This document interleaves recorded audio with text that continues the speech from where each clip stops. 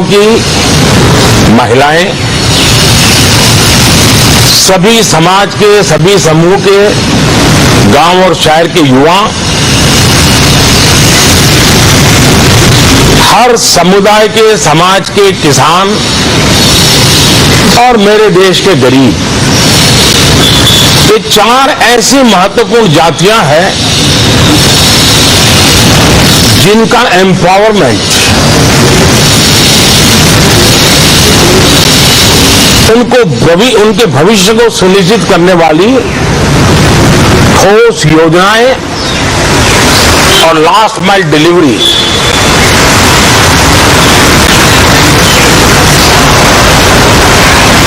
इन उसूलों को लेकर के जो चलते हैं उन्हें भरपूर समर्थन मिलता है। और जब गुड गवर्नेंस होता है, पूर्णतया जनहित के लिए समर्पण होता है, तो एंटी इनकम्बेंसी ये शब्द इरेलेवेंट हो जाता है। और हम लगातार ये देख रहे हैं, कोई इसको प्रो इनकम्बेंसी कहे, कोई इसे गुड गवर्नेंस कहे, कोई इसे ट्रांसपेरेंसी कहे, कोई उसे राष्ट्रहित की, जनहित की ठोस योजनाएं कहे, लेकिन ये लगातार अनुभव आ रहा है। और इतने उत्तम जनादेश के बाद आज हम संसद के इस नए मंदिर में मिल रहे हैं।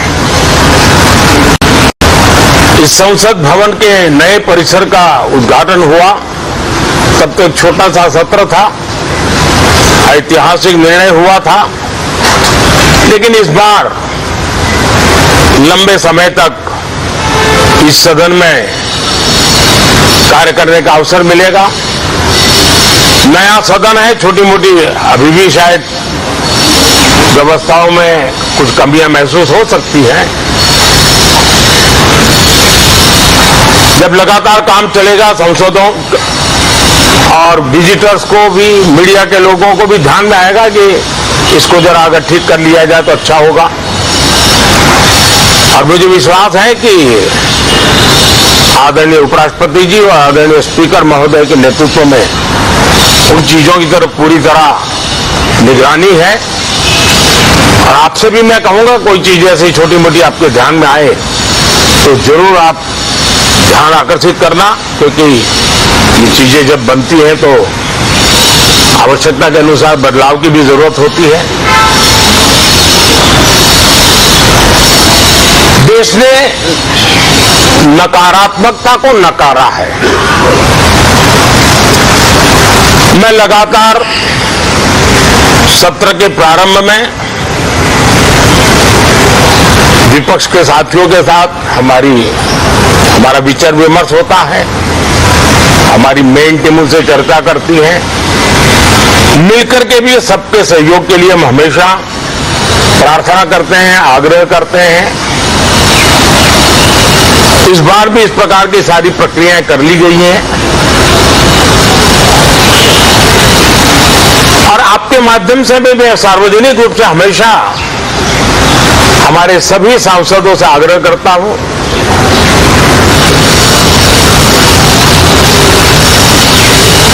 लोकतंत्र का ये मंदिर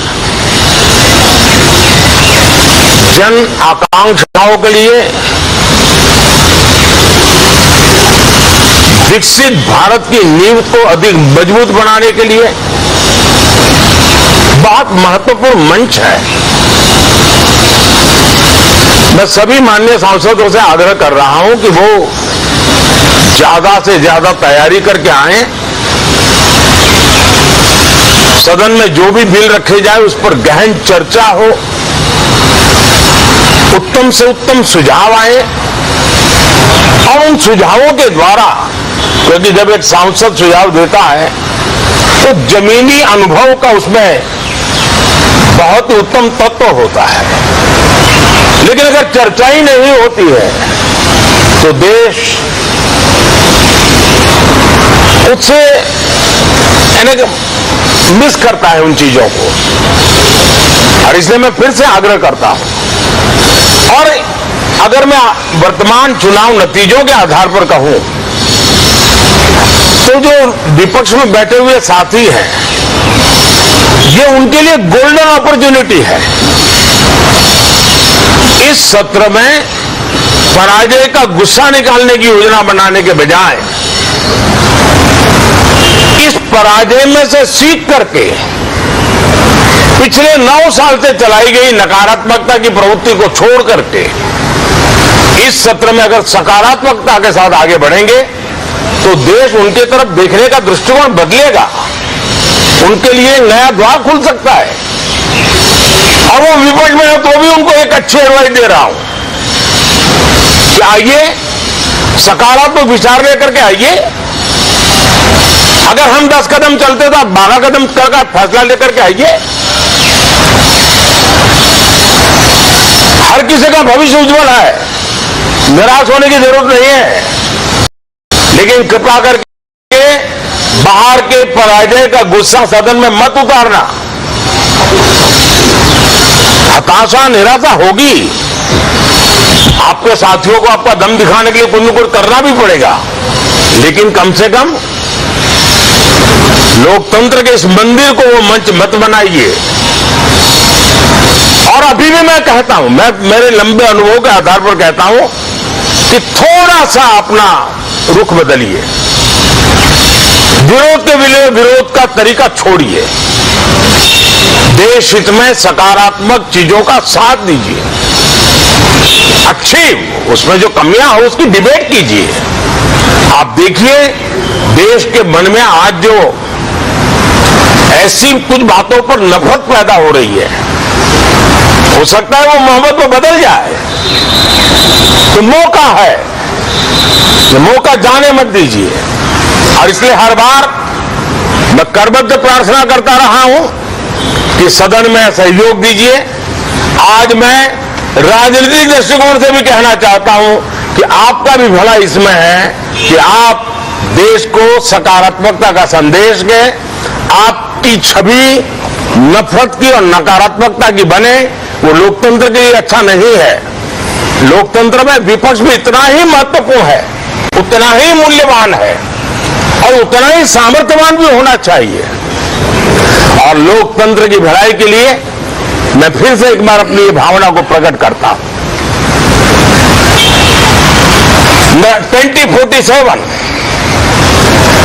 अब देश विकसित होने के लक्ष्य में लंबा इंतजार करना नहीं चाहता है। समाज के हर वर्ग में यह भाव पैदा हुआ है कि बस आगे बढ़ना है। इस भावना को हमारे सभी माननीय सांसद आदर करते हुए सदन को उस मजबूती से आगे बढ़ाएं, यही मेरी उनसे प्रार्थना है। आप सबको भी साथियों मेरी बहुत बहुत शुभकामनाएं हैं। बहुत बहुत धन्यवाद।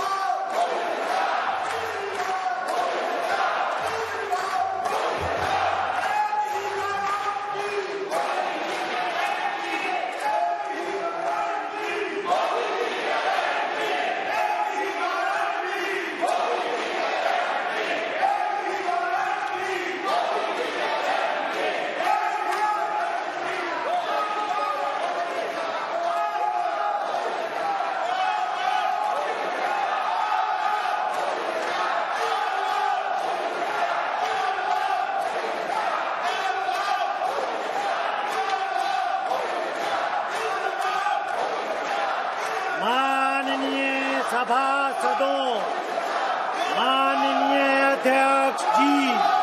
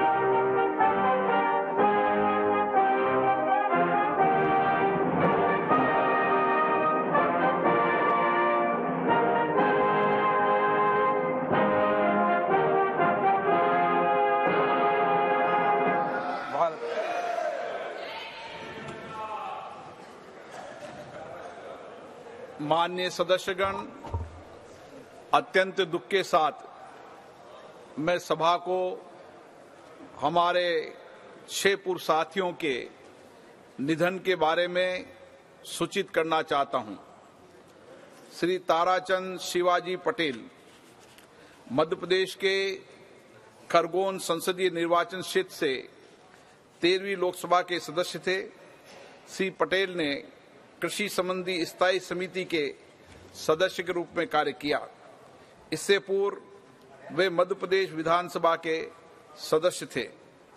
श्री ताराचंद शिवाजी पटेल का निधन 18 सितंबर 2023 को 81 वर्ष की आयु में खरगोन मध्य प्रदेश में हुआ। श्री विजय कुमार यादव बिहार के नालंदा संसदीय निर्वाचन क्षेत्र से 7वीं, 8वीं और 10वीं लोकसभा के सदस्य थे।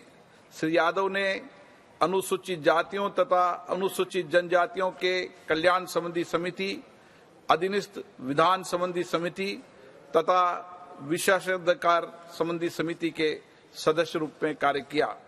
उन्होंने बिहार विधानसभा के सदस्य के रूप में भी कार्य किया।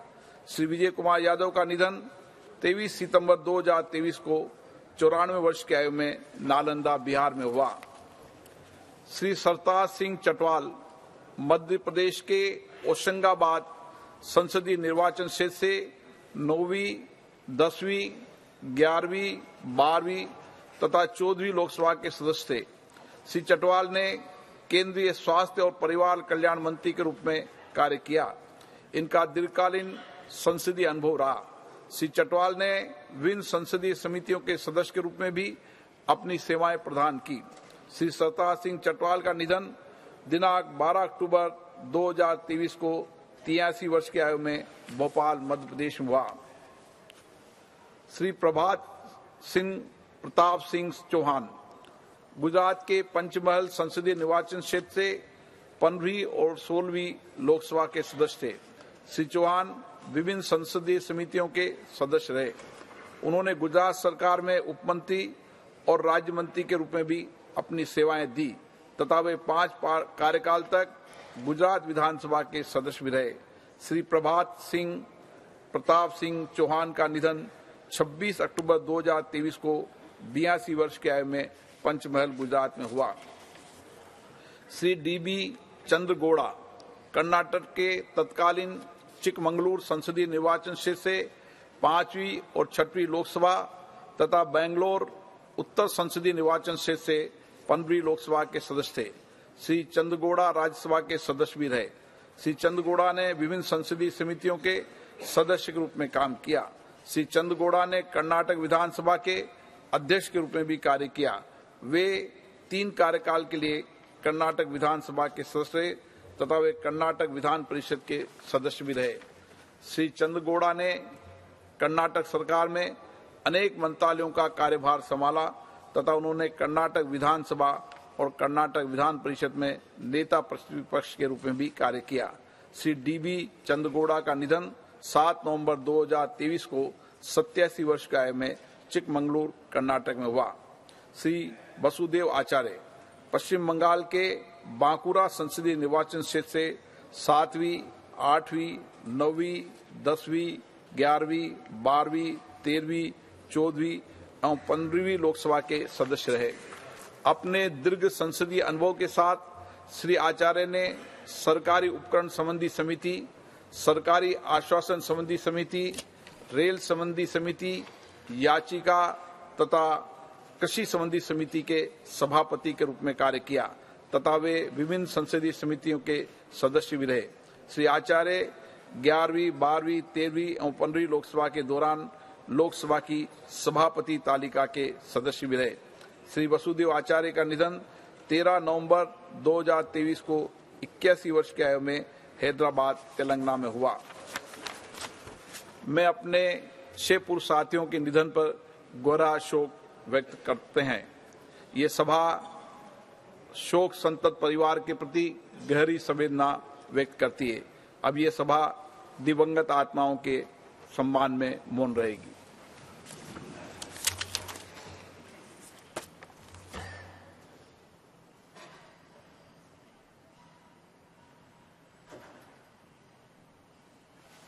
ओम शांति।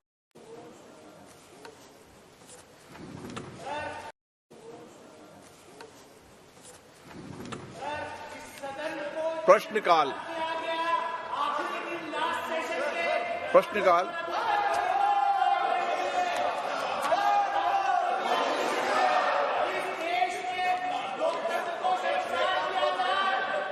ये सर, ये प्लेकार्ड पहन के सर, ये जो श्री डैनिश अली जी आया है प्लेकार्ड के साथ, एक गलत है सर। प्लीज एक प्लेकार्ड तुरंत निकाल ले, हटा दे, नहीं तो उनका एक मिनट मान्य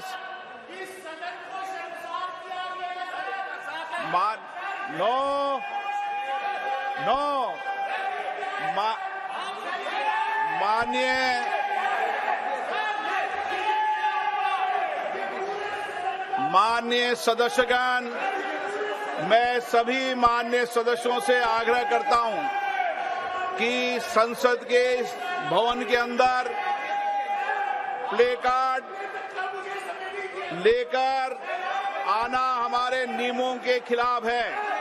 मैं फिर नियमों के तहत जो संसद में नियम बनाए उनके तहत आपको आग्रह करना चाहता हूं कि आप सदन से बाहर चले जाएं। मैं फिर आपसे बोल रहा हूं, सदन से बाहर चले जाएं और सदन से ये अपेक्षा करता हूं, मैं सदन से अपेक्षा करता हूं कि हम नए सत्र में शुरुआत कर रहे हैं, नए अनुभव से शुरुआत करें। मैं आपसे कह रहा हूं, आप सदन से बाहर चले जाएं। मैं आग्रहपूर्वक कह रहा हूं आपको, और सभी सदस्यों से भी आग्रह करना चाहता हूं, इधर से भी और उधर से भी, कि प्लीज नो, सदन में प्ले कार्ड नहीं चलेगा। आप अगर सदन चलाना नहीं चाहते तो सदन नहीं चलेगा, लेकिन ये तय है कि इस नए भवन के अंदर प्ले कार्ड नहीं चलेगा। सदन की कार्रवाई 12 बजे तक के लिए स्थगित की जाती है।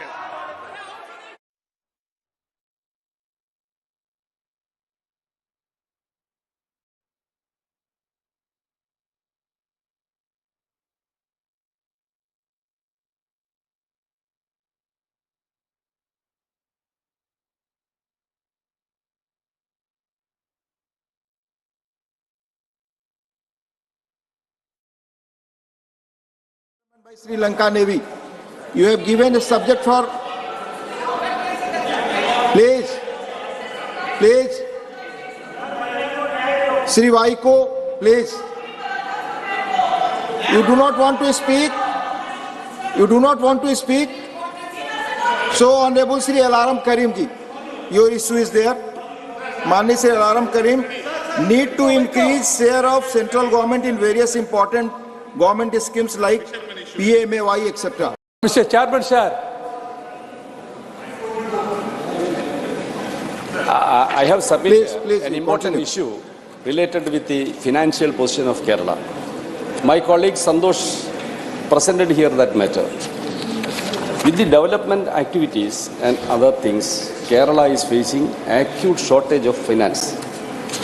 Sir, we request the Government of India to revisit the Financial Commission's definitions and the principle of fund allocations.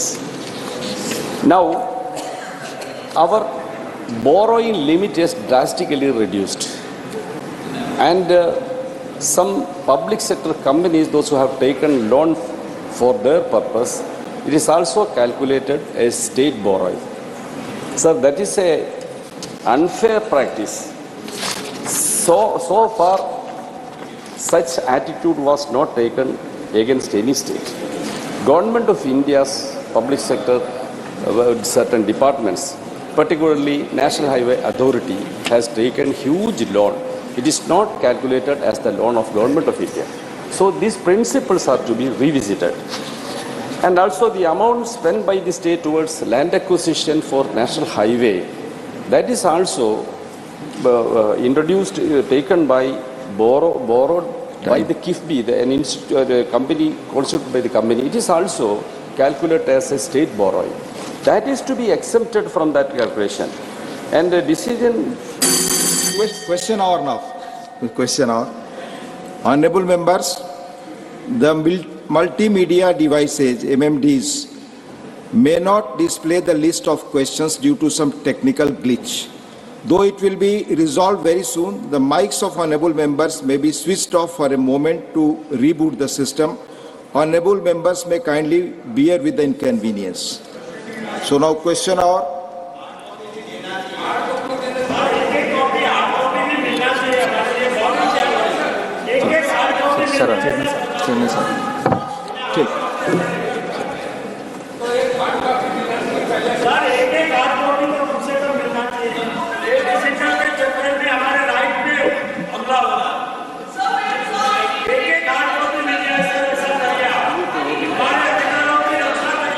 Those of the members who have an impression about it, I would be happy to receive them in my chamber and discuss the matter today itself.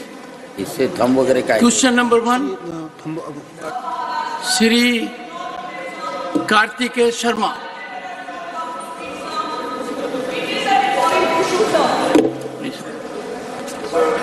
Question number 1. Shri Kartikeya Sharma. Honorable Chairman, sir, through you, I'd like to ask the Honorable question number 1, please. Honorable Minister. Honorable Member Shri Kartikeya Sharma, Supplementary 1. Thank you, Chairman, sir.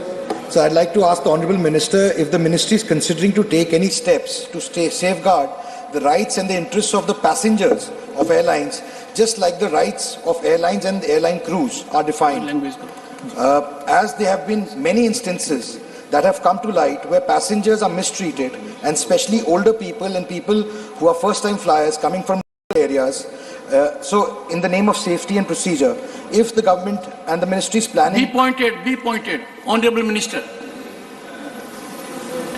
अध्यक्ष महोदय, ये एक बहुत महत्वपूर्ण प्रश्न है उड़ान योजना पर, और आपके द्वारा मैं सदन को ये भी सूचित करना चाहता हूं कि ये एक महत्वाकांक्षी योजना प्रधानमंत्री नरेंद्र मोदी जी की है कि आखिरी शहर तक हम नागर विमानन क्षेत्र को हम जोड़ पाएं, और पूरे देश में बहुत विस्तार हुआ है। 517 रूट्स वर्तमान में प्रचलित हैं, और इस उड़ान योजना की एक बहुत महत्वपूर्ण भूमिका हम देख सकते हैं। एक नया उड़ान का सफर मध्य प्रदेश, राजस्थान और छत्तीसगढ़ में कल के दिवस में भी हो पाया है, और इस सफर को हम प्रधानमंत्री जी के नेतृत्व में आगे भी ले जाएंगे दूसरे राज्यों में।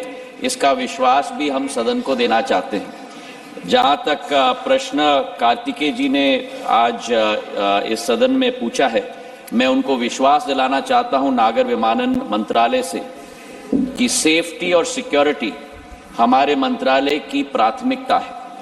सिक्योरिटी के लिए हमारी संस्था बीकैस, ब्यूरो सिविल एविएशन सिक्योरिटी, अपनी तगड़ी निगरानी सारे एयरपोर्ट्स पे रखती है, और सेफ्टी के लिए डीजीसीए जो हमारी संस्था है, हर एक एयरलाइन और हर एक एयरपोर्ट के लिए सरकार जो सिविल एविएशन रूल होते हैं उसे इशू करती है ताकि हमारे यात्रियों की सुरक्षा, उनकी सेफ्टी और उनकी सुगमता का पूर्ण ध्यान रखा जाए।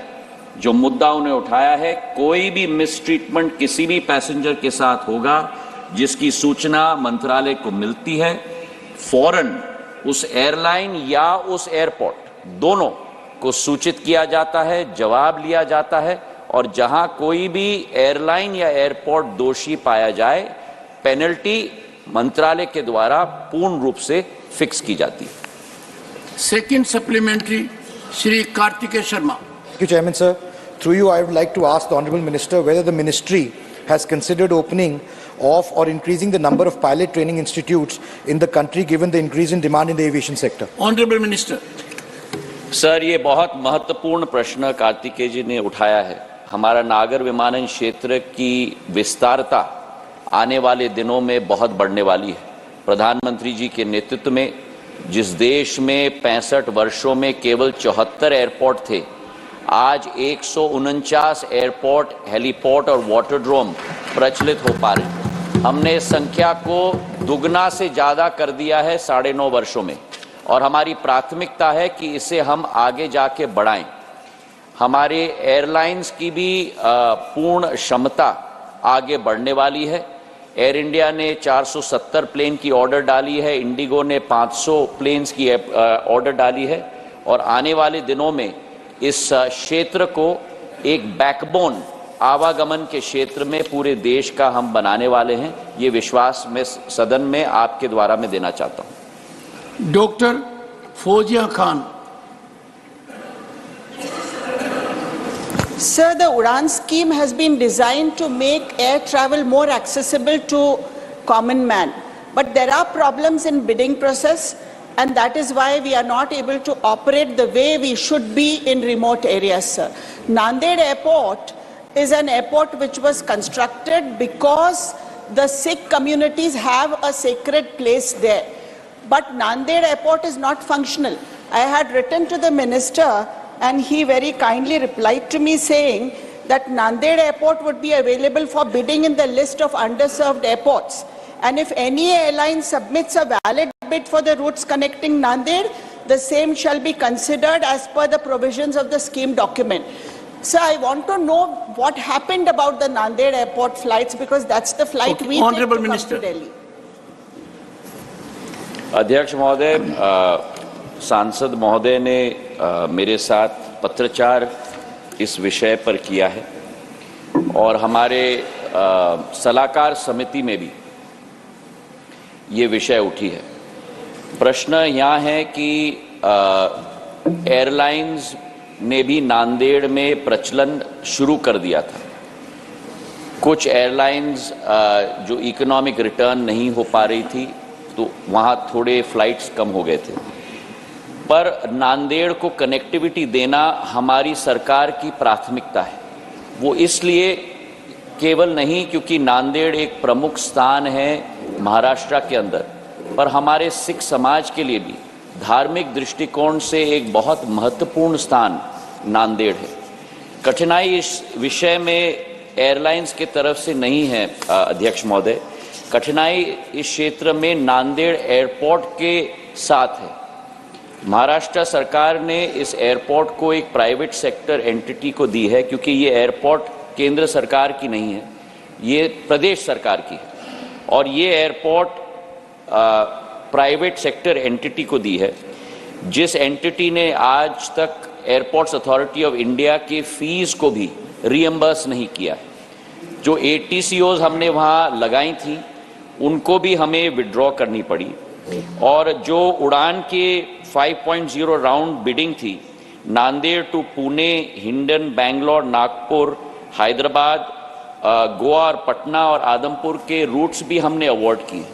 मैं प्रदेश सरकार के साथ पत्रचार और उनके साथ चर्चा भी कर रहा हूँ और हमारी यही सोच है कि वो एयरपोर्ट वापस अगर प्रदेश सरकार ले पाए, उसे प्रचलित कर पाए, तो फिर उस एयरपोर्ट्स पे हम लोग वो रूट्स की शुरुआत हम लोग कर पाएंगे।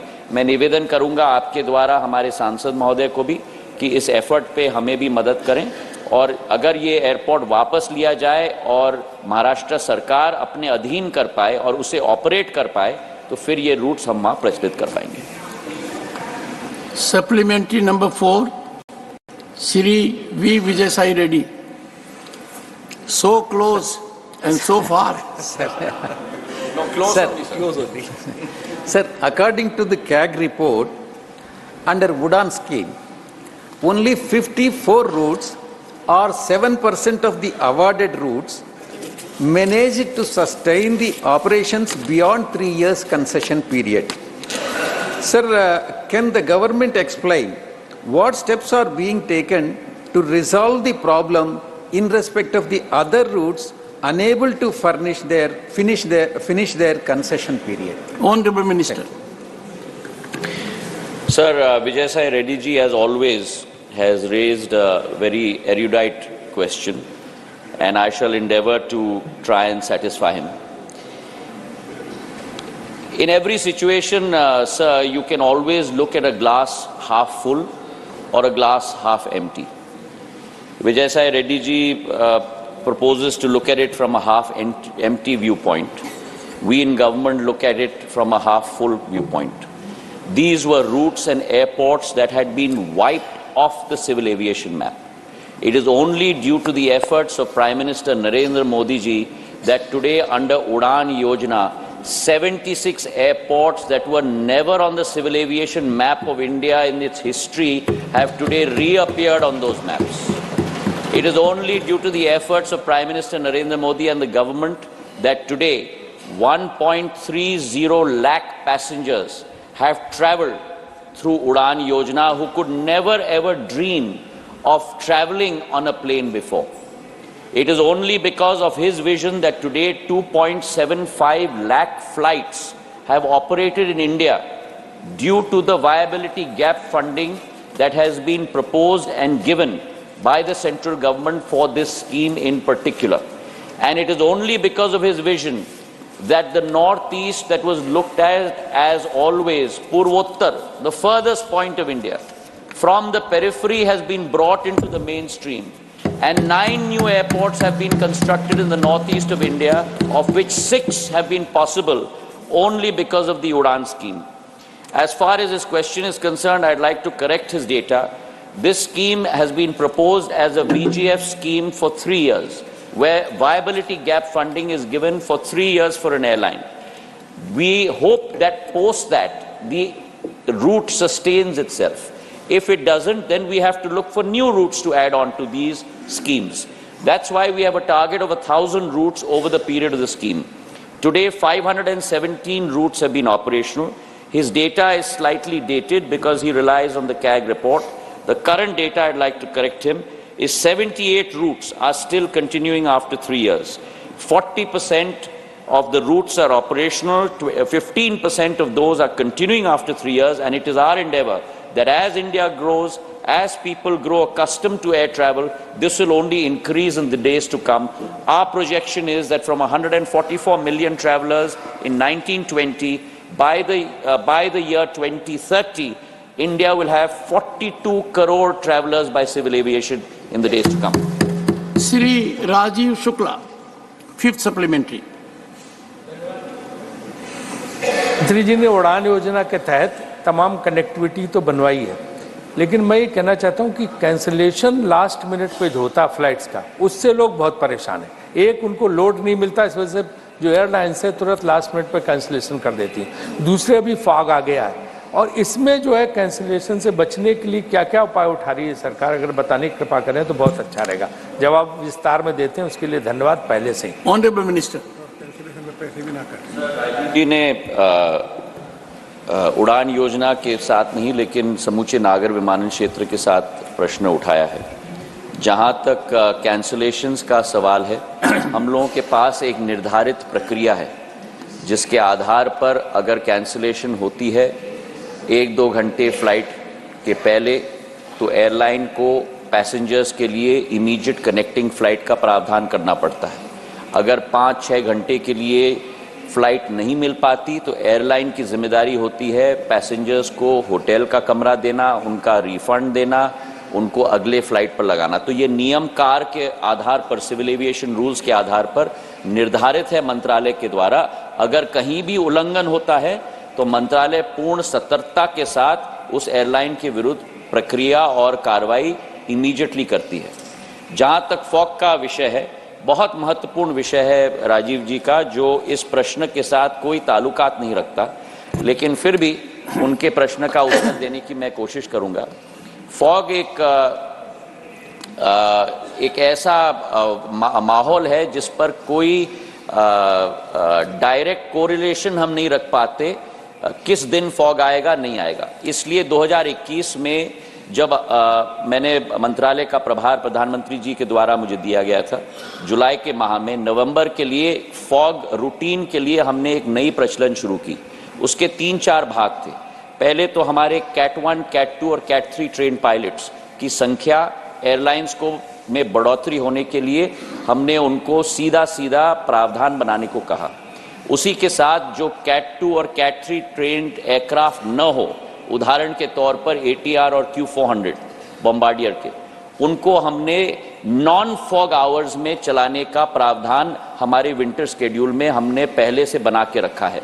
विंटर शेड्यूल करीब अक्टूबर के अंत के माह में बनता है, वो प्रावधान हमने बना के रखा है। पूरा विंटर शेड्यूल में हर एक एयरलाइन का शेड्यूल भी उसी फॉग के आधार पर नियंत्रित किया जाता है। कैट 3 एयरपोर्ट्स, IFR एयरपोर्ट्स मतलब इंस्ट्रूमेंटल फ्लाइट रेटेड एयरपोर्ट्स को कैट 1 पर हम लोग ले जा रहे हैं, कैट 1 के एयरपोर्ट्स को कैट 2 तक ले जा रहे हैं, कैट 2 के एयरपोर्ट्स को कैट 3 तक ले जा रहे हैं। फॉग से प्रभावित हमारे देश में करीब 18 से 19 एयरपोर्ट्स ही हैं। उसमें उत्तर भारत के भी एयरपोर्ट्स हैं, जैसे लखनऊ है जहां से राजीव जी आते हैं, हमारे दिल्ली का एयरपोर्ट भी है, और इन एयरपोर्ट्स में भी प्रावधान कैट 3 का हमने कर दिया है। और इसी के तहत पिछले 20-21 वर्ष के विंटर शेड्यूल में और 21-22 के विंटर शेड्यूल में फॉग के जरिए कैंसिलेशंस 0.05% ही केवल हो पाए हैं और डिलेज 0.01% ही हो पाए हैं, क्योंकि वो शेड्यूल ही हमने वैसे बनाने की कोशिश की है। कैट 3 ट्रेन पायलट्स की संख्या भी बहुत देश में बढ़ गई है, और कैट 2 और कैट 3 की भी, ताकि हर प्लेन का operation Boeing 737, A319, A320, cat 2-3 train pilots के आधार पे ही हो। Thank you sir. Question number 2, Shrimati Mausam Noor. Honourable minister.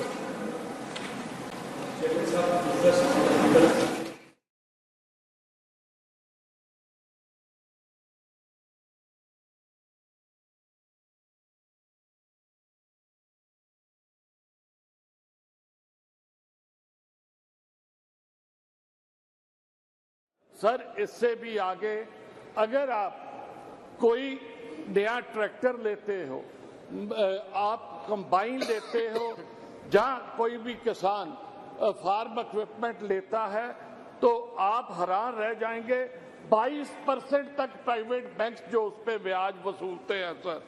Sir कैसे किसान ये इतना ब्याज दे पाएगा? इसको रैशनलाइज करना चाहिए। ये केवल मेरा नहीं या अपोजिशन का नहीं, ये हमारा सभी का मुद्दा है। मैं माननीय मंत्री जी से गुजारिश करूंगा कि बैंकों को जो किसान के साथ ये लूट हो रही है, इससे रोका जाए। दूसरा सर, इसी के माध्यम से कि अगर आपने देखा जाए कॉरपोरेट के, हमने तकरीबन 9.5 लाख करोड़ से ज्यादा जो है लोन्स राइट ऑफ किए हैं। मैं ये गुजारिश करूंगा कि ये किसानों का तो सिर्फ 5 लाख करोड़ है, इसको भी राइट ऑफ करके किसान जो अपने गले में फंदा डालता है उसके छुटकारा दिलाया जाए, इस जो कर्जा से किसान को मुक्त किया जाए। धन्यवाद। बहुत बहुत धन्यवाद। Item number 12, Shrimati Aparupa Poddar ji.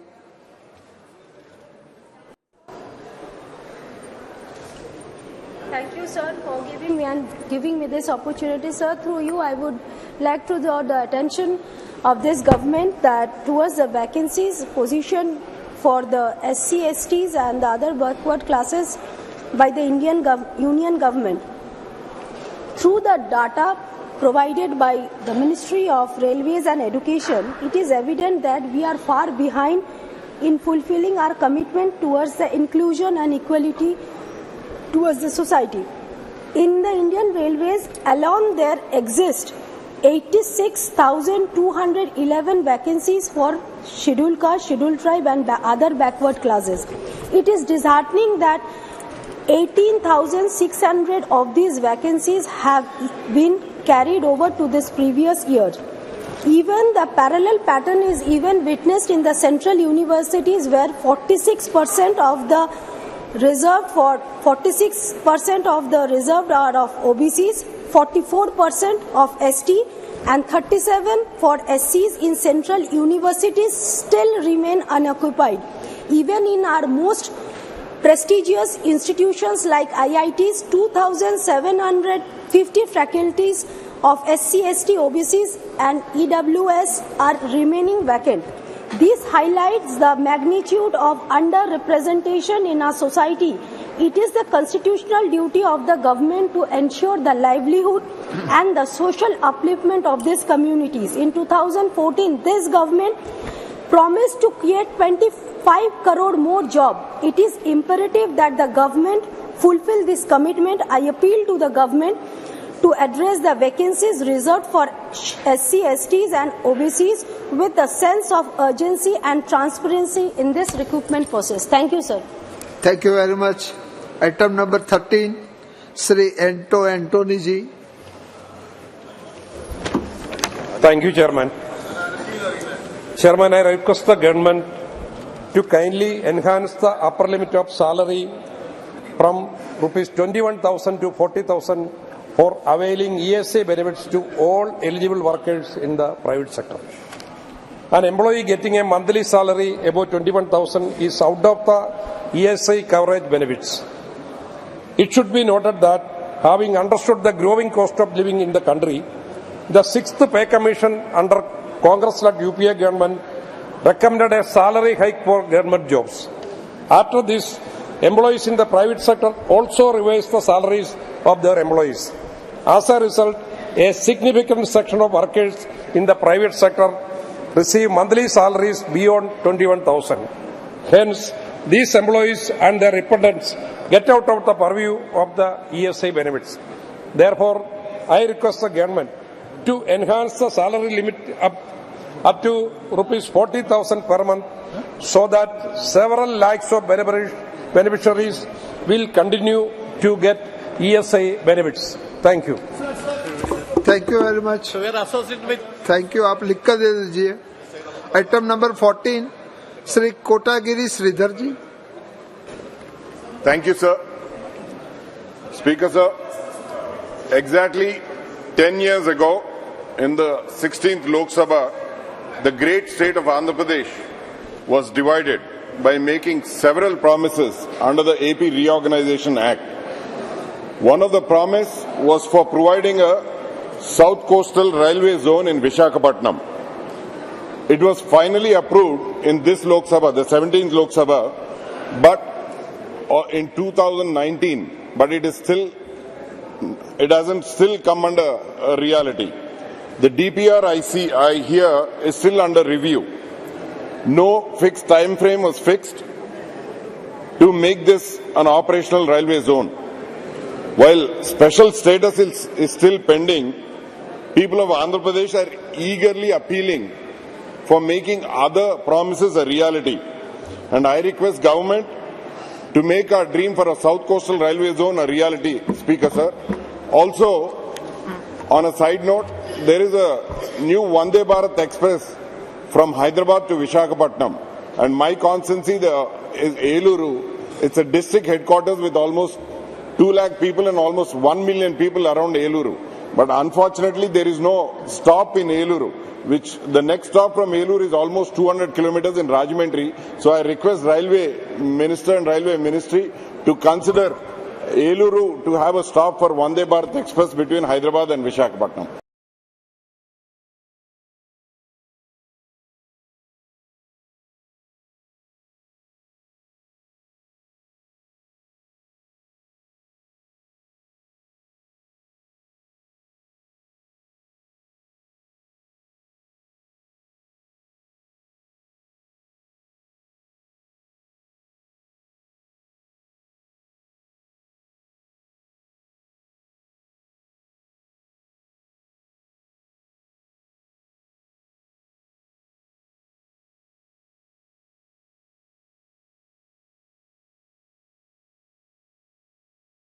resources should be exhausted in order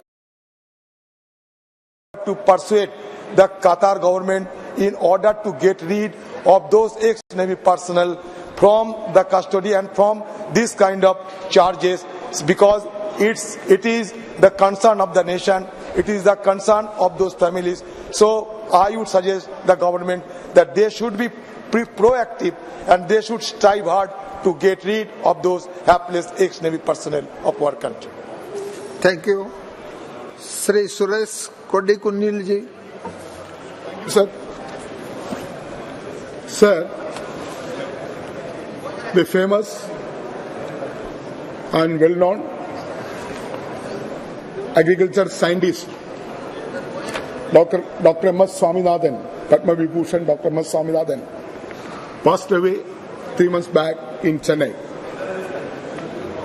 Sir, the country is very much aware that Dr. M.S. Swaminathan's contribution in our agriculture sector, as well as the self-sufficient of the food security.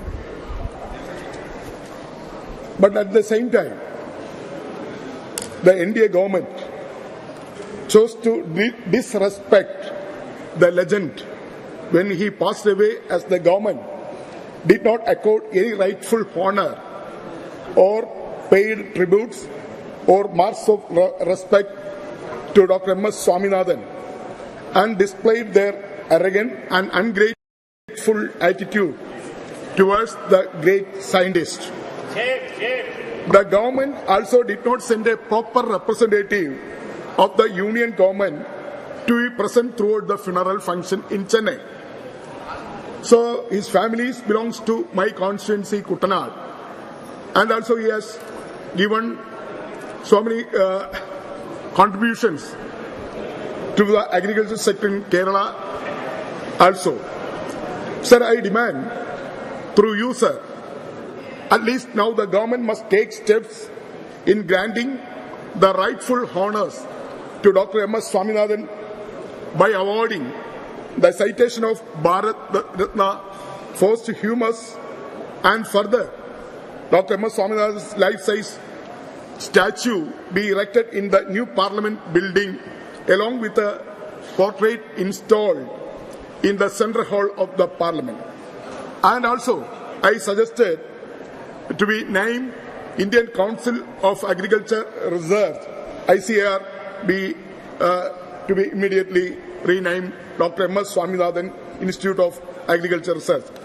The government must rectify its mistake and honor Dr. M.S. Swaminathan for his extraordinary contribution to Indian agriculture and the national food security, which is considered as the pillar of national security. With these words, I would like to urgently invite Honorable Government through you, sir, Dr. M.S. Swaminathan. The country cannot ignore him. So, Honorable Ministers are here, Cabinet Ministers are here. Honorable Cabinet Ministers are here. Smriti Irani, Dharmendra Pradhan is here, and Anurag Singh Thakur is here. So, you are ignoring. Kindly,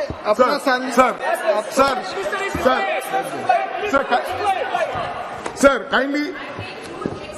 My name being called out without substance and without information by the honourable member. Secondly, sir, I am sure that once the member lays the issue at hand on the floor, the appropriate minister will respond. But I would request through you, sir, that the honourable member not be in a spiteful position just because his party had to face a humiliating defeat just yesterday after the election results were announced. What is the correction, sir? Hello वैज्ञानिकों पे हम political नहीं बनाते हैं। Government spokesman Anurag Singh Thakur is here. He can 16 Shri Jyotirmay Singh Mahato Jyotirmay item number 17 Shri Basant Kumar पंडा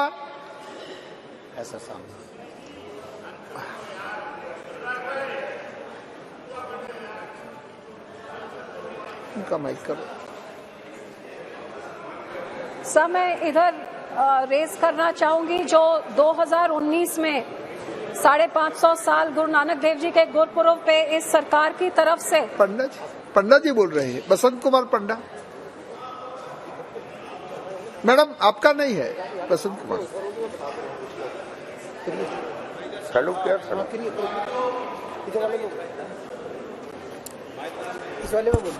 आप mic की ओर आइए, mic की ओर आइए। हाँ ठीक है। माननीय अध्यक्ष महोदय, मोदी सरकार पिछले 9 वर्षों से हमारे देश के विभिन्न क्षेत्र के कलाकारों को कौशल बढ़ाने के लिए, उससे विश्व स्तर पर ले जाने के लिए लगातार प्रयासरत है।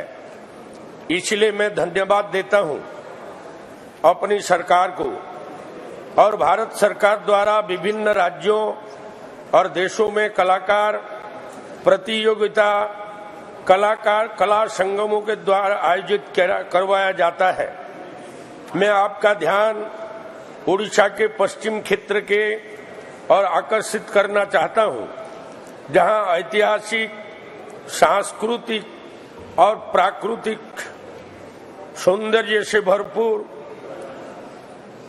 स्मारक स्थित होने के साथ ही पश्चिम उड़ीसा में भवानीपाटना पश्चिम उड़ीसा का केंद्र बिंदु है। कालाहांडी, कोरापुट और नुआपड़ा के कई स्थानों को भारत का दूसरा कश्मीर के नाम से जाना जाता है, जहां विशाल घाटी, पहाड़, बड़े पानी के झरने, डैम, प्राकृतिक संसाधन और प्राकृतिक सौंदर्यीकरण से भरपूर अद्भुत नजारा स्थित है। और ये क्षेत्र आदिवासी कला, गीत, संगीत, नृत्य और उड़ीसा के विभिन्न प्रकार बाजा और का उद्गम स्थल है, जहां हमारे पश्चिम क्षेत्र के प्रतिभापूर्ण कलाकार अपने प्रतिभा को दिखा सकते हैं, जिससे वो वंचित हैं। पश्चिम उड़ीसा में फिल्म, जहां हमारे पश्चिम क्षेत्र के पश्चिम उड़ीसा में फिल्म स्टूडियो न होने के कारण यहाँ के कलाकारों को आगे बढ़ने का मौका नहीं मिल पा रहा है। पश्चिम उड़ीसा हमेशा से उपेक्षा का कारण बना हुआ है और राज्य सरकार स्टेप मदर एटीट्यूड हमारे क्षेत्र के प्रति दिखाते आ रहे हैं। उड़ीसा में सिर्फ एक कलिंगा स्टूडियो जो कि कटक में स्थित है। मेरा आपसे निवेदन है कि उपरोक्त मामलों को गंभीरता से ध्यान में रखते हुए राज्य सरकार को निर्देशित कर पश्चिम उड़ीसा में भवानीपाटना के पास अकादमिक फिल्म प्रशिक्षण स्कूल और साथ में राष्ट्रीय फिल्म स्टूडियो स्थापित करने के लिए सभी औपचारिकताओं को पूरा करके भूमि आवंटन हेतु आग्रह किया जाए, ताकि जहां जल्द से जल्द एक फिल्म स्टूडियो की शुरुआत हो सके और हमारे आदिवासी संस्कृति को बढ़ावा मिले। पश्चिम उड़ीसा की बड़ी आबादी आदिवासी बाहुल्य है। यहां से आदिवासी युवाओं को राष्ट्रीय मंच पर भाग लेने और पश्चिम क्षेत्र के कलाकारों को विश्व स्तर पर अपनी कला को प्रदर्शित करके मान सम्मान बढ़ाने के लिए क्षेत्र का बढ़ चढ़कर भाग लेने का मौका मिलेगा। इसलिए आपके माध्यम से सरकार से संबंधित मंत्री महोदय से अनुरोध करता हूं कि तुरंत इसके ऊपर कदम उठाया जाए। धन्यवाद। बहुत बहुत धन्यवाद। Shri item number 18 Shri Jugal Kishore Sharma ji. धन्यवाद उपसभापति जी।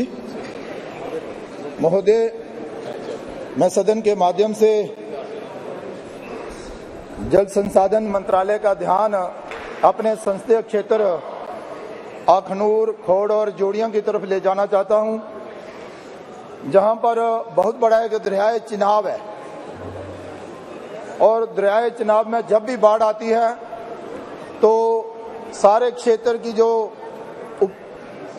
कृषि योग्य भूमि है वो बह जाती है और दरियाए बहा कर ले जाता है। लेकिन अब हद तो अब इतनी हो गई है कि जब भी बाढ़ आती है, जब बर्फ पिघलने से जो पानी दरिया का बढ़ता है, अब वो गांव में घुसना शुरू कर गया है। और महोदय, ये जो कृषि योग्य भूमि है ये तो बह गई है, अब गांव जो है वो बहने की कगार पर जो आ गए हैं। और मैं आपको बताना चाहता हूं कि जो गांव अब चिनाब दरिया की लपेट में आ रहे हैं, अगर हमने कोई ठोस कदम उन गांव को बचाने के लिए नहीं किए तो वो गांव के गांव जो है वो बह जाएंगे और लोग जो हैं वो बेघर हो जाएंगे। महोदय, मैं बताना चाहता हूं कि अखनूर, गुर्गी टक्की, संग्रामपुर, मक्याला, चंजवा, देवीपुर, चक सिकंदर, गैर और बकोर और इसके अलावा भी कुछ छोटे गांव भी हैं जो दरिया चिनाब की लपेट में आ गए हैं। मेरा आपसे प्रार्थना है, मेरी आपसे प्रार्थना है कि देखिए, ये पहले बहुत बड़ा एक प्रोजेक्ट बना था, लेकिन अब 55 करोड़ की लागत से वहां पर एक बांध बांधने की योजना बनी है ताकि बांध बांधने से उन गांवों को जो है वो बचाया जाए। ये जो 55 करोड़ का प्रोजेक्ट है बनकर जल संसाधन मंत्रालय में आया है। मेरी आपसे प्रार्थना है कि जल संसाधन मंत्रालय इस प्रोजेक्ट को मंजूरी दे और ये 55 करोड़ की जो राशि है ये रिलीज करे ताकि वहां पर एक बांध बनाया जाए और बांध की वजह से ये जो गांव हैं इनको बचाया जाए। तो ये बड़ी गंभीर समस्या है अपने सारे उस क्षेत्र के लिए। तो मैं आपसे भी प्रार्थना करता हूं, सदन से भी प्रार्थना करता हूं और जल संसाधन मंत्रालय से भी प्रार्थना करता हूं कि जो अखनूर के साथ साथ लगने वाले जितने भी गांव हैं इन्हें बचाने का प्रयास किया जाए और ये 55 करोड़ की राशि जो है वो इस प्रोजेक्ट को मंजूर किया जाए ताकि वहां पर एक अच्छा बांध बने और इन गांव को बचाया जा सके। धन्यवाद। धन्यवाद जी। आइटम नंबर 19 महेश साहू जी।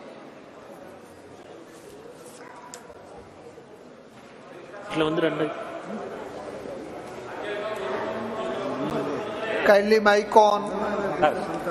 अधिष्ठाता महोदय, ए प्रसंग को आपण पाखरे उपस्थापन करने पूर्व मु आपण को सादर निमंत्रण करुच्ची ढेंकानाल लोकसभा क्षेत्र 3टी जातीय राजपथ 49 पालड़ा ठारू केउंझर एवं 55 कटक ठारू संबलपुर तत्सहित पितिरी ठारू डुबुरी जो जातीय राजपथर अवस्था एभली एक संकटापन्न अवस्था अच्छी। केन्द्रर विकास कार्यक्रम ढेंकानाल लोकसभा क्षेत्र 1,00,000 कोटी टंका वर्ष को देउथला बेले विकास परिवर्ते से क्षेत्र में आज पर्यंत 326 जन विनाश होती, विभिन्न दुर्घटना मृत्यु घटी। ए क्षेत्र में मु आपण को निवेदन करने चाहे, केंद्र सरकार पितिरी ठारू डुबुरी रास्ता को लोकार्पण करथिले किंतु सेठारे ब्राह्मणी, रामियाल एवं डमसोला ठारे पोल निर्माण होगा संभव है नहीं, संपूर्ण है नहीं। पितिरी ठारे मध्य ओवरब्रिज एवं अंडरपास निर्माण शेष है नहीं। अथच केंद्र सरकार विभिन्न दृष्टिकोण पितिरी ठारू डुबुरी रास्ता को गृह मंत्री, केंद्र शिक्षा मंत्री द्वारा लोकार्पण हैला परे भी मध्य से कार्यक्रम एते धीर गतिर चली संपूर्ण है नहीं। पालड़ा ठारू केउंझर एवं आपनकर पितिरी ठारू डुबुरी, कटक ठारू संबलपुर बारंबार रोड सेफ्टी मीटिंग रे आलोचना पर्यालोचना हला परे माननीय मंत्री सहित आलोचना परे एवं 2024 मार्च सुधा शेष हो बोली घोषणा थिला परे मध्य मु निवेदन करने चाहे केंद्र सरकार को निजे स्वचक्षुरे देखंतु 2024 मार्च सुधा शेष होगा आदौ संभव नुहे। 2025 मार्च जगह चलो एक कथा केंद्र सरकार विकास ये गोटे ज्वलंत प्रमाण 3टी जातीय राजपथ मु आशा करी अधिष्ठाता महोदय आपन को निवेदन करने चाहे केंद्र सरकार जो हिसाब से ढेंकानाल लोकसभा क्षेत्र राजस्व पाँच तार सामंजस्यतम अनुदान रे ढेंकानाल लोकसभा क्षेत्र अधिक उन्नति हो पारिथा किंतु केंद्र सरकार ए बाबद कौन प्रकार नजर दौना।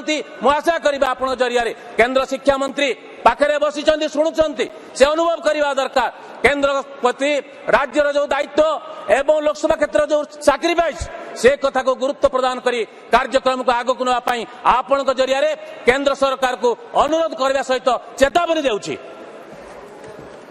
Thank you very much. Shri Gyaneshwar Patil जी।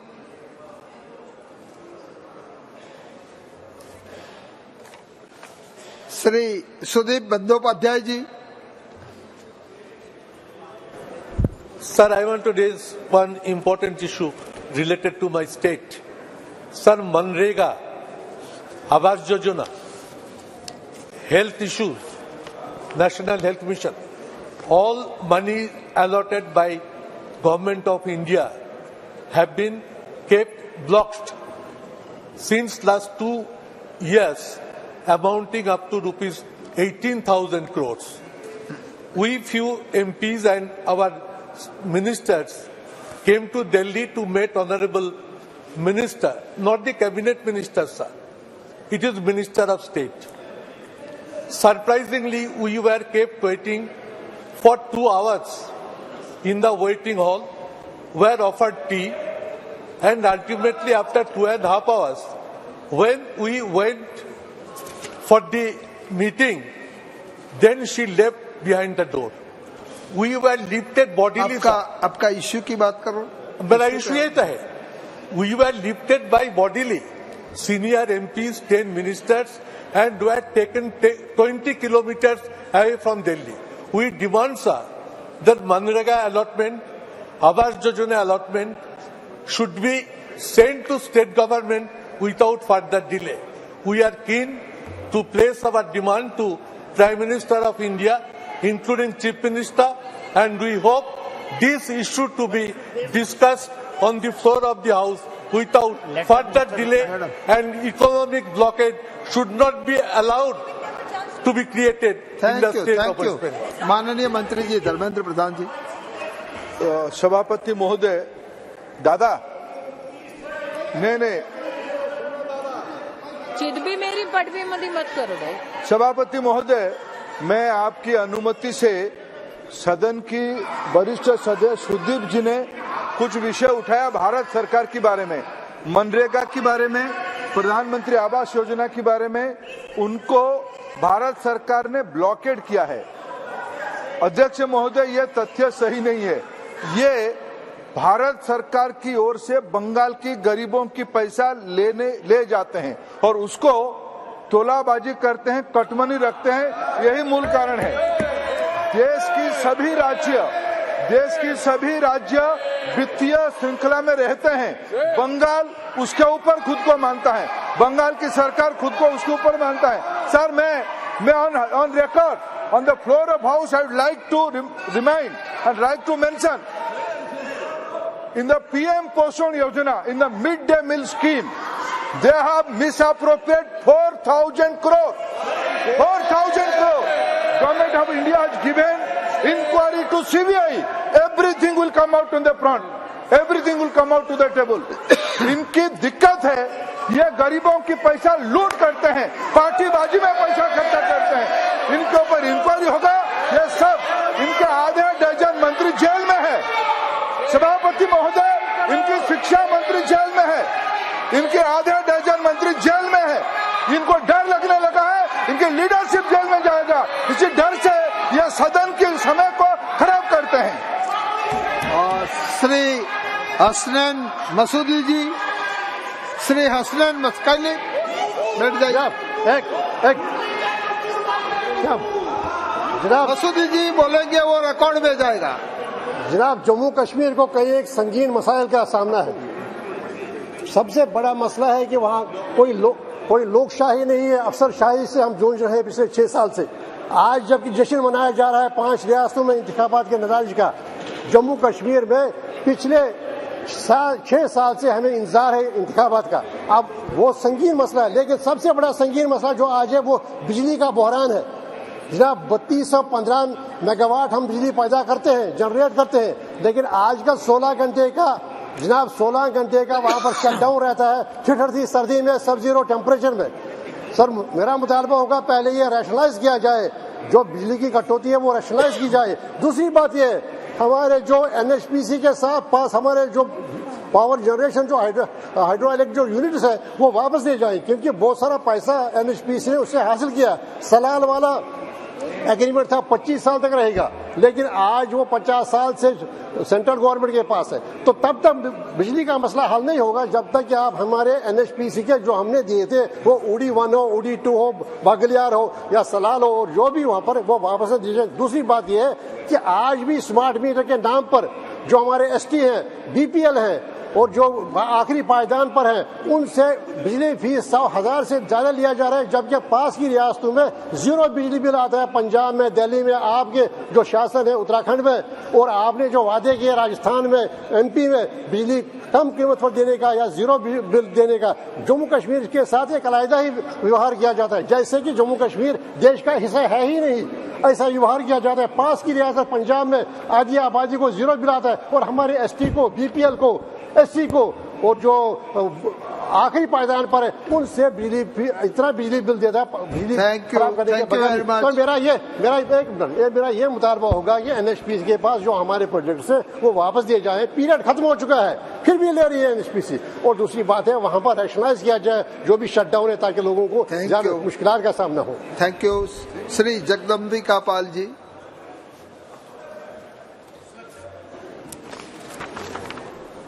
अधिष्ठाता महोदय, मैं बहुत आपका आभारी हूँ कि आपने एक अत्यंत गंभीर चिंता के विषय को इस सदन में मुझे उठाने का अवसर दिया है।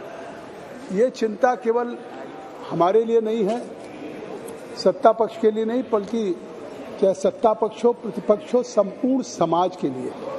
आज आर्टिफिशियल इंटेलिजेंस का इस्तेमाल करके जिस तरह से डीप फेक टेक्नोलॉजी के माध्यम से एक यथार्थबाजी, ऐसा लगता है कि जैसे किसी का चेहरा, किसी की वॉइस से जिस तरह से नकली वीडियो या चित्र या इस तरह से चीजें वायरल की जा रही हैं, वो देश की एकता और अखंडता के लिए भी खतरा है।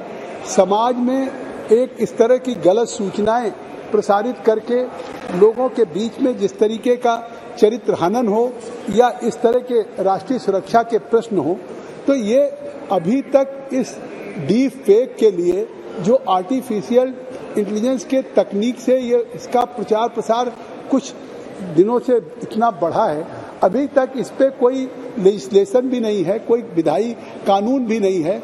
इसलिए अधिष्ठाता महोदय, इस गंभीर सवाल पे सरकार भी सोच रही है, लेकिन मैं चाहता हूं कि इस तरह की जो पूरे देश में बढ़े, पिछले दिनों आपने देखा कि रश्मिका मंदाना हो या आलिया भट्ट हो, इस तरह से चाहे फिल्म स्टार हो, पब्लिक लाइफ के जीवन के, चाहे सत्ता पक्ष प्रतिपक्ष के सांसद हों, हम लोग सार्वजनिक जीवन में काम करते हैं और इस तकनीक का दुरुपयोग करके और अगर जिस तरह की चीजों को वायरल कर देते हैं वीडियो बना करके, तो वो शायद पूरी लाइफ के लिए एक सवालिया निशान लग जाता है। तो इसलिए मैं इस सदन में चाहता हूं कि इस विषय पे जो एक पूरे समाज के लिए एक नई आर्टिफिशियल इंटेलिजेंस से इस डीप फेक का एक प्रचार प्रसार हो रहा है और इसको एक हथियार के रूप में इस्तेमाल किया जा रहा है जो देश की एकता और अखंडता के लिए, और इसकी संख्या बढ़ती जा रही है।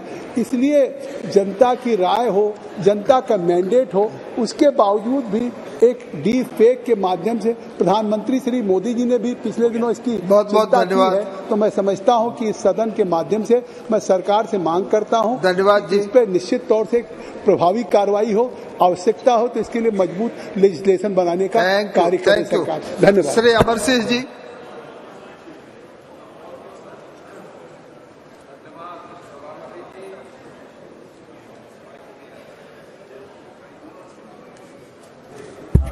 बहुत बहुत धन्यवाद सभापति जी। मैं दो ਇਹੋ ਜਿਹੇ इशू इस हाउस चुकना चाहना जिन्हों ते दोवां ते मैं पहला बोल चुकिया। मैं MP हाँ श्री फतेहगढ़ साहब दा। ये वो जगह जिथे औरंगजेब दे राज विच गवर्नर वजीर खान ने साडे 10वें पातशाह दे दोवें साहिबजादियां नूं जिंदा नीहां च चिणता सी। मैं बेनती कीती सी केंद्र सरकार नूं कि वो फतेहगढ़ साहब नूं इंटरनेशनल टूरिस्ट सर्किट च लिआंदा जावे और उन्होंने वो सारियां फैसिलिटी दित्तियां जाण कि सारी सिख संगत और दूसरे लोग दर्शन कर सकन। दूसरी गल मैं कई बार कह चुकिया, किसानां दी गल देखो, जदों फार्मर एजिटेशन खत्म होया ते केंद्र सरकार ने एक वादा कीता सी कि जिस तरह पैडी और वीट ते MSP मिलती असी सारिया फसलों के MSP दिवाउण दा प्रबंध करांगे। ओदे ते कुछ कार्रवाई नहीं हुई आ। पंजाब विच गन्ना फार्मर्स नूं हुणे कुटिया जा रहा सी सड़कां ते। मेरा कहण दा मतलब आया किसान अन्नदाता इस मुल्क दा, ओनू सानू जिहड़े वादे कीते आ पूरे करने चाहिए आ। ये दोवां बेनतियां ते इन्हां नूं प्रमाण कीता जाए। Shri NK Premachandran ji. Thank you very much. Sir. Thank you very much, Mr. Chairman, sir, for affording me this opportunity to raise a very serious matter of urgent concern as far as my state, Kerala, is concerned. Sir, this is a matter in respect of the coastal zone management plan to be provided by the state governments. Sir, it is well known that the Government of India, by the notification in the year 2019, the coastal zone management plan is one of the essential pre-requirements so as to implement the amendment to the Coastal Regulation Zone 2019 notification. So the coastal area people are, especially the fishermen community in my state, is finding it very difficult to construct the houses, and even for their livelihood purposes, they are finding it very difficult to continue their life in the coastal area because of this Coastal Zone Regulation Management Plan. It is quite unfortunate to note that the state government has not completed the process of preparing the Coastal Zone Management Plan. Even the people's representatives have not been taken into confidence in preparing the Coastal Zone Management Plan. In my constituency, the most of the coastal area villages are more than that of the urbanized panchayat. That has not been taken into consideration in the draft plan preparation. So the draft plan is prepared without considering the developments in the coastal panchayats. The coastal panchayats in my constituency in particular and the state of Kerala in total are developed than the municipalities and corporations which comes under the urban zone. Sir, hence it is highly necessary to prepare a plan considering the development in coastal panchayats. It is highly necessary to publish the CRS notification considering the aforesaid facts so as to protect the coastal population in Kerala, particularly Kollam, my Lok Sabha constituency. So I urge upon the Government of India, if the 2019 notification of the coastal regulation has to be made effective, the Coastal Zone Management Plan has to be issued by the state government. So I urge upon the Government of India to intervene in this matter so as to get the benefits to the coastal fishermen and the people living in the coastal area by giving a direction from the Government of India to implement the notification by preparing the Coastal Management Plan. Thank you very much, sir. Shri Rangappa Barne ji.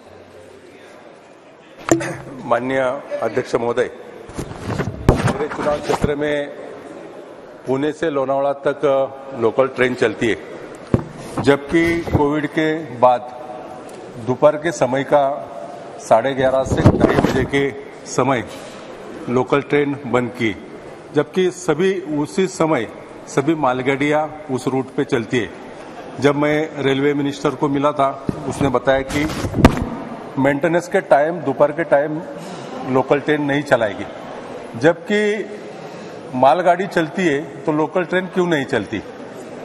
दोपहर के time school जाने वाले बच्चे, कई सारी कर्मचारी महिलाएं, किसान भी दूध बेचने पुणे तक जाते हैं, तो उनका भी 2-2.5 घंटे रेलवे स्टेशन पर वेट करना पड़ता है। मैं कई बार रेलवे मिनिस्टर को मिला हूं इस बारे में, जबकि रेलवे बोर्ड ने, रेलवे मंत्रालय ने पूना से लोनावाड़ा तक तीसरा और चौथा ट्रैक को मंजूरी दी है। 3-4 साल हुए, सुरेश प्रभु जी मिनिस्टर थे तब मंजूरी दिए, आज तक कोई कार्रवाई नहीं की। महाराष्ट्र के मुख्यमंत्री एकनाथ जी शिंदे ने मीटिंग लगा के उन्होंने ये वादा भी किया है कि महाराष्ट्र गवर्नमेंट रेलवे बोर्ड के तरफ उसमें सहायता करेगी। मैं आपके द्वारा ये मांग करता हूं कि पुणे से लोनावाड़ा जाने वाली लोकल ट्रेन दोपहर के समय, खासकर 11:30 से 2:30 के समय तक चलाने की मांग करता हूं। श्री राजेंद्र अग्रवाल जी। आदरणीय सभापति जी, केंद्र सरकार की योजना RDSS के अंतर्गत विद्युत व्यवस्था के सुदृढ़ीकरण और विस्तार की दृष्टि से कार्य मेरठ जनपद के अंदर मेरे संसदीय क्षेत्र के अंदर चल रहा है, लेकिन जिस कंपनी को इसका काम दिया गया है उसकी गति इतनी धीमी है कि काम लगभग हो ही नहीं रहा है। विद्युत समिति का अध्यक्ष होने के नाते 2 बैठकों में मैंने इस बात की चर्चा की, अन्य सब जनप्रतिनिधियों ने भी इस विषय में चिंता व्यक्त की, परंतु किसी भी प्रकार की उसके काम के अंदर गति नहीं आई है। लिखित रूप में जो एसीज हैं, सुपरिटेंडेंट इंजीनियर्स हैं, उनके द्वारा लिखने पर भी कोई इसमें गति उसकी बढ़ी नहीं है। अभी तक केवल माननीय सभापति जी 6% काम हुआ है, यानी जो दिसंबर तक पूरा हो जाना चाहिए था अभी तक उसकी ये गति है। मेरा ये अनुरोध ये है, मैं उस कंपनी का नाम नहीं यहाँ पर सदन में लेना चाहता हूँ, परंतु उसकी कार्य पद्धति की समीक्षा की जाए और उसके संबंध में जो भी उचित कार्रवाई हो वो सरकार करे, माननीय मंत्री जी करें, ताकि जो अपेक्षित काम है आरडीएसएस के अंदर वो अंतर्गत। बहुत बहुत धन्यवाद, बहुत बहुत धन्यवाद। Shri Nishikant Dubey ji.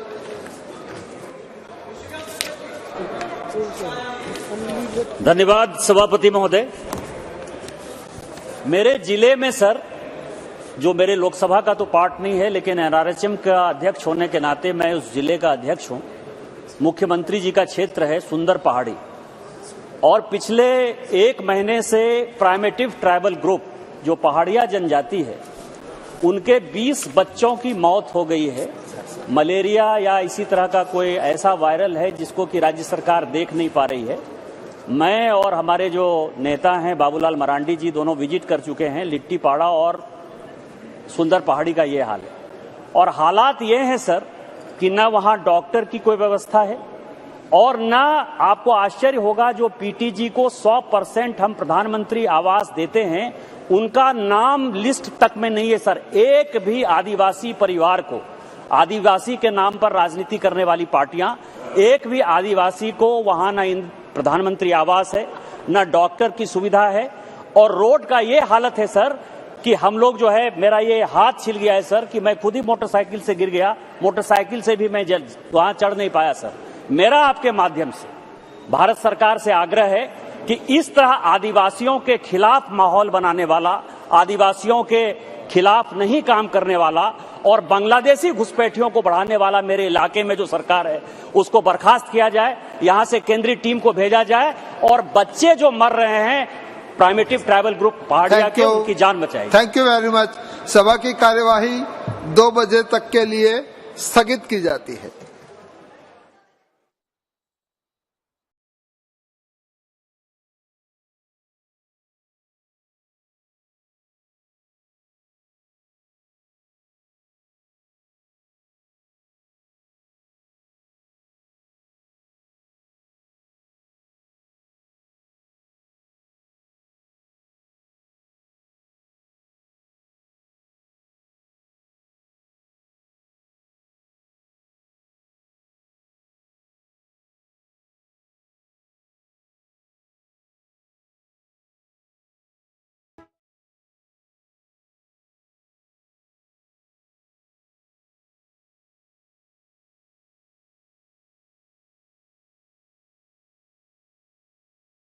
Lalit Bhai Mehta, the country has lost an eminent educationist, a dedicated social worker, and an able parliamentarian. Srimati Basanti Sharma, a leading voice of women empowerment from Northeast, passed away on the 8th of September 2023. She served as a member of this august house, representing state of Assam for 2 consecutive terms from 1991 to 2002. Born on 1st March 1944 in Tinsukia district of Assam, Srimati Basanti Sharma took keen interest in educating women and worked tirelessly for abolition of child labor. During her time in this hallowed chamber, she championed as a crusader for development of northeastern regions of India. In the passing away of Srimati Basanti Sharma, we have lost a staunch advocate of women upliftment, champion of the rights of children, and a model parliamentarian. Professor M.S. Swaminathan, father of Green Revolution in the country, passed away on the 28th of September 2023. He served as a nominated member of this House from April 2007 to April 2013. Born on 7th August 1925 at Kumbakonam in Tamil Nadu, Professor Swaminathan, a plant geneticist by education, laid a firm foundation for agricultural renaissance in India in 1960s. He earned global acclaim for his affirmative stand on sustainable agriculture, mainstreaming gender considerations in agriculture and rural development. As an able administrator, Professor Swaminathan led several developmental organizations in the country and abroad. His enormous contributions helped India to rise from a drought-stricken food importing country to being declared self-sufficient in food production in 1971.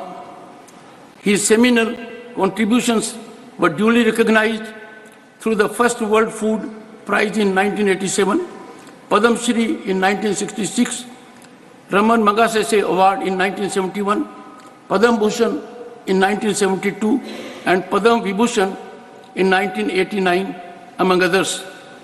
In the passing away of Professor M.S. Swaminathan, the country has lost a true visionary, a groundbreaking agriculture scientist, and an able parliamentarian. Dr. M.S. Gill, a distinguished figure in Punjab's bureaucracy and politics, passed away on the 15th of October 2023.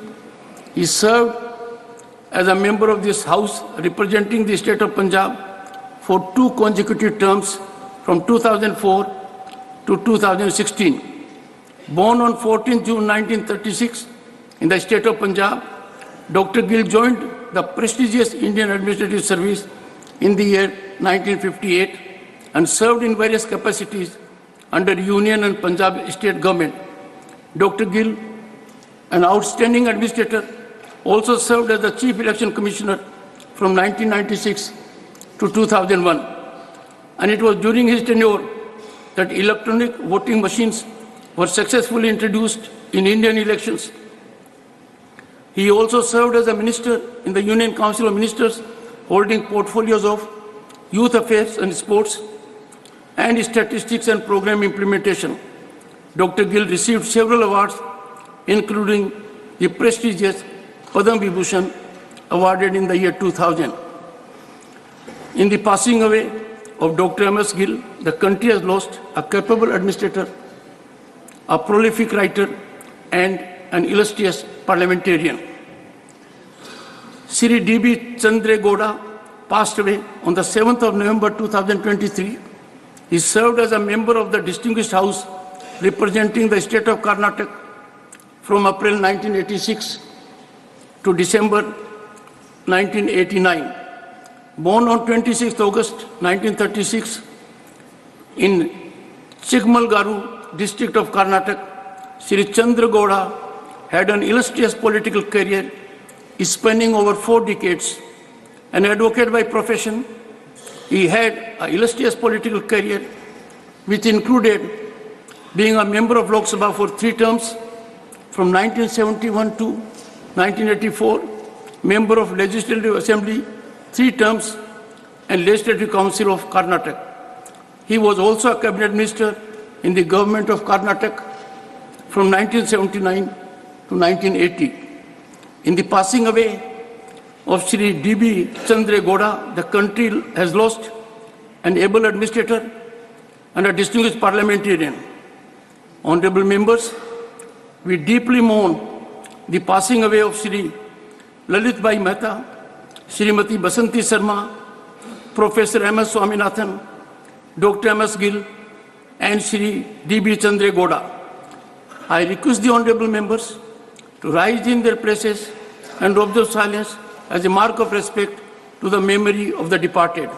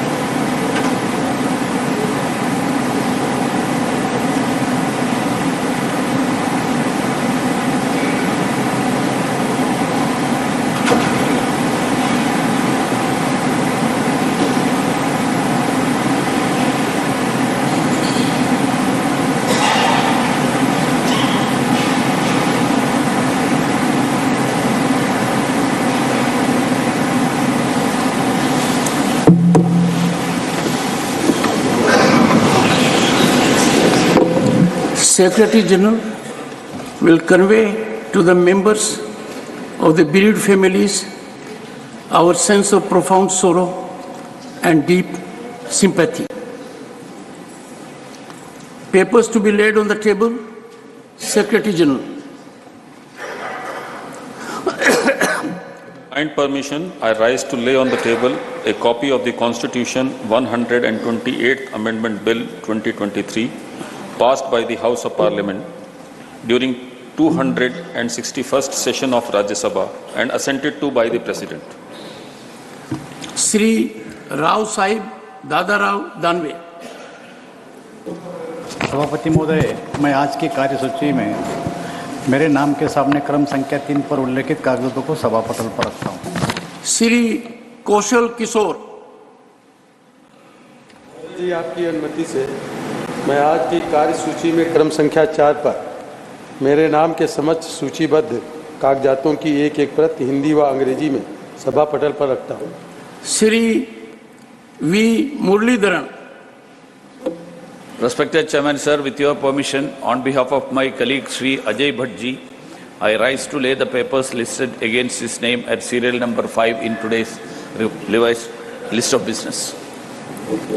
Reports of the Department-related Parliamentary Standing Committee on Home Affairs, Sri Brajlal. Thank you, Chairman, sir. I rise to present the following 3 reports in English and Hindi of the Department-related Parliamentary Standing Committee on Home Affairs. Number 1, 246th report on Bharatiya Nyaya Sanhita 2023. Second, 247th report on Bharatiya Nagarik Suraksha Sanhita 2023 and 248th report on the Bharatiya Saksh Bill 2023. The reports were presented to the Honorable Chairman Rajya Sabha on 10th number 2023 when the House was not in session and forwarded to the Honorable Speaker Lok Sabha on the same day. Orders for the publication and circulation of the report were given by Honorable Chairman Rajya Sabha. Thank you, sir. Announcement. Honorable members, notices under Rule 267 received from Dr. John Britas, Sri P. Wilson, Sri Santosh Kumar P. and Sri Binoy Vishwam do not merit any admittance. Announcement 2. I have to inform honorable members that the panel of vice chairpersons has been reconstituted with effect from 4 December 2023 with the following honorable members: Shrimati Phulo Devi Netam, Shrimati S. Fognan Konyak, Shrimati Darshana Singh, Dr. Sonal Man Singh, Dr. Sasmit Patra, Shri V. Vijay Sai Reddy, Shri Sukhendu Sekhar Rai, and Shri Kartikesh Sharma. Announcement 3. I have to inform honorable members that a letter has been received from Dr. D. Virender Hegde, member stating that he is unable to attend the sittings of the current 262nd session of Rajya Sabha from 4th to 18 December 2023 due to his prior committed engagements. Does he have the permission of the House for remaining absent from 4th to 18 December 2023 during the current 262nd session of the Rajya Sabha? Permission to remain absent is granted. Honorable members, announcement number 4. Based on the recommendations of the Business Advisory Committee, a procedure is in place that members who wish to speak in a debate should give their names to the table office not later than 30 minutes prior to the commencement of a debate with the approval of their party leader or whip. The procedure is also brought to the notice of the honorable members through issuance of a para in the Parliamentary Bulletin Part 2 before the commencement of every session. However, honorable members, it has been observed that during the course of debates, requests are received from the members from various parties to participate in such debates, and at times without the approval of their party leader or whip. This practice causes difficulty in regulating the speaking time of parties as well as individual members. Honorable members are accordingly requested to kindly adhere to the stipulated procedure and send their names for participation in a debate at least 30 minutes prior to its commencement through their party leader or whip. Matters raised with permission. Shri Dhananjay Bhimrao Mahadik. धन्यवाद उपसभापति जी। आपने मुझे महाराष्ट्र में 16 जिलों में ओलावृष्टि और बेमौसम बरसात से फसलों के नुकसान के संदर्भ में बोलने का अवसर दिया। उपसभापति जी, महाराष्ट्र में प्रारंभिक नुकसान अनुमान के मुताबिक हाल की बेमौसम बारिश और ओलावृष्टि के कारण राज्य भर में फसल की क्षति 1.3 लाख हेक्टेयर तक पहुंच गई है। महाराष्ट्र में बेमौसम बारिश और ओलावृष्टि ने 3,93,325 हेक्टेयर भूमि पर फसलों को नुकसान पहुंचाया है, जिससे उत्तरी महाराष्ट्र, मराठवाड़ा और विदर्भ, इनमें से ठाणे, पालघर, रत्नागिरी, सिंधुदुर्ग, नासिक, धुळे, नंदुरबार, जळगाव, अहमदनगर, पुणे, सातारा, छत्रपति संभाजीनगर, जालना, बीड, हिंगोली, परभणी, नांदेड़, बुल्डाना, अकोला, वासिम, यवतमाल और गढ़चिरौली के करीबन 96 तालुकाओं में बहुत बड़े पैमाने पे फसलों की हानि हुई है। प्रभावित फसलों में अंगूर, धान, केला, प्याज, सोयाबीन, कपास और गन्ना शामिल है। मैं महाराष्ट्र की सरकार की ओर से केंद्र सरकार से अनुरोध करता हूं कि जल्द से जल्द जो प्रस्ताव महाराष्ट्र सरकार की तरफ से आएगा, 33% से अधिक क्षति पर जो मुआवजा तय किया गया है, उन किसानों को, क्षतिग्रस्त किसानों को जल्द से जल्द मदद की जाए। धन्यवाद सर। श्री जगेश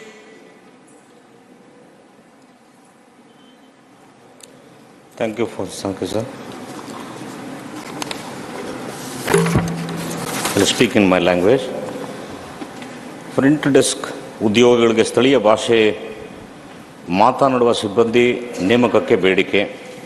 ಶ್ರೀ ನರೇಂದ್ರ ಮೋದಿಜಿಯವರು ಸಮರ್ಥ ನಾಯಕತ್ವದ ತಮ್ಮ ಸರ್ಕಾರ ಯಾವಾಗಲೂ ಪ್ರಾದೇಶಿಕ ಭಾಷೆಗಳನ್ನು ಪ್ರೋತ್ಸಾಹಿಸುತ್ತದೆ ಮತ್ತು ಅವುಗಳ ಒಟ್ಟಾರೆ ಬೆಳವಣಿಗೆಗೆ ಬದ್ಧವಾಗಿದೆ ಮತ್ತು ಹೆಚ್ಚಿನ ಭಾಷೆಗಳನ್ನು ಕಲಿಯಲು ಜನರಿಗೆ ಸಲಹೆ ನೀಡುತ್ತದೆ.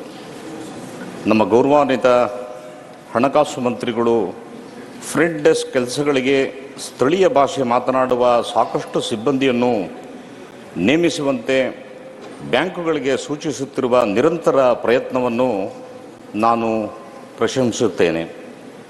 ಈ ಪ್ರಯತ್ನಗಳ ಹೊರತಾಗಿಯೂ ಬ್ಯಾಂಕುಗಳು, ಸಾರ್ವಜನಿಕ ವಲಯದ ಸಂಸ್ಥೆಗಳು ಮತ್ತು MNCಗಳು ಕರ್ನಾಟಕದಲ್ಲಿ ಸ್ಥಳೀಯ ಭಾಷೆ ಮಾತನಾಡದ ಜನರನ್ನು ಫ್ರಂಟ್ ಡೆಸ್ಕ್ ಉದ್ಯೋಗಿಗಳಿಗೆ ನೇಮಿಸಿಕೊಳ್ಳುವುದು ಮುಂದುವರಿಸಿದೆ. ಸ್ಥಳೀಯ ಜನರ ಮುಂಭಾಗದ ಮೇಜಿನ ಸಿಬ್ಬಂದಿಯೊಂದಿಗೆ ಸಂವಹನ ನಡೆಸುವುದು ತುಂಬ ಕಷ್ಟ ಮತ್ತು ಕೆಲವೊಮ್ಮೆ ಅವರು ತಮ್ಮ ಸ್ಥಳೀಯ ಭೂಮಿಯಲ್ಲಿ ಹೊರಗಿನವರು ಎಂದು ಭಾವಿಸುತ್ತಾರೆ. ಇಂತಹ ಸಣ್ಣ ಸಮಸ್ಯೆಗಳು ಕೆಲವೊಮ್ಮೆ ರಾಜ್ಯಗಳ ನಡುವೆ ಭಿನ್ನಾಭಿಪ್ರಾಯಗಳನ್ನು ಉಂಟು ಮಾಡುತ್ತವೆ ಮತ್ತು ವೈವಿಧ್ಯತೆಯ ಸೂಕ್ಷ್ಮ ವಿಷಯಗಳಿಗೆ ಬಂದಾಗ ಈ ಸಂಸ್ಥೆಗಳು ಹೆಚ್ಚು ಜಾಗರೂಕರಾಗಬೇಕು. ಆದ್ದರಿಂದ ವಿವಿಧತೆಯಲ್ಲಿ ಏಕತೆ ಎಂಬ ಮನೋಭಾವ ಎಲ್ಲರೂ ಗೌರವಿಸಬೇಕು. ಬೇರೆ ರಾಜ್ಯಗಳ ಜನರನ್ನು ನೇಮಿಸಿಕೊಳ್ಳಲು ನಾವು ಈ ಸಂಸ್ಥೆಗಳನ್ನು ವಿರೋಧಿಸುವುದಿಲ್ಲ. ಅವರು ಹಾಗೆ ಮಾಡಲು ಸ್ವತಂತ್ರರು. ಕರ್ನಾಟಕದ ಜನರು ಬಹಳ ವಿಶಾಲ ಮನಸ್ಸಿನವರು ಮತ್ತು ಇತರ ರಾಜ್ಯಗಳ ಎಲ್ಲ ಜನರನ್ನು ಹೃದಯದಿಂದ ಸ್ವಾಗತಿಸುತ್ತಾರೆ ಮತ್ತು ಯಾವಾಗಲೂ ಅವರು ತಮ್ಮ ಕುಟುಂಬದವರಂತೆ ನೋಡಿಕೊಳ್ಳುತ್ತಾರೆ. ಕನ್ನಡಿಗರು ತಮ್ಮ ಭಾಷೆಯನ್ನು ಎಂದಿಗೂ ಹೊರಗಿನವರ ಮೇಲೆ ಬಲವಂತಪಡಿಸುವುದಿಲ್ಲ. ಬದಲಿಗೆ ನಾವು ಯಾವಾಗಲೂ ಅವರ ಭಾಷೆಯಲ್ಲಿ ಮಾತನಾಡಲು ಪ್ರಯತ್ನಿಸುತ್ತೇವೆ. ಬೆಂಗಳೂರಿನಲ್ಲಿ ಪ್ರತಿಯೊಬ್ಬ ಕನ್ನಡಿಗ ಕನಿಷ್ಠ 5 ಭಾಷೆಗಳು ತಿಳಿದಿರುವುದು. ಇದೇ ಕಾರಣಕ್ಕೆ ಕನ್ನಡವನ್ನು ಹೊರತುಪಡಿಸಿ ನಾವು ತಮಿಳು, ತೆಲುಗು, ಇಂಗ್ಲೀಷು ಮತ್ತು ಹಿಂದಿ ಮಾತನಾಡುತ್ತೇವೆ. ಭಾಷೆಗಳನ್ನು ನಮ್ಮ ಮೇಲೆ ಹೇರಲು ಪ್ರಯತ್ನಿಸಬಾರದು ಎಂಬುದನ್ನು ಈ ಸಂಸ್ಥೆಗಳಿಂದ ನಾವು ನಿರೀಕ್ಷಿಸುತ್ತೇವೆ. ಇದು ಕೇವಲ ಕರ್ನಾಟಕದ ರಾಜ್ಯದ ವಿಚಾರವಲ್ಲ.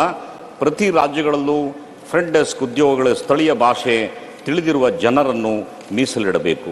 ಆದ್ದರಿಂದ ಈ ಸಂಸ್ಥೆಗಳು ವಿವಿಧ ರಾಜ್ಯಗಳಲ್ಲಿರುವ ಎಲ್ಲ ಶಾಖೆಗಳಲ್ಲಿ ರಾಜ್ಯ ಸರ್ಕಾರಗಳ ನಿಯಂತ್ರಣವನ್ನು ಹೊರತುಪಡಿಸಿ ಈ ಸಂಸ್ಥೆಗಳು ಫ್ರಂಟ್ ಡೆಸ್ಕ್ ಉದ್ಯೋಗಗಳ ಸ್ಥಳೀಯ ಭಾಷೆ ಮಾತನಾಡುವ ಸಿಬ್ಬಂದಿಗಳನ್ನು ನೇಮಿಸಬೇಕು. ಧನ್ಯವಾದ. धन्यवाद श्री जगेश जी. माननीय doctor Fauzia Khan. Deputy Chairman, sir. Sir, the steep increase in screen time in early childhood years has become a growing concern in India. The advantage that technology has in education, entertainment and communication cannot be denied, sir. But it has been observed that very young children who are still in their early childhood years are spending more hours in front of screens than required. This has been found to have a negative impact on their various aspects of their personalities, their vision, their cognitive, their intellectual, emotional, social, and also physical development, sir. Most children are addicted to screens, with mobile phones playing the roles of babysitters in families. Sir, excessive screen time beyond approximately 1 hour daily links to behavioral problems and poorer vocabulary acquisition. The surge in screen-based technology usage among very young children has raised concerns about its impact on mental health and overall well-being.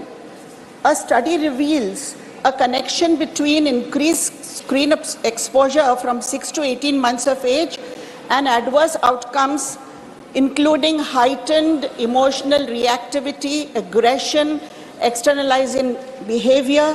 Such addiction may also lead to attention deficit hyperactivity, which is called ADHD, sir, and low academic output. Additionally, findings suggest that elevated screen time at 4 years of age is linked to lower levels of emotional understanding at 6 years of age. These observations underscore the need for a balanced approach to technology use to safeguard the mental health of young children, sir. To address these concerns, a comprehensive strategy should be implemented. The development of a policy framework should prioritize setting permissible limits for screen time during educational activities as well. Parents need support in understanding the consequences and in managing the children's screen exposure, and this can be achieved through educational programs and resources that guide them on effective supervision. Additionally, sir, one more important point, workplaces should consider policies that enable parents to balance workloads and allocate dedicated time for their children, fostering a healthier balance between technology use and quality time in the family. Sir, this dual approach, combining educational reforms and supportive parental policies, aims to create a more conducive environment for the holistic development of children while acknowledging the role of technology in education. The greatest risk, sir, is that this increases the risk of online predators exploiting small children through child pornography and the like, sir. The government must therefore pay attention to this critical issue. Thank you, Fauziya ji. Very important issue. Mani Sri Santosh Kumar P. Thank you, Deputy Chairman, sir. I take this opportunity to demand the immediate release of rupees 5,352 crores centrate to the state of Kerala. It's the genuine share of the people of Kerala, and it is not anybody's generosity. And this amount includes 790 crores of rupees in the form of UGC pay revision, another 700 crores rupees for paddy procurement, and for healthcare it is 220 crores. So altogether it is 5,350 crores. And the state of Kerala properly submitted all the documents and made certain changes which were suggested by the central government. But even now, this huge amount is due to the state of Kerala. So I take this opportunity once again to demand the immediate release of the same. Moreover, sir, I would like to add one important thing, that the existing center-state financial relations must be redefined. According to the 15th Finance Commission, as it is rightly observed, states account for more than 62% of the total national expenditure. And these states are playing a major role in achieving the sustainable development goals.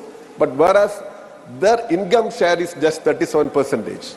This is a huge, glaring disparity, and this must be addressed within no time. And after the implementation of GST, states are also suffering with shortage of finance. So there is an immediate demand of revisiting, restructuring or redefining our center-state financial relations. Otherwise, we cannot achieve the sustainable development goals. And I request the union government, I demand the union government to take note of this. And let me add one more thing. Kerala as a state is the worst sufferer. 15th Finance Commission provided for just 1.9% of the central taxes for Kerala, whereas at the time of 10th Finance Commission, it was 3.9% of the central taxes. So please note all these points and please redefine this center-state financial relations. Thank you. Thank you, Manisi Santosh Kumar P. Please. Those who wants to associate, kindly send your names here. माननीय श्री शक्ति सिंह गोहिल जी।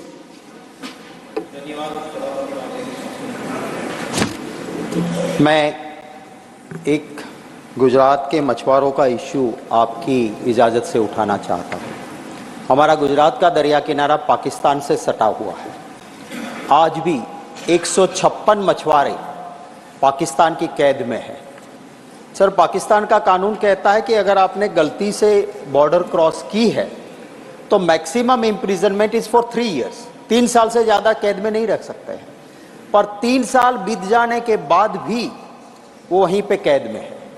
Pakistan marine हमारी सरहद से हमारे मछुआरों को उठा के ले जाती है और जब फिशिंग बोट्स वहाँ रहती है उसके अंदर से सारे फुर्जे उठा लेते हैं, चुरा के ले जाते हैं। तो अगर वो फिशिंग बोट वापस भी आती है तो हमारे मछुआरों के किसी काम की नहीं रहती है। इसी को चलते हमने कुछ चीज़ें मांग थी उनकी, मनमोहन सिंह जी की सरकार थी, हम मिले और 3-4 चीज़ें की थी। मैं आपके ज़रिए सरकार से अनुरोध करना चाहता हूं कि उसको पुनः शुरू किया जाए।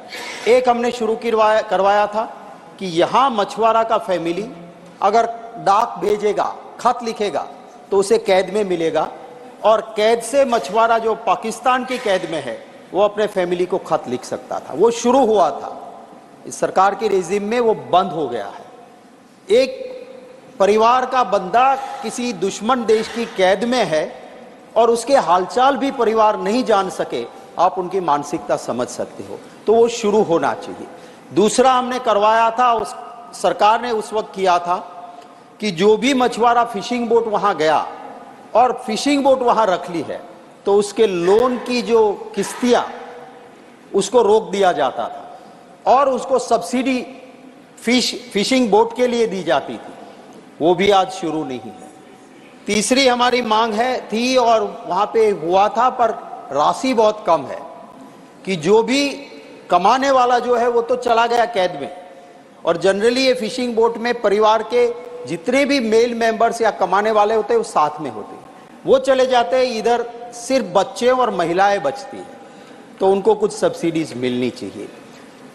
उस वक्त की सरकार ने एक बहुत बड़ी राशि ट्रैकिंग सिस्टम के लिए दी थी कि जीपीएस दिया कि जिसे मछुआरे को भी पता चले कि मैं अगर बॉर्डर क्रॉस कर रहा हूं तो वो वापस रहेगा। ये इम्प्लीमेंटिंग एजेंसी गुजरात गवर्नमेंट थी।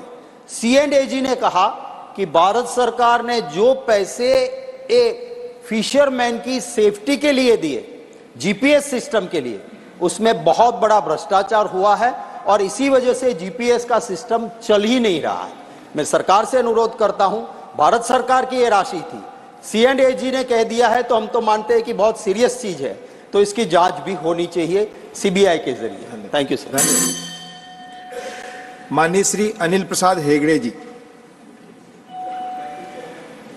Thank you, Chairman. Thank you, Deputy Chairman, for giving me the time to speak on an important issue of farmers who are custodians of traditional seed varieties.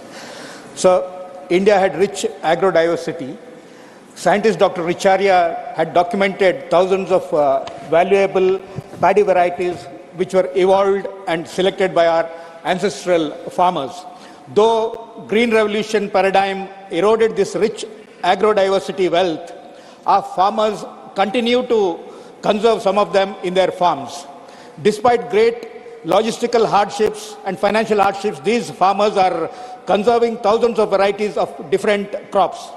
Some have been recognized with the Genome Savior Award, which is a welcome recognition for their contribution. We also need to remember the role of women farmers. So, government needs to identify and support such seed savers, train them for maintaining genetic purity of seeds, characterization and cataloging under a scheme providing infrastructure facilities and stipends. Surely, government will agree with me, sir, that desi seed varieties and the farmers who conserve them need support so that it can then become the basis for spread of organic and natural farming.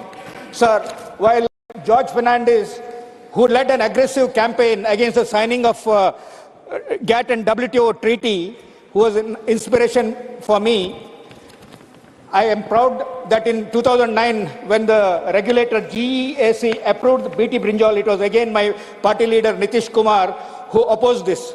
And the then Environment Minister, Mr. Jairam Ramesh, in 2010, ordered a moratorium on GM crops, which continues till the present government approved GM mustard last year, sir.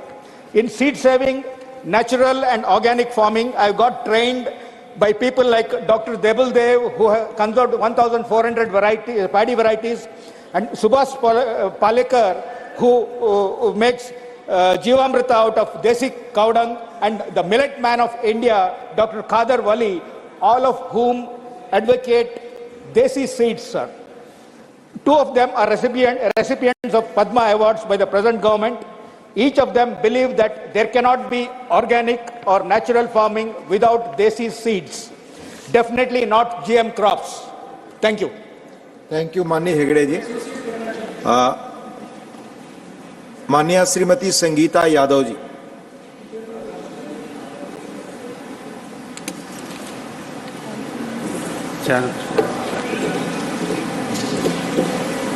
माननीय उपसभापति जी, आपने acid attack पीड़ितों की दुर्दशा के संबंध में मुझे बोलने का अवसर दिया, इसके लिए मैं आपको धन्यवाद देती हूँ। युवा लड़कियों और महिलाओं पर एसिड हमला समकालीन भारतीय समाज की एक बहुत ही गंभीर चिंता का विषय है। यह एक ऐसा विषय है जो महिलाओं के दर्द से पीड़ित है और मेरे लिए बहुत ही मायने रखता है। राष्ट्रीय अपराध रिकॉर्ड ब्यूरो के अनुसार भारत में पिछले 5 वर्षों में 1500 एसिड हमले हुए हैं। इस जघन्य अपराध से बचे लोग शारीरिक, मानसिक, सामाजिक और आर्थिक कठिनाइयों से भी पीड़ित हैं। वे आजीवन भेदभाव, कलंक और समाज से अलगाव का भी सामना करते हैं। वे पर्याप्त चिकित्सा देखभाल, कानूनी सहायता तक पहुंचने के लिए भी संघर्ष कर रहे हैं। कई महिलाएं अपनी चोटों और अक्षमताओं के कारण काम करने और आजीविका कमाने में भी असमर्थ हो चुके हैं। मैं सरकार से एसिड हमलों को रोकने और अपराधियों को दंडित करने के लिए तत्काल और प्रभावी कदम उठाने और लड़कियों और महिलाओं को व्यापक समर्थन एवं सहायता प्रदान करने का आग्रह करती हूँ। मैं ये भी निवेदन करती हूँ कि सरकार को यह सुनिश्चित करना चाहिए कि पीड़ितों को पर्याप्त मुआवजा मिले, मुफ्त चिकित्सा उपलब्ध हो, उनको कानूनी सहायता भी उपलब्ध कराई जाए, उनको शिक्षा, कौशल विकास और रोजगार के पर्याप्त अवसर भी मिले, साथ ही उनको सामाजिक सुरक्षा भी मिले और सामाजिक बदलाव के लिए भी हम कुछ अलग से प्रयास करें। सरकार से मैं ये भी निवेदन करती हूँ कि तेजाब हमलों के मामले पर 226 विधि आयोग की रिपोर्ट और उच्चतम न्यायालय के दिशा निर्देशों को भी हमें तत्काल प्रभाव से लागू करना चाहिए। धन्यवाद। धन्यवाद।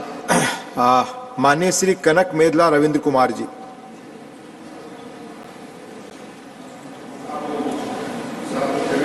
అవకాశం ఇచ్చినందుకు ధన్యవాదములు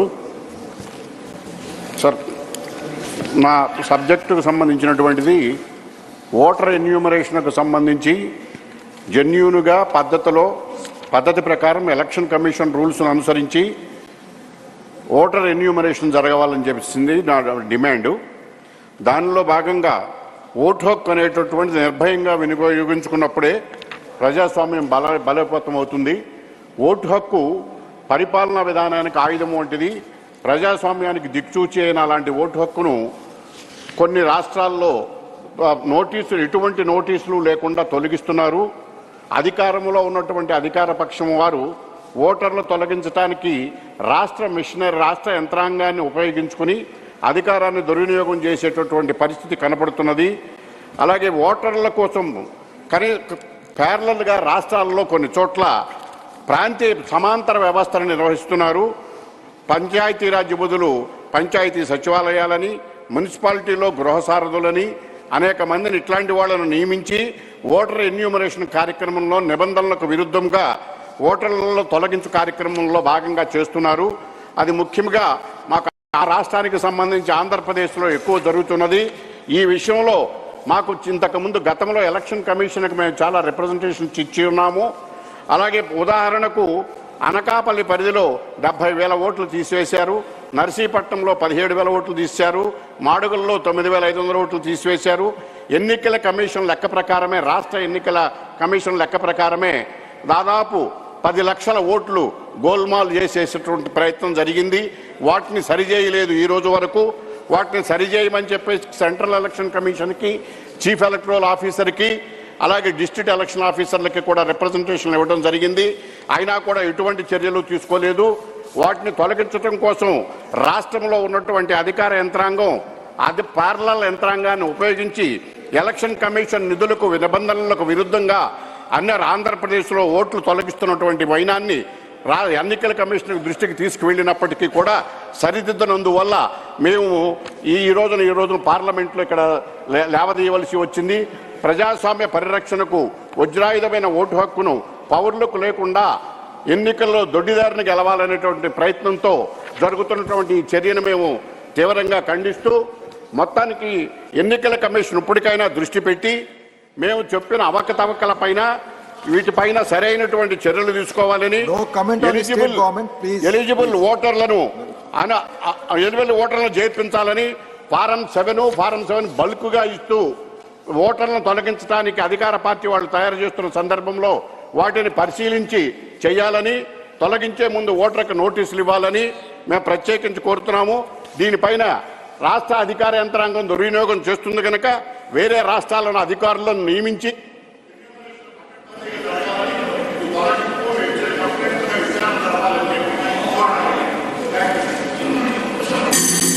thank you.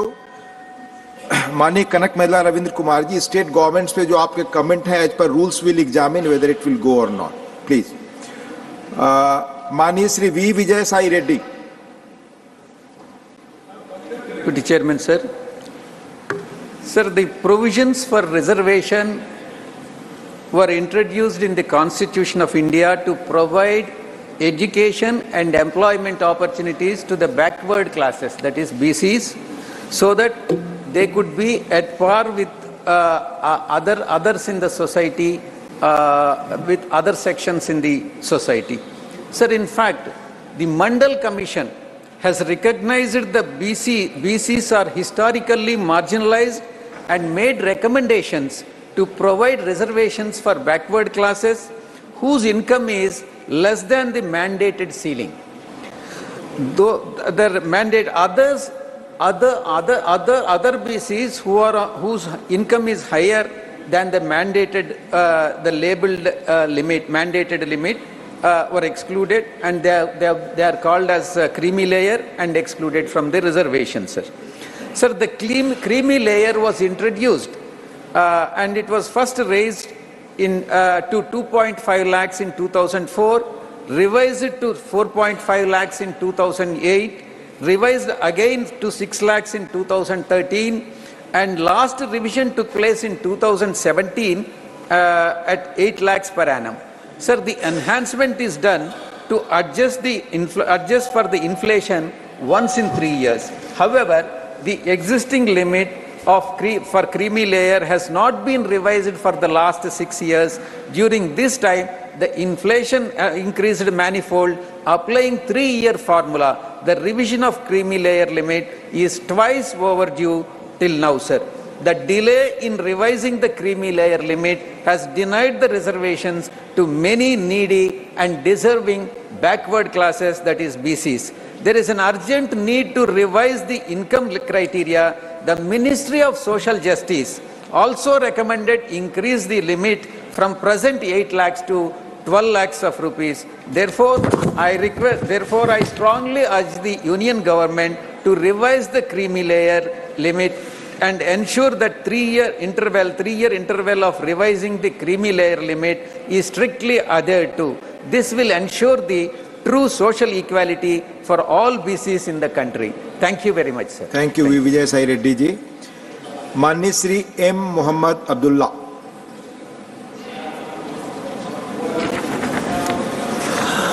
Thank you, Honorable Deputy Chairman, sir. This is my demand to reduce the beneficiary contribution of 10% while implementing Jal Jeevan Mission at villages with more than 50% of SC and or ST. Sir, the Jal Jeevan Mission, a program of this government and a crucial step towards achieving the United Nations Substantial Development Goal 6, which aims to ensure access to water and sanitation for all. Sir, what is the basic necessary for any lives? The good governance should ensure that all the citizens in India are getting access to water and sanitation. As per the government press release, 60% of the rural households, that is out of 20 crore, and 11.66 crore rural households are connected through functional household tap connection, and remaining 40%, that is approximately 9 crore households, yet to be connected, sir. Sir, the recent problem in this scheme is the revised beneficiary contribution.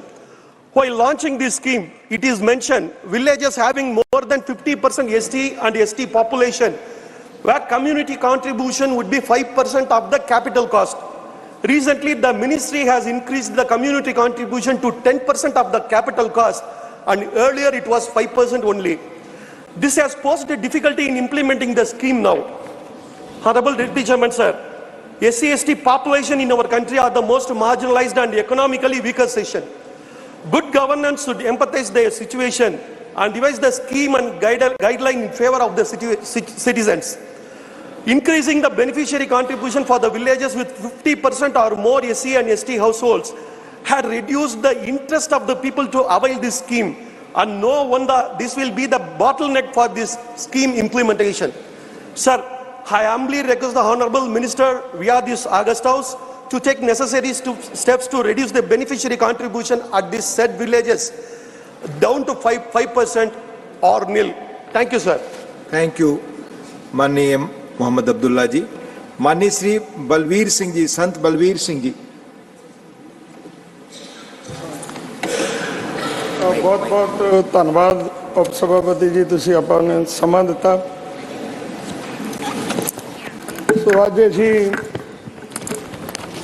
पर्यावरण का pollution, हवा का प्रदूषण जिहड़ा सब तो मारू सिद्ध हो रहा, उहदे उत्ते असीं संसद का ध्यान दिवाउणा चाहुंदे हां। सो गुरु नानक पातशाह ने अज तो 500 साल तो वध समा पहला जो उपदेश दिता सी, पवन गुरु पानी पिता माता धरत महत, दिवस रात दोए दाई दाया खिले सगल जगत। अज सारा विश्व ता एनवायरमेंट के पोल्यूशन तो पीड़ित आ, ਉਹਦੇ ਵਿੱਚ ਜਿਹੜਾ ਭਾਰਤ ਦੇ ਵਿੱਚ ਬਹੁਤ ਵੱਡਾ ਪੋਲਿਊਸ਼ਨ ਆ, ਜਿਹਦੇ ਨਾਲ ਬਹੁਤ ਵੱਡਾ ਨੁਕਸਾਨ ਜਿਹੜਾ ਹੈ ਉਹ ਜਿਹੜਾ ਹੈ ਦੇਸ਼ ਵਾਸੀਆਂ ਦਾ ਹੋ ਰਿਹਾ। ਹਵਾ ਦੇ ਪ੍ਰਦੂਸ਼ਣ ਕਾਰਨ ਹਰ ਸਾਲ 21,08,000 ਮੌਤਾਂ ਜਿਹੜੀਆਂ ਹਵਾ ਦੇ ਪੋਲੂਸ਼ਨ ਕਰਕੇ ਹੋ ਜਾਂਦੀਆਂ, ਜਿਹੜੀ ਕਿ ਬਹੁਤ ਵੱਡੀ ਗਿਣਤੀ ਆ। ਇਹ ਇਸ ਹਵਾ ਦੇ ਪੋਲੂਸ਼ਨ ਦੇ ਕਾਰਨ ਜਿਹੜੀਆਂ ਹੋ ਰਹੀਆਂ ਮੌਤਾਂ। ਇਸ ਵੇਲੇ ਜੇਕਰ ਹਵਾ ਦੀ ਜੋ ਗੁਣਵੱਤਾ ਦੀ ਗੱਲ ਕਰੀਏ ਤੇ ਦਿੱਲੀ ਦੇ ਵਿੱਚ ਸਿਰਫ ਸਾਲ ਦੇ ਵਿੱਚ ਇੱਕ ਦਿਨ ਹਵਾ ਜਿਹੜੀ ਹੈ ਉਹ ਨਾਗਰਿਕਾਂ ਨੂੰ ਸ਼ੁੱਧ ਮਿਲੀ ਹੈ। ਬੰਬਈ ਦੇ ਵਿੱਚ 5 ਦਿਨ ਤੇ ਚੇਨਈ ਦੇ ਵਿੱਚ 15 ਦਿਨ ਸਾਫ਼ ਹਵਾ ਜਿਹੜੀ ਹੈ ਉਹ ਸਾਹ ਲੈਣ ਯੋਗ ਸੀ। ਬਾਕੀ ਸਾਰਾ ਪੋਲੂਸ਼ਨ ਦੇ ਨਾਲ ਜਿਹੜਾ ਹੈ ਸਾਰੇ ਅਸੀਂ ਮਾਰ ਚੱਲ ਰਹੇ ਹਾਂ। ਸੋ ਅਸੀਂ ਧਿਆਨ ਦਿਵਾਉਣਾ ਚਾਹੁੰਦੇ ਕਿ 2019 ਦੇ ਸਮੇਂ ਤੋਂ ਹੋਣ ਵਾਲੀਆਂ ਮੌਤਾਂ ਦੇ ਪ੍ਰਦੂਸ਼ਣ ਕਾਰਨ ਜਿਹੜਾ ਵਿਸ਼ਵ ਦੀ ਜਿਹੜੀ ਹੈਗੀ ਆ $37.8 ਬਿਲੀਅਨ ਦਾ ਨੁਕਸਾਨ ਹੋਇਆ, ਜਿਹੜੀ ਭਾਰਤ ਦੀ GDP ਦਾ 1.37% ਕੁੱਲ GDP ਦਾ ਹਿੱਸਾ ਹੈ। ਬਹੁਤ ਵੱਡਾ ਨੁਕਸਾਨ ਜਿਹੜਾ ਹੈ 에ਅਰ ਪੋਲੂਸ਼ਨ ਦੇ ਨਾਲ ਹੋ ਰਿਹਾ। ਇਹ ਹੈਰਾਨੀ ਦੀ ਗੱਲ ਇਹ ਹੈ ਕਿ ਜਦੋਂ 에ਅਰ ਪੋਲੂਸ਼ਨ ਦੀ ਗੱਲ ਆਉਂਦੀ ਹੈ ਤੇ ਸਭ ਤੋਂ ਵੱਡਾ ਬਲੇਮ ਪੰਜਾਬ ਦੇ ਕਿਸਾਨਾਂ ਦੇ ਉੱਤੇ ਧਰ ਦਿੱਤਾ ਜਾਂਦਾ ਕਿ ਪੰਜਾਬ ਦੇ ਕਿਸਾਨ ਪਰਾਲੀ ਨੂੰ ਅੱਗ ਲਾਉਂਦੇ ਆ ਤਾਂ ਪੋਲੂਸ਼ਨ ਆ, ਜਦੋਂ ਕਿ ਪੰਜਾਬ ਦੇ ਪੋਲੂਸ਼ਨ ਦਾ ਲੈਵਲ ਥੱਲੇ ਹੁੰਦਾ ਤੇ ਦਿੱਲੀ ਦਾ ਪੋਲੂਸ਼ਨ ਜਿਹੜਾ ਹੈਗਾ ਹਾਈ ਲੈਵਲ ਤੇ ਹੁੰਦਾ। ਪਰ ਕੋਈ ਵੀ ਪੰਜਾਬ ਦਾ ਜਿਹੜਾ ਕਿਸਾਨ ਆ ਆਪਣੀ ਪਰਾਲੀ ਨੂੰ ਅੱਗ ਨਹੀਂ ਲਾਉਣਾ ਚਾਹੁੰਦਾ, ਕਿਉਂਕਿ ਹਰ ਕੋਈ ਪੋਲੂਸ਼ਨ ਤੋਂ, ਕਿਉਂਕਿ ਗੁਰੂ ਪਾਤਸ਼ਾਹ ਦਾ ਭੈ ਮੰਨਦੇ ਆ ਸਾਰੇ। ਪਰ ਅਫਸੋਸ ਹੈ ਕਿ ਪੰਜਾਬ ਸਰਕਾਰ ਨੇ ਪਿਛਲੇ ਸਾਲ ਇੱਕ ਸੈਂਟਰ ਸਰਕਾਰ ਨੂੰ ਸੁਝਾਅ ਦਿੱਤਾ ਸੀਗਾ ਕਿ ਜੇਕਰ ਇਹਨਾਂ ਕਿਸਾਨਾਂ ਦੀ ਆਰਥਿਕ ਮਦਦ ਕੀਤੀ ਜਾਵੇ ਤੇ ਇਹ ਜਿਹੜਾ ਹੈ ਪਰਾਲੀ ਦੀ ਅੱਗ ਨੂੰ ਜਿਹੜੀ ਲੱਗ ਰਹੀ ਹੈ ਇਹਨੂੰ ਰੋਕਿਆ ਜਾ ਸਕਦਾ। 500 ਰੁਪਈਆ ਪੰਜਾਬ ਸਰਕਾਰ ਦੇਊਗੀ, 500 ਸਰਕਾਰ ਜਿਹੜਾ ਹੈ ਦਿੱਲੀ ਸਰਕਾਰ ਤੇ 1500 ਰੁਪਈਆ ਜਿਹੜਾ ਹੈ ਉਹ ਸੈਂਟਰ ਸਰਕਾਰ ਦੇਵੇ ਕਿਸਾਨਾਂ ਦੀ ਮਦਦ की। धन्यवाद धन्यवाद धन्यवाद। Nothing is going on record. माननीय संतोलवीर जी 3 मिनट का ही है ये 0 आवर, तो 3 मिनट, इसलिए उससे अधिक आप बोलेंगे तो रिकॉर्ड पे नहीं जाएगा। प्लीज माननीय honourable Shri P. Wilson। Sir, there is an attempt to thrust the Uniform Civil Code by the Union government on the people of this country. The Uniform Civil Code proposes a unified set of personal laws applicable to all religions, which would govern marriage, divorce, inheritance and adoption. If the UCC is implemented, the current separate laws for Hindus, Muslims, Christian, Parsis, Zoroastrian, Sikhs would be replaced by a common law. The question is whether the Union government is thinking of obliterating customs of all religions and kill secularism. India is a remarkably diverse country, encompassing a wide range of religious, cultural and linguistic variations. Within Hinduism, numerous subcultures exist, each distinguished by its individual identity, traditions and customs. Imposing a single set of personal laws on all religions, subsects and denominations could potentially erode their distinctiveness and rich diversity.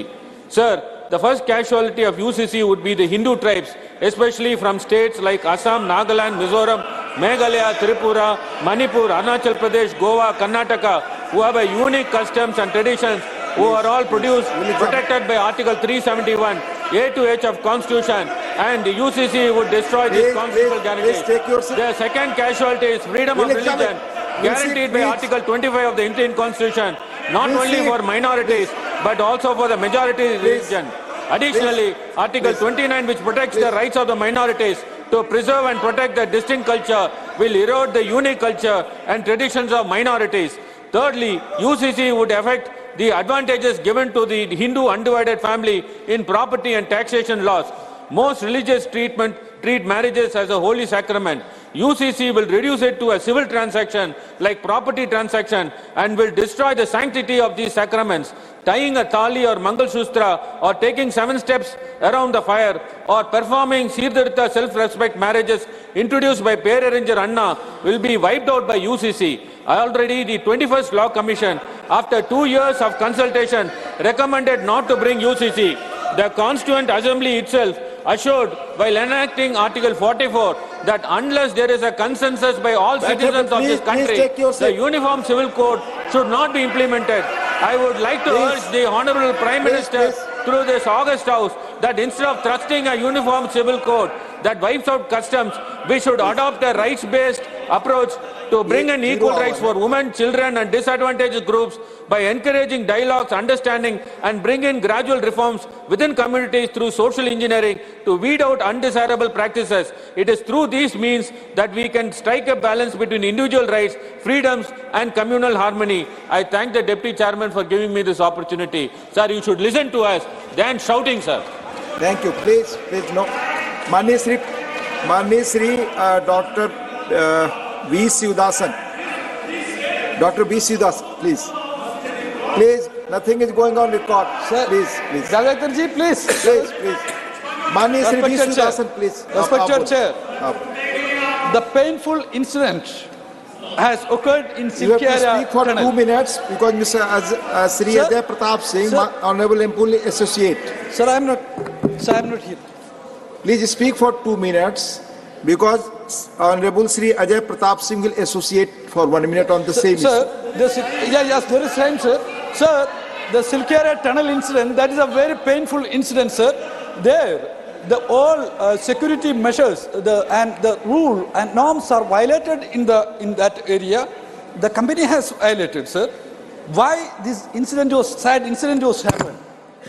What was the inquiry report after the incident? Sir, this was not in the first time in that area. Earlier 17 times it was reported. The workers already told that. So the transparent inquiry, the fair inquiry is very necessary there. Sir, the entire world, in that day, 17 days, the 41 workers, they were in the tunnel. Sir, entire world was watched the incident. In that Silkyara tunnel, the security violations, lot of violations are there, sir. There was no safety exist. Basically, the plan it was there, but really it was not there, sir. Then another thing, sir, the escape route was planned, but it was not it was not executed, sir. No trench gauges or safe tubes were not there, sir. Workers working in unprotected parts of the trench, so it should be ensured. The workers say that the hume pipes which were required per safety norms were not there, sir. This gross negligence of the part of the company, it should be ensured. Sir, the 59 Honorable Ajay Pratap Singh will associate on the same issue. Sir, Honorable Ajay Pratap Singh, please, on the same issue for 1 minute. Please. आप लोग please, आपको मालूम है कि जो associate करते हैं उन्हें 1 मिनट और जो मुख्य बोलने वाले होते हैं उन्हें 2 मिनट सेम इशू पर. This has been the practice. Please, yes, on the same time, same issue, 3 minutes please. आप बोलें. माननीय उपसभापति महोदय, हमारे साथी पी शिवदासन जी ने जिस विषय का उल्लेख किया है उस विषय के संदर्भ में उनका अपना दृष्टिकोण हो सकता है, उनके अपने विचार हो सकते हैं, लेकिन मैं सदन को स्मरण कराना चाहता हूं कि जब हमारे प्रधानमंत्री आदरणीय श्री नरेंद्र मोदी जी ने इस सदन में पहले दिन पहला कदम रखा था तो उन्होंने कहा था कि उनकी सरकार गरीबों को समर्पित सरकार होगी, और इस घटना ने यह दिखा दिया है कि माननीय प्रधानमंत्री जो कहते हैं उसको चरितार्थ करते हैं। माननीय प्रधानमंत्री महोदय को, माननीय उत्तराखंड के मुख्यमंत्री महोदय को, general retired Shri V K Singh ji को और इस बचाव कार्य से जुड़े हुए सभी तकनीकविद, सभी सलाहकार, सभी रेड माइनर्स और सभी पक्षों को मैं बधाई देता हूं, धन्यवाद देता हूं कि उन्होंने बड़ी सूझबूझ के साथ इस बचाव कार्य को संपन्न कराया है और सारे 41 मजदूरों को सुरक्षित बाहर निकाला है। Please please please, honourable Shri AD Singh, honourable AD Singh, honourable AD Singh, honourable AD Singh, माननीय एब्सेंट माननीय श्री अयोध्या रामी रेड्डी, माननीय श्री अयोध्या रामी, माननीय A D Singh please please, Priyanka ji please please sit, आपका नाम नहीं लिस्ट में, it's not accepted, it is not going on record. No, माननीय A D Singh you speak, that will go on record. आप बोले, आप बोले, बोले, आप बोले. The National Green, प्लीज, माननीय Shri AD Singh ji, please speak. the National Green Tribunal in 2014 banned all diesel vehicles. Please, nothing is going on record. Shri A.D. Singh ji, please. The Priyanka National ji, Green do not Tribunal obstruct. 2004 banned Please, all diesel your vehicles name is not here. Please. older than 10 years and petrol ones older than 15 years. The ministry has also issued a notification in 2023 for deregistration and scrapping all vehicles owned by the central and state government that do not comply with NGT order. Delhi government has issued orders for deregistration and scrapping vessels. Further, we know that older vessels are at risk to road safety, consumes more fuel and pollute the environment. To tackle the problem, the government has come out with a vehicle scrapping policy. Under this scheme, the persons opting for scrapping the vessels get incentive in the form of reduced registration fee and road taxes besides the incentives from the auto industry. As per government estimate, at present there are more than 1 crore vehicles that are required to be deregistered and scrapped across the country, for which government has approved 70 registered vehicle scrapping facility, out of which 38 are operational. However, the situation on the ground level, particularly in NCR, is totally different. There are lakhs of vehicles, including government vehicles plying, which have reached the 10 years diesel and 15 years 10 years petrol and 15 years diesel mark, adding to the cause of pollution. The whole purpose of NGT order and the government efforts are defeated by this omission on the part of the concerned department to take action. It is high time that all end-of-life vehicles should be deregistered and scrapped. Thank you. Thank you. Please, please. Manya Priyanka ji, your issue is a state subject. It has been not allowed. Please, it's not going on record. Please. Manya Shri Ajodhya Rami Reddy, Manya Shri Ajodhya Rami Reddy, not present. Shri Niranjan Vishi, Honorable Shri Niranjan Vishi, not present. Honorable Shri Vaiko, yes, you have given your issue. It's on concern for frequent attacks and arrest of Indian fishermen by Sri Lanka Navy. You have given a subject for... Please. Sri Vaiko, please. You do not want to speak? So, Honorable Sri Alaram Karim ji, your issue is there. Mani Sri Alaram Karim, need to increase share of central government in various important government schemes like PMAY, etc. Please. Sir, Mr. Chairman, sir. I have submitted please, an important issue related with the financial position of Kerala. My colleague Sandosh presented here that matter. With the development activities and other things, Kerala is facing acute shortage of finance. Sir, we request the Government of India to revisit the Financial Commission's definitions and the principle of fund allocations. Now, our borrowing limit is drastically reduced, and some public sector companies, those who have taken loan for their purpose, it is also calculated as state borrowing. Sir, that is a unfair practice. So far, such attitude was not taken against any state. Government of India's public sector, certain departments, particularly National Highway Authority, has taken huge loan. It is not calculated as the loan of Government of India. So these principles are to be revisited. And also the amount spent by the state towards land acquisition for National Highway, that is also introduced, taken by, borrowed by the KIFBI, the company constituted by the company. It is also calculated as a state borrowing. that is to be exempted from that calculation. And the decision... Question hour now. Question hour. Honorable members, the multimedia devices, MMDs, may not display the list of questions due to some technical glitch. Though it will be resolved very soon, the mics of honorable members may be switched off for a moment to reboot the system. Honorable members may kindly bear with the inconvenience. So now question hour.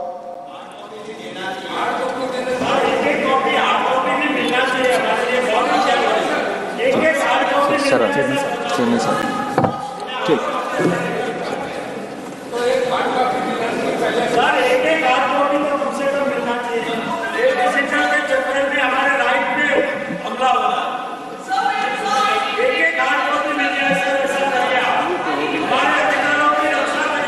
Those of the members who have an impression about it, I would be happy to receive them in my chamber, guilty for both the charges.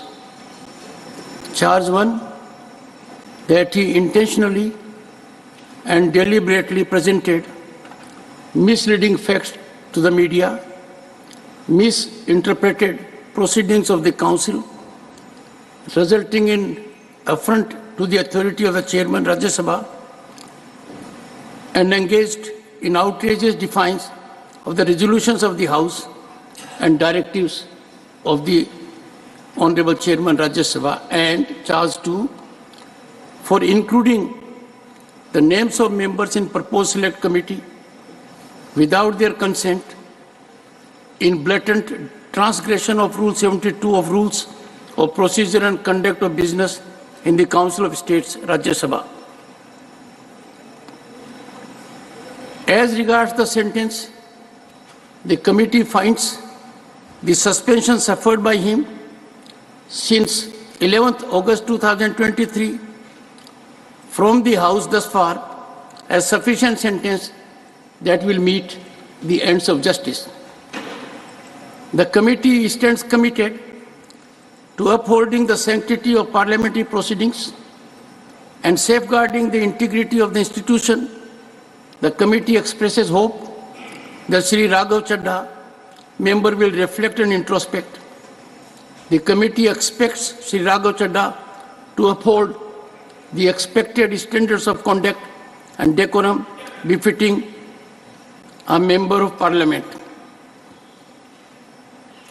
Honorable members, Sri GVL Narasimha Rao, honorable member, to move a motion in the matter. Sir, the mic is not on, sir.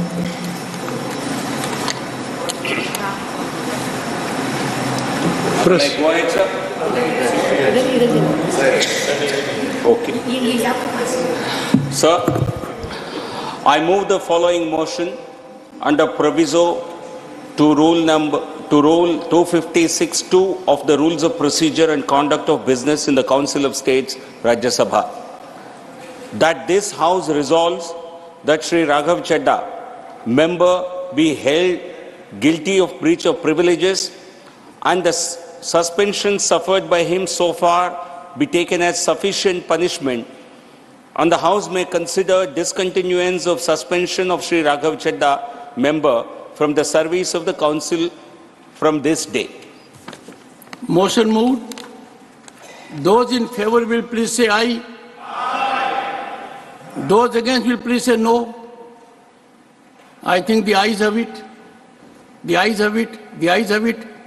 The motion is adopted. Sri Raghav Chadha may attend the proceedings of the House.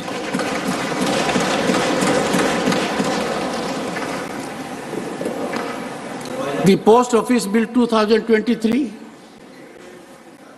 Shri Ashwini Vaishnav, to move a motion for consideration of the Post Office Bill 2023.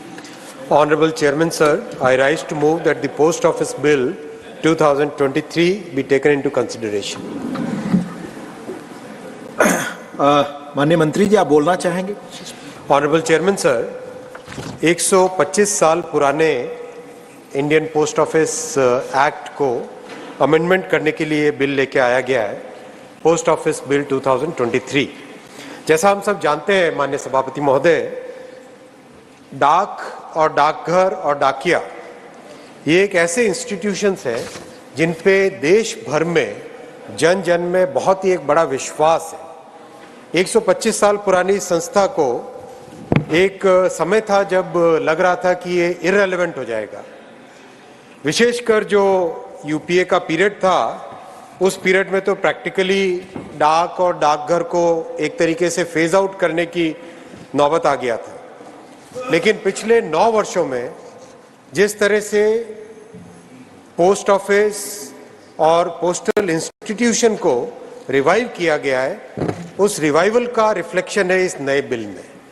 माननीय सभापति महोदय, पिछले 9.5 वर्षों में डाक और डाकघर और डाकिये को इसको मेल डिलीवरी से सर्विस डिलीवरी के एक इंस्टीट्यूशन में ट्रांसफॉर्म किया गया है। पोस्ट ऑफिस को प्रैक्टिकली एक बैंक में कन्वर्ट किया गया है। डाकघरों का विस्तार 2004 से 14 में जहां 660 डाकघर बंद किए गए थे, आज आपको जानकर खुशी होगी माननीय सभापति महोदय, सदन को जानकर खुशी होगी, 2014 से 2023 के बीच में करीब 5000 डाकघर नए खोले गए और करीब 5746 और नए खोलने की प्रक्रिया में। 1,60,000 डाकघरों को कोर बैंकिंग और डिजिटल बैंकिंग के जरिए से कनेक्ट किया गया है। जैसा मेल डिलीवरी से सर्विस डिलीवरी में कन्वर्जन का विजन है माननीय प्रधानमंत्री श्री नरेंद्र मोदी जी का, उसी के तहत डाकघर पासपोर्ट सेवा केंद्र 434, जिसमें अब तक करीब 1.25 करोड़ एप्लीकेशंस प्रोसेस की जा चुकी है। और डाकघर आधार सेवा केंद्र 13,500 खुले जा चुके हैं। 3 करोड़ से ज्यादा सुकन्या समृद्धि खाते, जो बेटियों के एक बहुत बड़ा आर्थिक संबल बनता है, उसमें 1,41,000 करोड़ रुपए अब तक जमा हो चुके हैं। इंडिया पोस्ट पेमेंट बैंक, जो कि बैंक को पोस्टल सिस्टम को बैंकिंग सिस्टम में कन्वर्ट करने का एक बहुत बड़ा माध्यम है, इसमें केवल महिलाओं के, बहनों के 3.5 करोड़ से अधिक खाते अभी तक खोले जा चुके हैं। सभापति महोदय, आपको एक और बहुत जानकर खुशी होगी कि डाकघर निर्यात केंद्र एक ऐसी सुविधा बनी है जिसके जरिए से एक रिमोट एरिया से भी, साधारण ग्रामीण क्षेत्र में रहने वाले व्यक्ति भी दुनिया के किसी भी देश तक अपने सामान को पहुंचा सकते हैं। अब तक 867 डाकघर निर्यात केंद्र खोले गए हैं, जिसमें 60 करोड़ से अधिक का निर्यात किया गया है। और इसमें ऐसे एग्जाम्पल्स हैं। कर्नाटक के बेलगांव से एक बहन सृष्टि करंजनी घर में बने वाटर कलर एक्सपोर्ट करती है अमेरिका को। पंजाब के सरहिंद से एक भाई शिव कुमार आयुर्वेदिक दवाइयाँ एक्सपोर्ट कर रहे हैं। श्रीनगर से भाई श्री आदिल अहमद खान गलीचे रग्स एक्सपोर्ट कर रहे हैं। आसाम के सुदूर गोलाघाट से सैयद असद भाई जूट से बने हैंडबैग एक्सपोर्ट करते हैं। और कोट्टयम केरला से मैथ्यू जोसेफ नेचुरल और आयुर्वेदिक प्रोडक्ट्स निर्यात कर रहे हैं। तो इस तरह के ऐसी सुविधाएं डाकघर के जरिए से मिल रही है आज, उसका ग्लोबल रिकॉग्निशन भी है। यूनाइटेड नेशंस का जो ऑर्गेनाइजेशन है यूपीयू, उसने अभी रिसेंटली स्पेशल जूरी अवार्ड दिया है inclusive growth, inclusive tender, inclusive trade inclusion के लिए डाकघर निर्यात केंद्र को यूपीओ से अवार्ड घोषित किया गया है।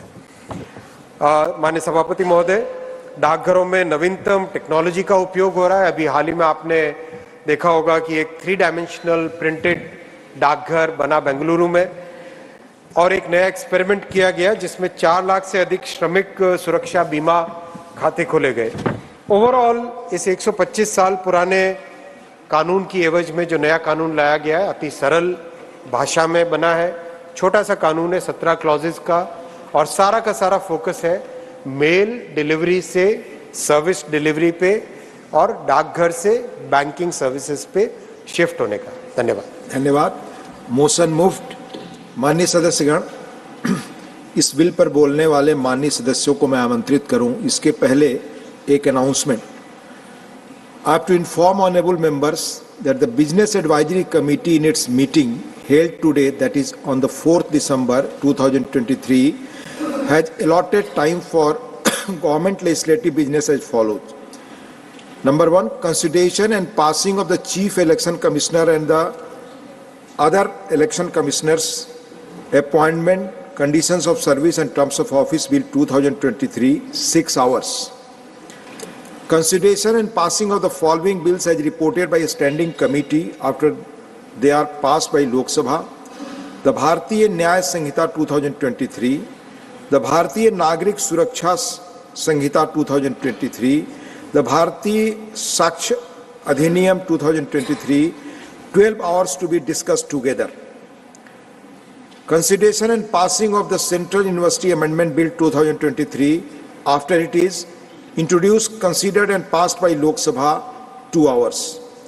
Consideration and return of the appropriation bills relating to following demands after they are passed by Lok Sabha: first batch of supplementary demands for grants for the year 2023-24 and second demands for excess grants 2020-21, 6 hours to be discussed together.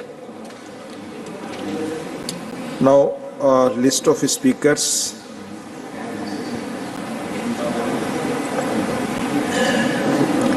माननीय श्री शक्ति सिंह गोहिल जी। माननीय सभापति महोदय, मैं जान सकता हूं कितना वक्त है मेरे पास? 15 मिनट है माननीय जी। 15 मिनट जी, थैंक यू। माननीय उपसभापति महोदय, ये बिल जब लाया गया है और मूवर ऑफ द बिल मंत्री जी ने कुछ इतिहास, कुछ ऐसी बातें रखी है यहाँ पे। मैं जरूर ये कहूँगा कि डाक सेवा उत्कृष्ट परिकृष्ट बनी, उसका इतिहास हजारों साल का है। एक वक्त था जब मैसेज देने के लिए तरह तरह के ऐसे तरीके अपनाए जाते थे, किसी आवाज़ के ज़रिए, किसी झंडे के ज़रिए, पंछियों के जरिए, और धीरे धीरे उसमें सुधार आते गए। हमारे देश में भी अलग अलग तरीके से संदेशों का व्यवहार होता था। 150 साल पहले अंग्रेजों ने इनको एक रूप में परोने की कोशिश की और भारतीय डाक को एक नया रंग और रूप मिला। अंग्रेजों ने एक किया, वो आवाम को फायदा पहुंचाने के लिए या पब्लिक इंटरेस्ट ज्यादा नहीं था, उसका अपना खुद का इंटरेस्ट था, क्योंकि उनको इस देश में शासन करना था, उनका अपना एक हित था और व्यापारिक इंटरेस्ट भी था। तो इसको लेके डाक सेवाएं शुरू की गई। रैन हेस्टिंग्स वो आए और उन्होंने 1766 में ईस्ट इंडिया कंपनी मेल के नाम से इसको एक रूप में बनाया। आगे चलते गए और Indian post office act Lord Dalhousie ने 1854 में इंट्रोड्यूस करके एक सिस्टेमेटिक वे में हमारी डाक सेवाओं को बनाया। आजादी के बाद हमारे उस वक्त के सूझबूझ वाले नेताओं ने ये सोचा, if you want to speak I can give for 5 minute. अगर उस वक्त पे हमारे उन नेताओं ने ये सोचा कि कुछ आवाम की चिंता करते हुए पब्लिक अंडरटेकिंग्स होने चाहिए, पीएसयूज होने चाहिए, और पीएसयू प्रॉफिट ओरिएंटेड नहीं हो सकते हैं। मुनाफा कमाना पीएसयू का सिर्फ काम नहीं है। पीएसयू का काम होगा प्रॉफिट ओरिएंटेड नहीं, सर्विस ओरिएंटेड बन के काम करने का। कि अगर किसी एक गांव में, छोटे से गांव में, एक झोंपड़े में किसी को डाक पहुंचाना है, तो तो वहां पहुंचनी चाहिए। वो सोच थी और उसी सोच के चलते आजादी के बाद जो भी सरकारें बनी उनकी एक दीर्घ दृष्टि थी कि इस डिपार्टमेंट को, इस पोस्टल सर्विसेज को इतना बेहतरीन बनाया साहब कि उपसभापति महोदय, आज हम फक्र के साथ कह सकते हैं कि दुनिया में सबसे बड़ी और सबसे बेहतरीन डाक सेवा कहीं पे है तो वो हमारे देश में है। कुछ लोग फर्जी डिग्री वाले, व्हाट्सएप यूनिवर्सिटी वाले कहते हैं कि 70 साल में इस देश ने क्या किया। मैं कहता हूं देश ने ये करके दिया कि दुनिया की सबसे बड़ी, बेहतरीन, सबसे अच्छी डाक सेवा वो हमारे देश में बनी। वो विजन था। आज आप पीएसयू को मार दोगे और प्राइवेट सेक्टर को एनकरेज करोगे। कुरियर वाला टाई पहन के आपको कुरियर दे जाएगा, पर दिल्ली में दे जाएगा, बंबई में दे जाएगा, अहमदाबाद में दे जाएगा। क्या वो कच्छ के अबड़ासा के एक छोटे गांव में वो कुरियर वाला डाक देने जाएगा? वो नहीं जाएगा। और इसीलिए मैं कहना चाहता हूं आपके जरिए उपसभापति महोदय, सरकार को के मंशा से हमें निकल जाना होगा कि प्रॉफिट ओरिएंटेड प्राइवेट सेक्टर ये काम करेंगे, पीएसयू की जरूरत नहीं है। आज गांव में भी अगर किसी के ऊपर विश्वास है तो इंडियन पोस्टल सर्विसेज पे विश्वास है। आज भी कहता है कि डाकिया डाक लाया। डाकिए की डाक पे आज गांव के गरीब का भरोसा है। आप उसको मारने की अगर हम कोशिश करेंगे तो उससे आवाम का भला नहीं हो सकता है। मैं इस बिल के कुछ प्रावधान के ऊपर जाने से पहले एक दो बात रखना चाहता हूं। माननीय उपसभापति महोदय, ये सरकार पीएसयू के जरिए मिलने वाली सर्विस पे कैची क्यों चलाती है वो मुझे समझ में नहीं आता है। पोस्टल सर्विस के अंदर एक हुआ करता था यूपीसी, अंडर पोस्टल सर्टिफिकेट, और यूपीसी का आधार अदालतें भी मानती थी कि यूपीसी से गई हुई डाक है, मींस इट इज सर्टिफाइड, सामने वाले को मिली है। और registered post was expensive compared to registered post. UPC was with very less money one was able to do UPC. अब आपने क्या कर दिया? यूपीसी खत्म कर दिया। आज अगर जाओ पोस्ट ऑफिस में और कहो कि मुझे एक खत यूपीसी के जरिए हमारे मंत्री जी को भेजना है, तो कहेंगे कि no more UPC services is available in postal department. क्या हम ये करना चाहते हैं? सिर्फ नाम बदलने से, नया कानून बदलने से कुछ नहीं बदलता है। अपनी मंशा लोगों की सेवा करने के लिए बदलनी होगी। आम आदमी को, आम नागरिक को फायदा कैसे पहुंचे उसकी चिंता हमें करनी होगी। तभी सही मायने में मैं मानूंगा कि हम जो काम कर रहे हैं वो ठीक हो रहा है। माननीय उपसभापति महोदय,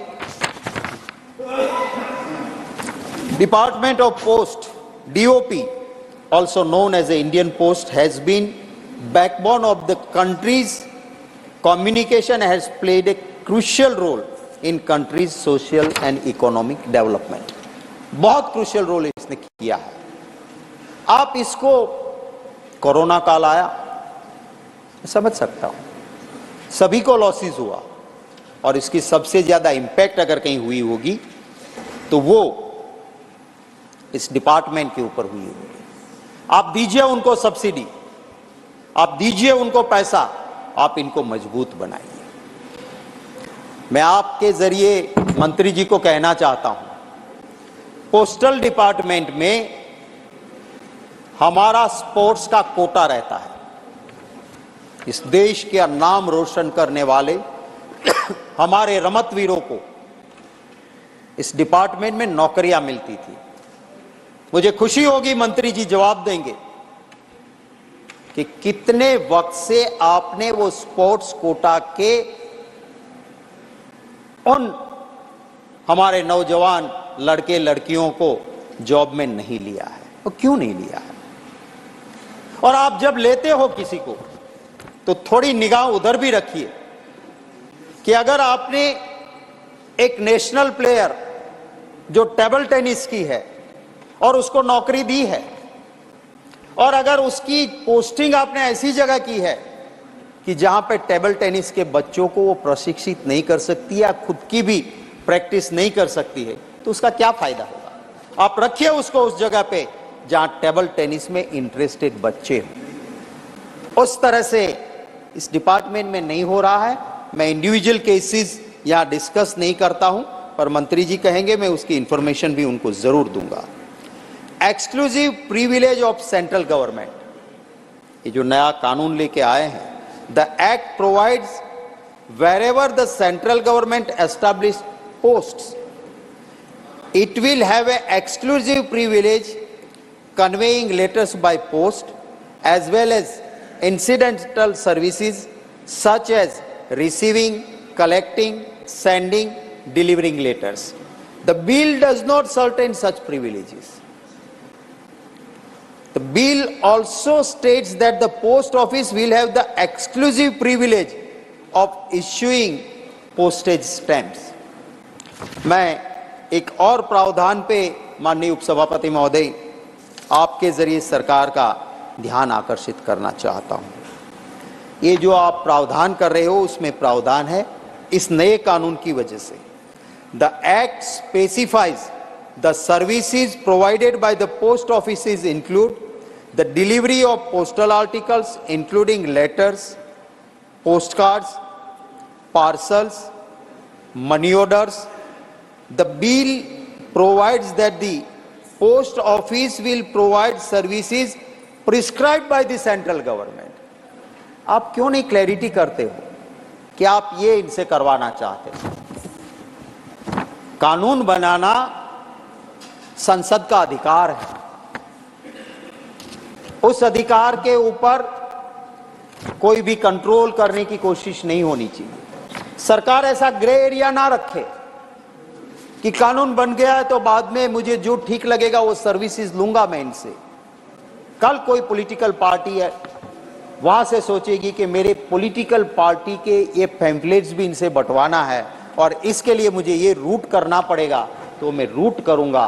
इसीलिए मैं कहता हूं कि आप जो भी सर्विसेज लेना चाहते हो, come with a clear hand, come with a clear proposal. We are here to discuss and then we'll either pass or reject the bill, but we'll have an opportunity to express ourselves. आप इसका grey area आज एक बार बार ऐसे bills आते हैं मैं देखता हूं, हम पास तो करते हैं पर उसमें क्लैरिटी नहीं होती और बाद में नोटिफिकेशन के जरिए, बाद में कुछ अमेंडमेंट के जरिए सरकार उसको अमेंड करती रहती है। Now the another provision by this bill is power to intercept shipments. साहब, privacy, right of privacy is a fundamental right. मैं जानता हूं सिक्योरिटी जरूरी है, मैं समझ सकता हूं लोगों की सुरक्षा के लिए आप करो, but on name of security अभी अभी हमने देखा कि वर्ल्ड में जिस एक कंपनी का नाम है कि जिसका सॉफ्टवेयर कोई इंटरसेप्ट नहीं कर सकता है, हमारे जैसे मुझे भी मिला एमपीज को कि state sponsored hackers are trying to hack your mobile. किस दिशा में हम जा रहे हैं?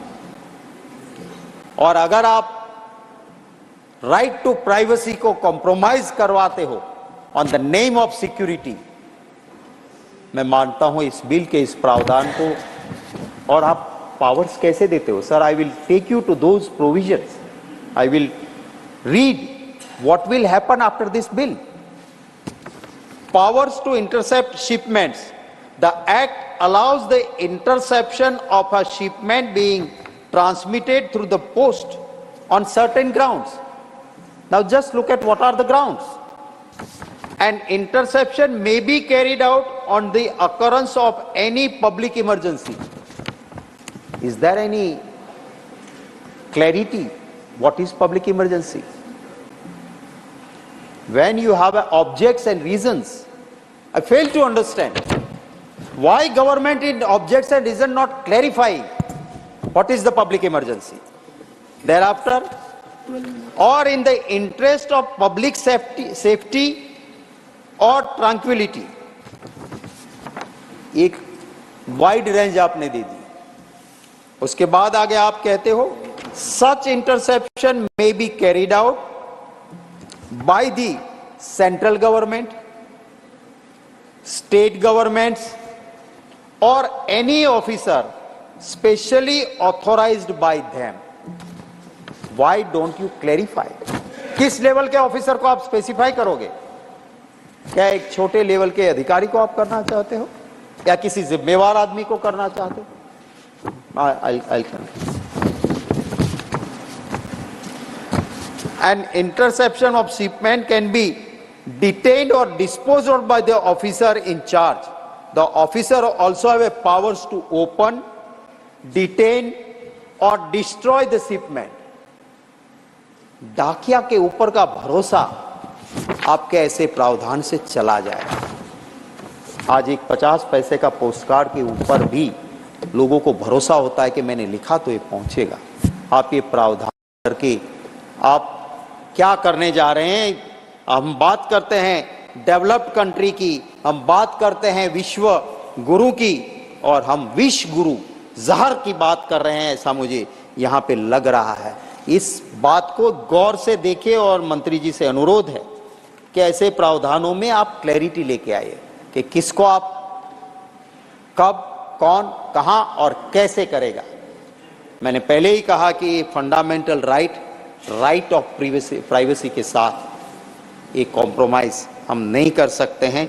मैं आखिर में एक छोटी सी बात करके अपनी बात खत्म करूंगा कि आप जब छोटी जगह पे नौकरियां देते हैं, लास्ट एक ही मिनट में कर सकते, तो वहां पे अगर आप पोस्टमैन को, आप पोस्टल डिपार्टमेंट में गांव में किसी को नौकरी देते हो तो वहां के लोकल यूथ को आप प्राधान्य दें. उसी गांव का डोमिसाइल है, वहीं का रहने वाला है, उसको आप अग्रिमता दें. शहर से नौकरी ले लेता है, फिर कोशिश करता है ट्रांसफर और करवाने की, वो गांव में टिकता नहीं और छोटा गांव परेशान होता है. तो उसी गांव का या विद इन 5 किलोमीटर्स 10 किलोमीटर्स नहीं मिलता है तो स्टेज बताइए आप और वहीं के लोकल को रखिए, तो जहां पे रहेगा वो वही काम करेगा और ईमानदारी से काम करेगा. इन्हीं लफ्जों के साथ मेरी बात मैं खत्म करता हूं. धन्यवाद. धन्यवाद माननीय शक्ति सिंह गोहिल जी. डॉक्टर लक्ष्मीकांत वाजपेयी जी. डॉक्टर लक्ष्मीकांत वाजपेयी जी, 12 मिनट आपके पास. सभापति जी, मैं आपका आभारी हूं कि पोस्टल बिल पर आपने मुझे बोलने का अवसर प्रदान किया. इस सरकार ने जो पोस्टल बिल 2023 लाई है, ये गरीबों के लिए और सेवा सुशासन के सिद्धांत को ध्यान में रखकर लाई है. पोस्ट ऑफिस की सर्विसेज जनता के प्रति समर्पित सेवाएं हों, इस दृष्टि से ये पोस्ट ऑफिस बिल 2023 लाया गया है. सबका साथ सबका विकास, ये विषय भी इसे पोस्टल बिल का केंद्र में है. महिलाओं, गरीबों, युवाओं और किसानों, जिसमें सभी जाति वर्गों के लोग आते हैं, इस व्यवसायिक वर्ग में, उन सबको ये पोस्टल बिल लाभकारी होगा, लाभ देगा, ऐसा मेरा मत है. अभी मैं इसमें कहना चाहता हूं कि सरकार ने इस पोस्ट ऑफिस बिल के माध्यम से जो क्रमशः 2014 के बाद पोस्ट ऑफिस सर्विसेज पर भरोसा बढ़ रहा था, उस भरोसे को पुष्ट करने का काम पोस्ट ऑफिस बिल के माध्यम से किया है. सरकार ने इसको बैंक में परिवर्तित किया है. सेविंग बैंक और पोस्ट ऑफिस पेमेंट बैंक के रूप में भी कन्वर्जन इस सरकार के कार्यकाल में किया गया है. गरीब कल्याण, महिला कल्याण और किसान कल्याण योजनाओं का लाभ भी पोस्ट ऑफिस के माध्यम से जनता तक पहुंचाने का काम भी सरकार के द्वारा किया गया है. मैं एक बात विशेष तौर पर कहना चाहता हूं कि पिछली सरकार के द्वारा 7 पोस्ट ऑफिस बंद किए गए थे. इस सरकार ने अपने कार्यकाल में अभी तक 5000 से ऊपर पोस्ट ऑफिस खोले हैं. यही साबित करता है कि ये सरकार जनता के प्रति समर्पित सरकार है. यही साबित करता है कि पोस्ट ऑफिस सर्विसेज को गांव, गरीब और किसान तक पहुंचाने के लिए सरकार समर्पित है. अब 5000 कुछ और खुलने जा रहे हैं. तो कहां 700 बंद करने वाली सरकार और कहां 10,000 बैंक को, पोस्ट ऑफिस को खोलने वाली सरकार। रोजगार का सवाल बताया गया है। ये अगर नए डाकखाने खुलने हैं तो किसी बिना मैन पावर के तो नहीं खुलेंगे। 1 लाख लोगों को नौकरी 5,000 डाकखाने खोलने पे मिली है। तो जब ये 5,700 डाकखाने खोलेंगे तो रोजगार का सृजन स्वाभाविक होगा। ये तथ्य भी समझ में हमको आना चाहिए। डाक निर्यात केंद्र कोई कल्पना भी नहीं कर सकता था। व्यक्ति अपने निर्यात करने वाली सामग्री को लेकर डाकखाने में जाता है, डाकखाना उसको उसके लिए बॉक्स प्रोवाइड करता है, बॉक्स में उसका सामान रखकर टेपिंग करता है, पता लगाता है और उसके निर्यात वाले सामान को उस स्थान तक पहुंचाने का काम करता है। इसकी कल्पना भी कभी हिंदुस्तान में नहीं थी कि डाकखाना भी निर्यात केंद्र के रूप में काम करेगा। पासपोर्ट सेवा केंद्र ठीक है कि 7-8 साल पहले हुए थे, लेकिन आज 1.5 करोड़ लोगों को पासपोर्ट की सुविधा, क्योंकि डाकखाना हर जिले में है। पहले पासपोर्ट सेंटर के लिए हमको जाना पड़ता था, मेरठ के लोगों को गाजियाबाद जाना पड़ता था और अदर जिलों में जाना पड़ता था। आज मेरठ के पोस्ट ऑफिस में सुविधा मिली है, तो उस सुविधा को और मजबूत करके 1.5 करोड़ लोगों का पोस्टपार्ट जारी करने का काम किया गया। टेक्नोलॉजी का युग है। टेक्नोलॉजी का उपयोग करके पोस्ट ऑफिस को कोर बैंकिंग की दिशा में ले जाने का काम इस सरकार के द्वारा किया गया है। डिजिटल पेमेंट योजना ये भी पोस्ट ऑफिस के माध्यम से इसी सरकार के द्वारा चालू की गई है। श्रमिकों के बारे में जिसकी चिंता बहुत कम लोग किया करते थे, उन श्रमिकों का भी बीमा पोस्ट ऑफिस के माध्यम से पायलट प्रोजेक्ट के रूप में किया गया है और लगभग 1.5 लाख श्रमिकों का पायलट प्रोजेक्ट के रूप में किया जा चुका है और अब इसके सफल होने के बाद इसका विस्तार करने का संकल्प भी सरकार का है। मैं कुछ बातें और कहना चाहता हूं। डाकघर में डाक के आधुनिकीकरण को प्राथमिकता दी गई और विकास को प्राथमिकता दी गई इस नए बिल में।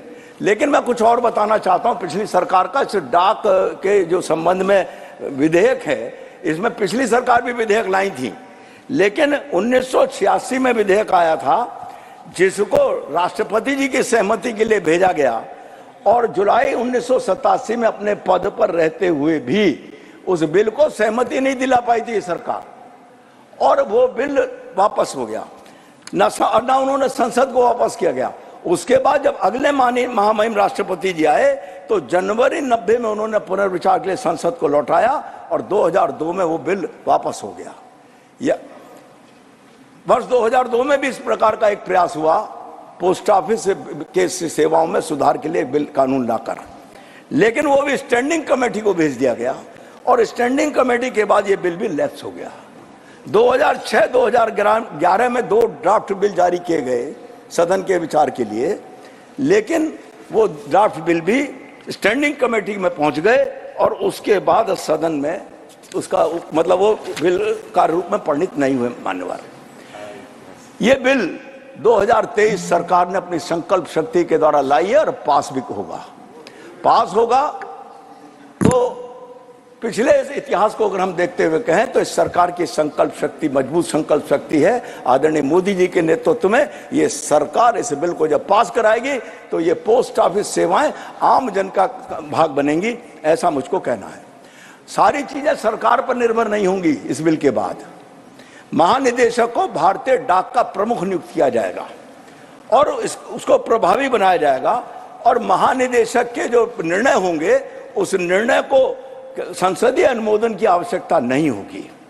डाक सेवा के महानिदेशक जब भारतीय डाक प्रमुख नियुक्त किया जाएगा तो सेवाओं के शुल्क और डाक टिकटों की आपूर्ति के मामले में नियम बनाने की शक्ति भी उसमें निहित होगी। महानिदेशक डाक सेवाएं प्रदान करने के लिए आवश्यक किसी भी गतिविधि का नियम बना सकेंगे। डाक टिकटों और डाक स्टेशनरी की आपूर्ति और बिक्री के भी नियम बने जाएंगे। मार्केट के हिसाब से पोस्टल चार्जेज और दरें तय की जा सकेंगी। डाक घर को डाक टिकट जारी करने का भी अधिकार हो जाएगा। आधुनिकीकरण को बढ़ावा होगा और ड्रोन के जरिए पार्सल और लेटर भी पहुंचाए जाएंगे। हमने अपने बचपन में सुना था कि कबूतर के माध्यम से चिट्ठी भेजी जाया करती थी किसी युग में। आज ड्रोन के जरिए पत्र भेजने का संकल्प इस बिल के माध्यम से सरकार का है।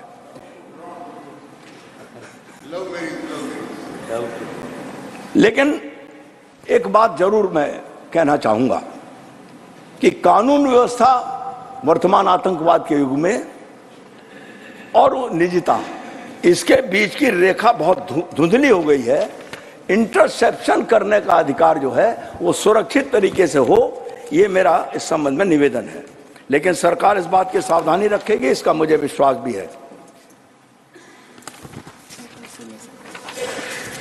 केंद्र सरकार वस्तुओं को पते पर पहचानकर्ताओं और पोस्ट कोड उपयोग करने के लिए मानक निर्धारित कर सकती है। आइटम एड्रेसिंग मानकों, पते की पहचान और पोस्टल कोड के उपयोग के माध्यम से केंद्र सरकार को दिशा निर्देश प्रदान करता है। किसी परिसर की सटीक पहचान के लिए भौगोलिक निर्देशांक के आधार पर भौतिक पते को डिजिटल कोड से बदल देगा, जबकि डिजिटल एड्रेसिंग एक दूरदर्शी अवधारणा है। यह छटाई की गई प्रक्रिया को सरल बनाएगा और मेल और पार्सल डिलीवरी की सटीकता भी बढ़ाएगा और उसमें शीघ्रता भी लाएगा। सबसे बड़ी बात इस बिल की यह है कि यह नागरिक केंद्रित सेवाओं को विकसित करने के लिए, सुविधाजनक बनाने के लिए विधेयक लाया है। मोबाइल और फोन और आर्टिफिशियल इंटेलिजेंस के इस युग में ये विधेयक और भी अधिक प्रासंगिक रूप में है। राष्ट्रीय सुरक्षा में भी जहां योगदान देगा। भूस्थानिक कोड का कार्यान्वयन सफल होने पर सरकार ड्रोन के माध्यम से पार्सल को कुरियर करने की क्षमता में होगी। भारतीय डाक अपनी सेवाओं के संबंध में नियमों के निर्धारित किसी भी दायित्व के अतिरिक्त कोई दायित्व नहीं लेगा। एक बात मैं कहना चाहता हूं, तुलनात्मक अध्ययन पिछले अधिनियम में और वर्तमान अधिनियम में। भारतीय डाकघर अधिनियम 1898 में 77 धाराएं थीं। डाकघर विधेयक 2023 में केवल 16 धाराएं। पत्र डाक पर एकाधिकार था पिछले अधिनियम में, डाकघर विधेयक 2023 में अब एकाधिकार नहीं। दंडात्मक प्रावधान की 23 धाराएं थी पिछले एक्ट में, इस एक्ट में कोई दंडात्मक धारा की व्यवस्था नहीं है। फोकस है पहले था मुख्यतः मेल पर, डाक पर, अब डाक द्वारा जनता के उपयोग की सुविधाएं उसके मोहल्ले में और उसके गांव में देने पर केंद्रित है नया विधेयक 2023। रिजर्व एरिया में पहले पत्र रहते थे, अब डाक टिकट, डाक लेखन सामग्री भी उपलब्ध होगी। भाषा पहले जटिल थी, अब इस विधेयक को सरल करने का काम किया गया। दायरा पहले सरकार केंद्रित था डाकखाना, अब नागरिक केंद्रित है डाकखाना। ये इस विधेयक पोस्टल बिल 2023 के माध्यम से जनता को उपहार के रूप में मिलेगा। डाक शुल्क सीमित, डाकघरों के माध्यम से प्रदान की गई सेवाओं को देय राशि को कवर करने का काम करेगा। और वो जो बात मैंने पहले कही थी कि पता सूचकों और पोस्ट कोडों का प्रावधान होगा। पहले दरों को तय करने की शक्ति शासन में थी, अब महानिदेशक में होगी। कुल मिलाकर इस विधेयक के माध्यम से सरकार ने पोस्टल सेवाओं को जन उन्मुखी बनाने में जो प्रयास प्रारंभ किया है, निश्चित तौर पर पिछली सरकारों के जिनके बिल स्टैंडिंग कमेटी में जाकर या लैप्स होकर चले गए, सरकारों को कोई चिंता डाक सेवाओं को जनता के प्रति जवाबदेह बनाने की नहीं थी। आदरणीय मोदी जी की सरकार में और आदरणीय मंत्री जी अश्विनी वैष्णव जी ने जिस प्रकार का विधेयक लाए हैं, मैं इनको बधाई भी देना चाहता हूं, साधुवाद भी देना चाहता हूं। और इस बिल के माध्यम से डाक सेवाएं जनता के दरवाजे पहुंचेंगी, जन उपयोगी होंगे, ऐसा मुझे विश्वास है। धन्यवाद। धन्यवाद माननीय डॉक्टर लक्ष्मीकांत वाजपेयी जी।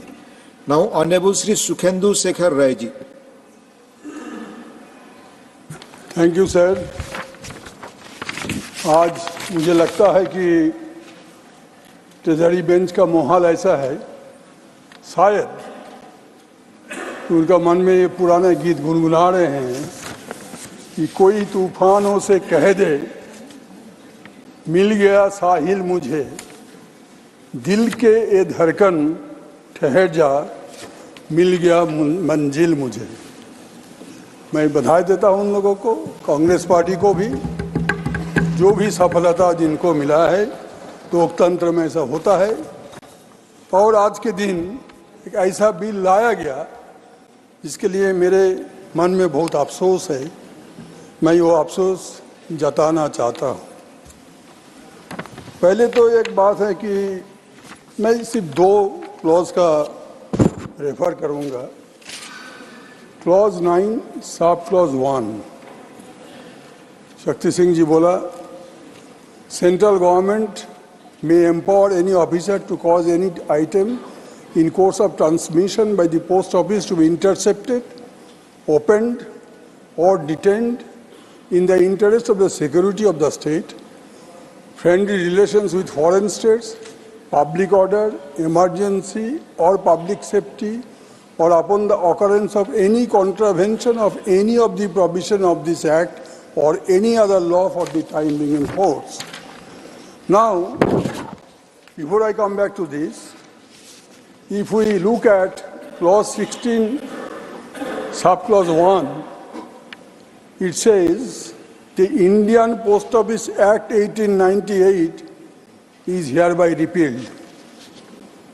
तो रिपील हो गया वो पुराने एक्ट, लेकिन फिर क्लॉज 16 का सब क्लॉज 2 में बताया जा रहा है, notwithstanding the repeal of the act, all rules, notifications and orders made or purported to have been made under the Indian Post Office Act 1898 shall, in so far as they relate to matters for which provision is made in this act and are not inconsistent therewith, be deemed to have been made under this act, and shall continue. So on the one hand it is repealed, on the other hand the other provisions which are not inconsistent with this act shall continue. So हाँ भी है, ना भी है. Sir, I am coming back to clause 9(1). This section, according to me, fails to specify the procedures to be followed for interception by the authorized postal officer. What is the procedure that shall be followed by the postal officer while intercepting? National security, everyone, every citizen of this country is concerned. We are also concerned. Had there been any provision that based on the information received from central agencies who are dealing with the national security point, then also we could have agreed to this provision. But mere suspicion, on the basis of suspicion even, that authorized officer can intercept, open, destroy, anything he wants to do. Sir, this is arbitrary. This is arbitrary. And in plethora of cases, the Supreme Court has held that arbitrariness in executive action is antithesis to law, antithesis to rule of law. This government has not even shown any respect to the hundreds of cases, case laws, which have established this point. So the grounds specified for interception is absolutely vague, that anything and everything can be brought under this provision. For example, the expression emergency, one of the expressions is emergency, other than national security. But the expression emergency has not been defined, definition clause, that is clause 2 of this bill. So what is emergency? Nobody knows. Sir, this provision has given unbridled powers to the authorities concerned. And I remember one of the Supreme Court verdict, which was given in 1996, in the case of interception of telecommunications, where the Supreme Court held, that was a 1996 case, that a just and fair procedure to regulate the power of interception must exist. Otherwise, it is not possible to safeguard the rights of citizens under Article 19(1)(a) as a part of the right to life, the freedom of speech and expression, and Article 21, right to privacy, as a part of the right to life and liberty. It was reiterated in the People's Union for Civil Liberties versus the Union of India in 2004. Sir, in this context, I would like to refer another act passed in this year, the Jan Biswas Amendment of Provisions Act 2023, which removed all offences and penalties from many acts, including the Indian Post Office Act 1898, in the name of ease of doing business and ease of living. And virtually, in my opinion, the act has turned to be Jan Avishwas Act in as much as it has ensured a free-for-all situation for the wrongdoers in detriment to public interest.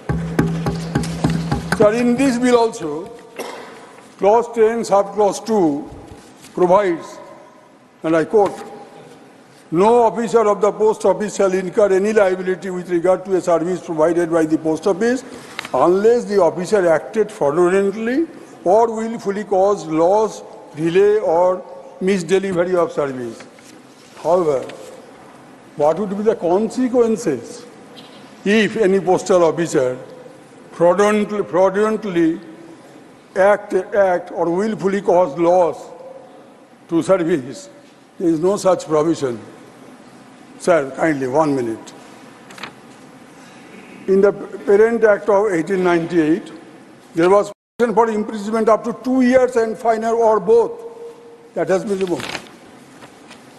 This bill does not whisper about the private courier services, and they have been excluded from the purview of the bill. This undermines the equality before the law. This is too much of laissez-faire. Sir, finally, I submit that this bill, if passed, shall create another avenue in transforming our democracy into a surveillance state after the Pegasus Gate. And this is why I oppose this bill in its entirety on behalf of my party, All India Trinamool Congress. Thank you, sir. Thank you. Thank you, Mani Sukhendu Sekhar Roy ji. Now, Honorable Sri P. Wilson. Thank you, Deputy Chairman, sir. I raise to express my strong opposition to the Post Office Bill 2023 in its current form, as it will lead to winding up of post offices and its services in India. Bill is a step to privatize and encourage private players in postal services. The bill is introduced without studying the services required in the competitive world. It lacks a complete blueprint on infrastructural upgrades, technological intervention for sorting and facilitating accurate delivery of mails and parcels, and appears to be a hasty exercise just to replace old colonial laws. Our prestigious India Post, which is the world's largest postal network, has its presence across every nook and corner of our country, serves as a vital link connecting urban and rural India. Often viewed as a lifeline for 1.4 billion Indians, it plays a crucial role in our daily lives. The proposed bill, aimed at replacing the India Post Office Act 1998, needs an immediate reconsideration, as certain provisions could have far-reaching implications. Under Clause 9, the central government can empower any postal officer to intercept, open, detain any postal article on the grounds of security of the state, friendly relations with foreign states, public order, emergency of public safety. The provision grants unfettered powers to the union and officers to arbitrarily intercept, open or detain any postal article in the garb of national security or public safety. In the absence of any procedure or yardsticks or guidelines to be followed by such officers, such powers are nothing but another steps towards the surveillance state, which is violation in the teeth of Article 14, 19(1)(a) and Article 21 of the Constitution. It is pertinent to mention that the Honorable Supreme Court in a catena of judgments has upheld the ethos of right to privacy. I ask myself the question as to how any officer of the post office is qualified to undertake such functions which are in the nature of the search and seizure. By granting such powers, the privacy of all the citizens who use services of Indian Post is severely compromised, since there is no provisions in the bill which injuncts the officer from leaking any contents of the intercepted postal articles. A son will be writing to his mother, a husband will be writing to his wife, brother to his sister, a client to his lawyer, lawyer to the client, cabinet communications to the other departments. Can you intercept these communications as stated in clause 9? Will it not affect the privacy, or it will affect the confidential privileged communications which are protected under the law? Clause 10 exempts the post office from any liability with regard to the service provided by the post office. This provision is severely vague and suffers from the ambiguity on the phrase such liability in section 10(1) can be interpreted to be anything. The provision makes no regard to the value of the articles to be dispatched through post. Many private players, in case of any lapse of services, will provide options such as the value of the articles in the transit or money back guarantee. However, the Indian Postal Department seeks to absolve itself from compensating from any loss caused due to the lapses in services. This indeed can open the way for abuses, as the party empowered to impose such rules is an interested party. Though it prescribes liability for postal officers who are acting fraudulently or willfully causing losses, delay or misdelivery, the consequence of such action is not provided in the bill. This dilutes the provisions of the earlier Act 1898, which prescribes imprisonment, fine or both in the above cases. Clause 10 thus is highly arbitrary and discriminatory and push the people to skip the Indian postal services. The bill, under the statement of objects and reasons, aims to provide for a simple legislative framework to facilitate evolution of the post office for delivery of citizen-centered services. However, the provision shows that such evolution is only backwards. The bill grants the parallel powers to both the Union and also to the Director General to frame rules and regulations for conducting any functions essential for running of a post office. This highlights the ambiguity and overlapping powers of central government and the Director General in framing the rules and regulations for delivery of several postal services. I request this House, while we recognize the importance of modernizing our postal services to be competitive with the private players, and it's crucial to strike a balance that upholds constitutional principles, protects fundamental rights, and ensures accountability. Our rich postal heritage, serving millions across the nation, deserves a legislative framework that reflects the spirit of transparency, fairness, and citizen-centric governance, and not another source for surveillance state and affect the fundamental rights of speech and reputation. Thank you, Deputy Chairman, sir. Thank you. Thank you, Mani P. Wilson ji. Mani Sri Raghav Chadha.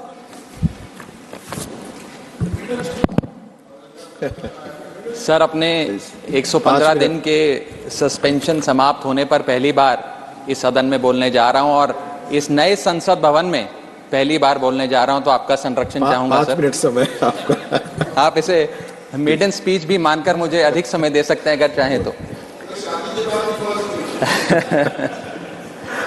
Sir, मैं आम आदमी party की ओर से the post office bill 2023 को oppose करने के लिए खड़ा हुआ हूं, इसका विरोध करने के लिए खड़ा हूं। सर, ये कानून को अगर बारीकी से पढ़ा जाए तो इसमें 2 बड़े खतरनाक प्रावधान हैं, सेक्शन 9 और सेक्शन 10। ये ऐसे खतरनाक प्रावधान हैं जो भारतीय डाक सेवा को, इंडियन पोस्टल सर्विस को इतनी शक्तियां दे देंगे कि वे किसी भी शिपमेंट को, कंसाइनमेंट को, पोस्ट कोड चिट्ठी को खोलकर उसे सीज कर सकते हैं, उसे पढ़ सकते हैं, उसे इंटरसेप्ट कर सकते हैं और उसके सब्सिक्वेंटली जो एक्शन उस पर लेना चाहते हैं वो ले सकते हैं। और इसके कोई रूल्स, कोई प्रोसीजर, कोई दायरा, कोई क्राइटेरिया बिल्कुल भी इस पूरे कानून में नहीं लिखा गया। मैं पहले सेक्शन 9 पढ़ के सुनाना चाहूंगा, फिर विस्तार से अपनी बात रखूंगा।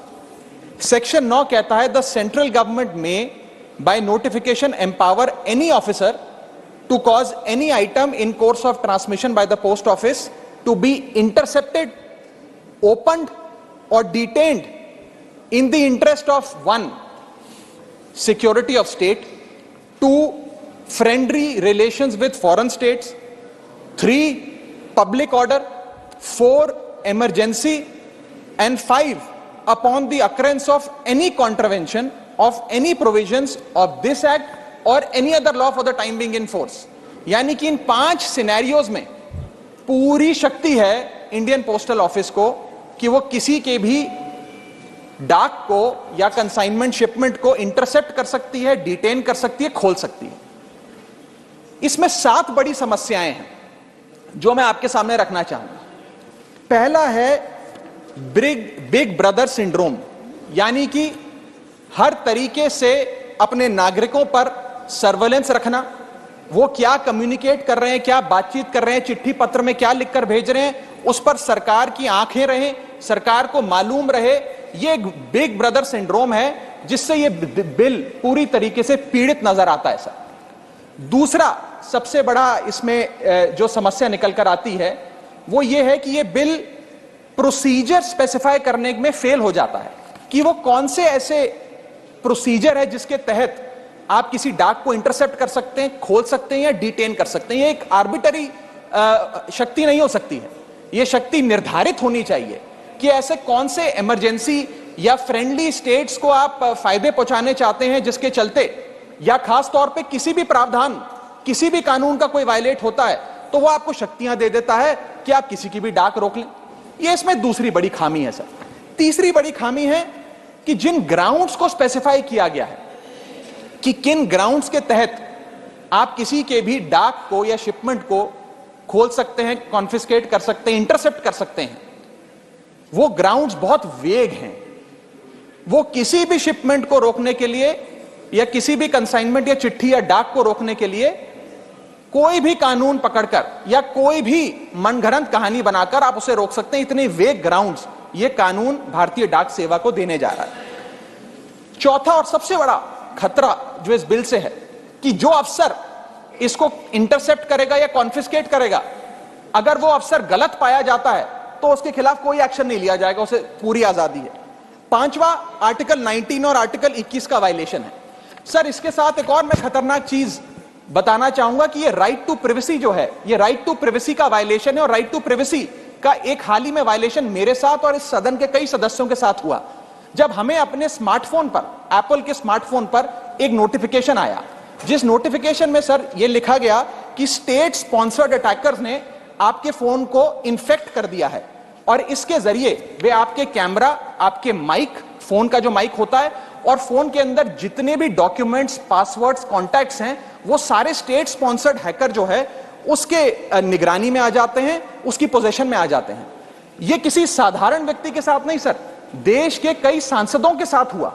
और दिलचस्पी की बात यह है और खतरनाक बात मैं कहूं वो ये है कि ये सिर्फ विपक्ष के सांसदों के साथ हुआ, ऐसा जानकारी आई और इसमें एक शायद सत्ताधारी पक्ष के भी सांसद थे। ज्यादातर जो लोग इसमें पाए गए, जितनी मैंने रिपोर्ट्स पढ़ी, उसके मुताबिक विपक्ष के या सरकार के आलोचक थे। ये एक बड़ा खतरनाक हमला फोन्स पर हुआ। मैं चाहूंगा कि भारत सरकार इसमें जांच करे, आपके अध्यक्षता में सर वो जांच हो सके तो एक ज्वाइंट पार्लियामेंट्री कमेटी का गठन हो कि किस प्रकार से ये स्टेट स्पॉन्सर्ड अटैकर्स पेगासस नाम के और अन्य प्रकार के सॉफ्टवेयर का इस्तेमाल कर जो लोग आप कह सकते हैं आलोचक हो सरकार के या विपक्ष के नेता हो, उनके फोन को इन्फेक्ट कर रहे हैं। इस बिल का मैं विरोध करता हूं और चाहूंगा कि ये जो एप्पल का नोटिफिकेशन कई सांसदों, विपक्ष के सांसदों के फोन पर आया, उसके बारे में सरकार कुछ अपनी बात भी रखे और इस पर जांच भी बिठाए। Thank you Raghav ji. माननीय श्री निरंजन विसी, माननीय Niranjan विसी। Thank you, Honorable Vice Chairman sir, for giving me an opportunity to speak on the Post Office Bill 2023. Sir, the Post Office Bill will abolish the 125th year-old the Indian Post Office Act 1898. By virtue of this bill, the work of the Post Office can be easier. The bills aim to modernize postal services and merge them with Digital India. This includes offering online shopping, e-commerce solution and digital payments. For this, I would like to congratulate our Honorable Minister of Communications, Sri Ashwini Vaishnav ji. Sir, the bill seeks to utilize the wide network of post offices to provide banking and insurance services closer to the poor, ST, SC, women and farmers, which boost rural development. There is a possibility of creation of jobs through expansion of postal and financial services, especially in rural areas, which can contribute to economic growth and reduce unemployment. But sir, the central government will appoint the officer if that officer feels that any parcel is against the security of the nation or can disturb the peace, then that officer can stop the parcel, open it and check it and can confiscate it, and later such items can also be destroyed. But law and order is a state subject, sir, so the state government should empowered to verify the articles. The bill makes India's postal services globally competitive and will boost trade and facilitate international delivery and logistics, and also promote financial inclusion in rural areas, which will promote rural development. But sir, there are 272,000 Gramin Dak Sevaks in India, working in 156,000 post offices, branch post offices. They call the GDS Gramin Dak Sevak, also known as postmaster, branch postmaster and Dak master in our rural areas. But sir, they perform the duty of postal life insurance, rural postal life insurance, India Post Payment Bank, Sukunya Samruddhi accounts, Mahila Samman accounts, delivering letters, parcel, articles, collecting and depositing of premium regularly. The Gramin Dak Sevak also distributing pension, stipend, wages of NRGS, wages of Kenduli pluckers in rural areas. But sir, the Gramin Dak Sevaks are not provided with traveling allowance or dinner's allowance or house rent allowance or pension or medical allowances, educational allowances for their children, leave benefit like regular employees of postal department. Sir, the GDS, Gramin Dak Sevak, those who are working in rural areas, they are doing more than 8 hours duty, but in some areas, some villages, there are no internet service, and most of our Odisha, in our Odisha also, in rural areas, in western Odisha and southern Odisha, there are no post offices in various big villages and panchayat offices, and also, sir, there are no internet connectivity. So the postmasters are the postmaster, branch postmaster, Dak masters, they are facing a lot of problems because they are using the digital mode services. So therefore, sir, I request our Honorable Minister to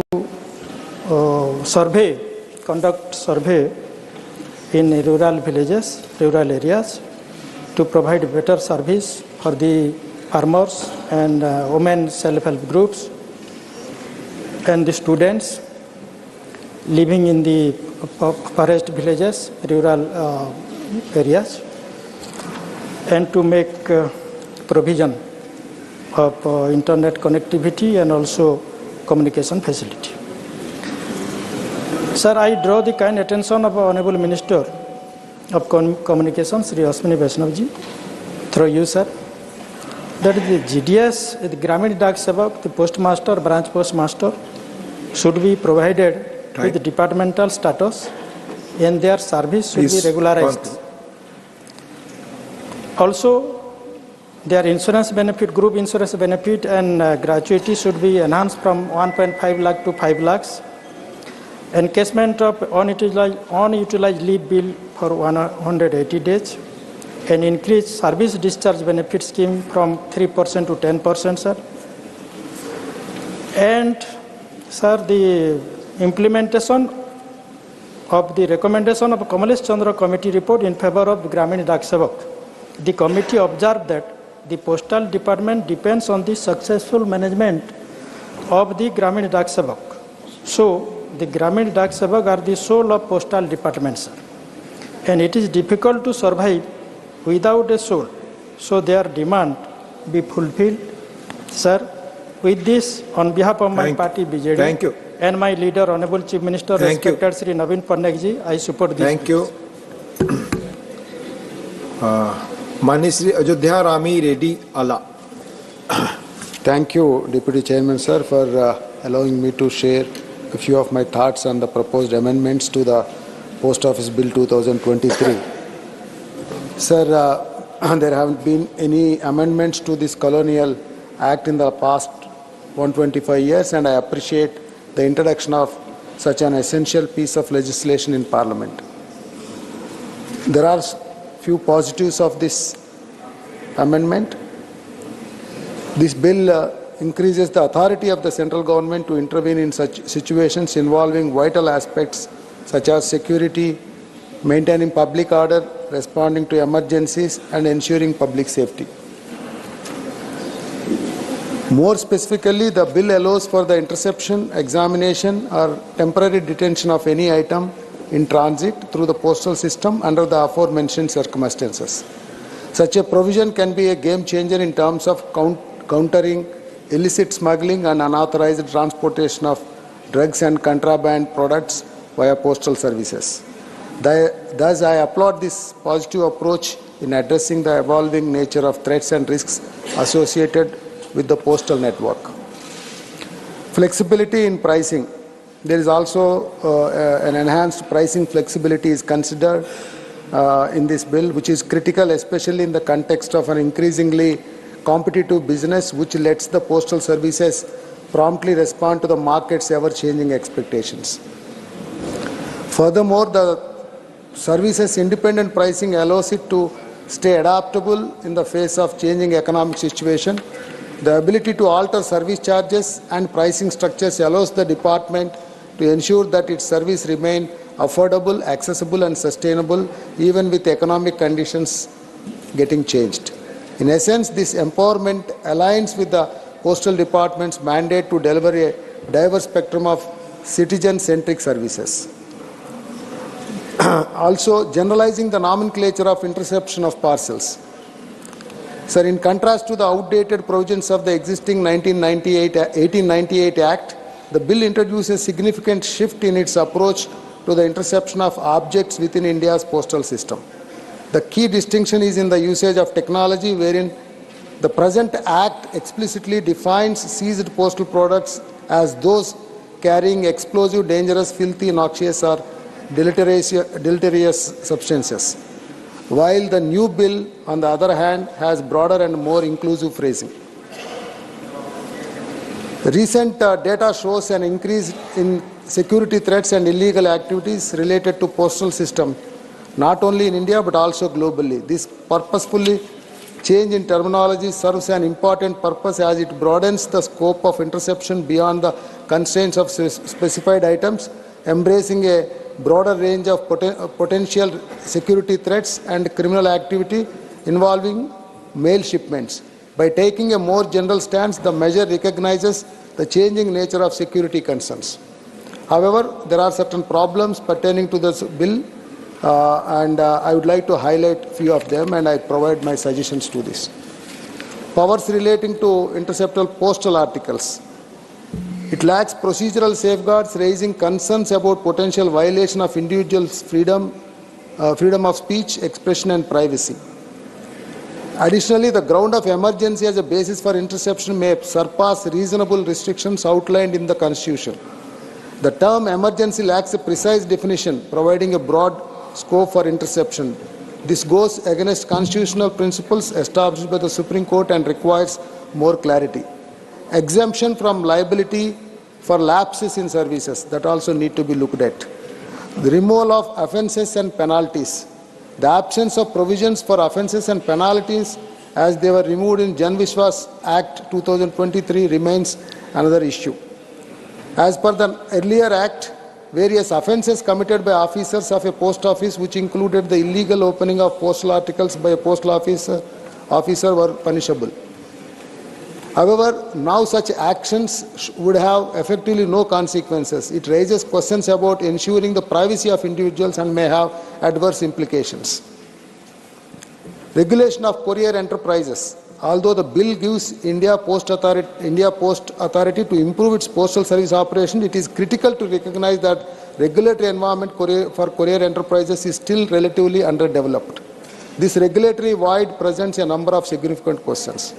Issues faced by the employees of the department, my other colleagues have mentioned, I want them to be taken note of that. The key issues affecting the functionality of the system also need to be taken into consideration, the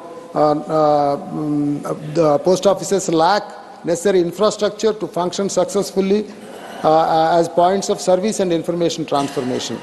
Issues such as intermittent power supply, outdated manual operations, limited accessibility shall still remain a problem. The revenue deficit also need to be taken into account.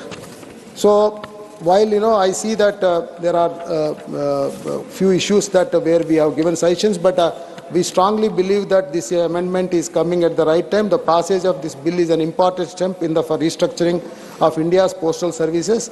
By repealing outdated restrictions, this act guarantees that India's postal industry stays dynamic and inclusive, successfully adapting to the encouraging changes of requirements of its varied population. With this support from YSR Congress Party, we support this bill. Thank you, sir.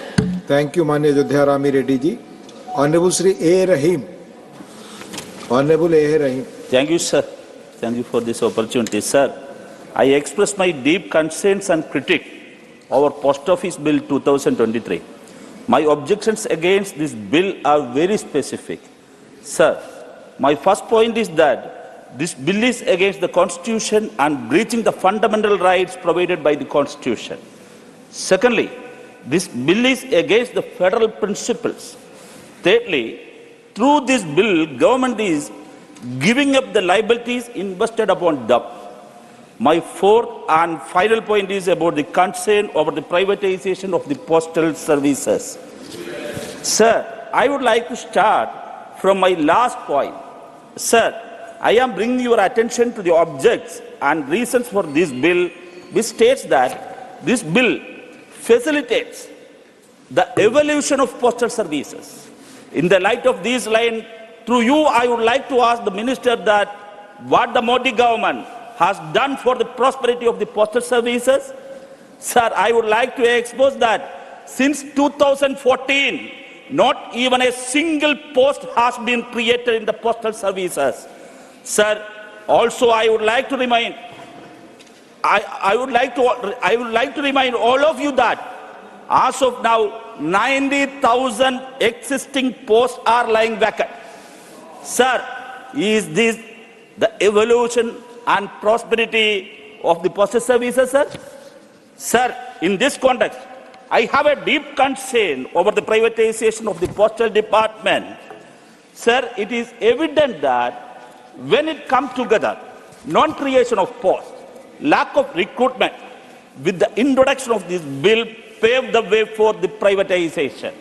Sir, now I am coming to my next point, is that according to clause 10 of this bill, sir, which states the bill has a significant omission concerning the consequences for officers who misappropriate or damage postal items, which used to be punishable offences, but is not addressed in this bill. Sir, this oversight will negatively impact the department's efficiency and the integrity of the officers involved, eroding trust in the services provided. Sir, my third point was that the bill is against the federal principles. Sir, this is the new normal phenomena of the Man Ki Baat era. Under the Modi regime, against the federalization, trying to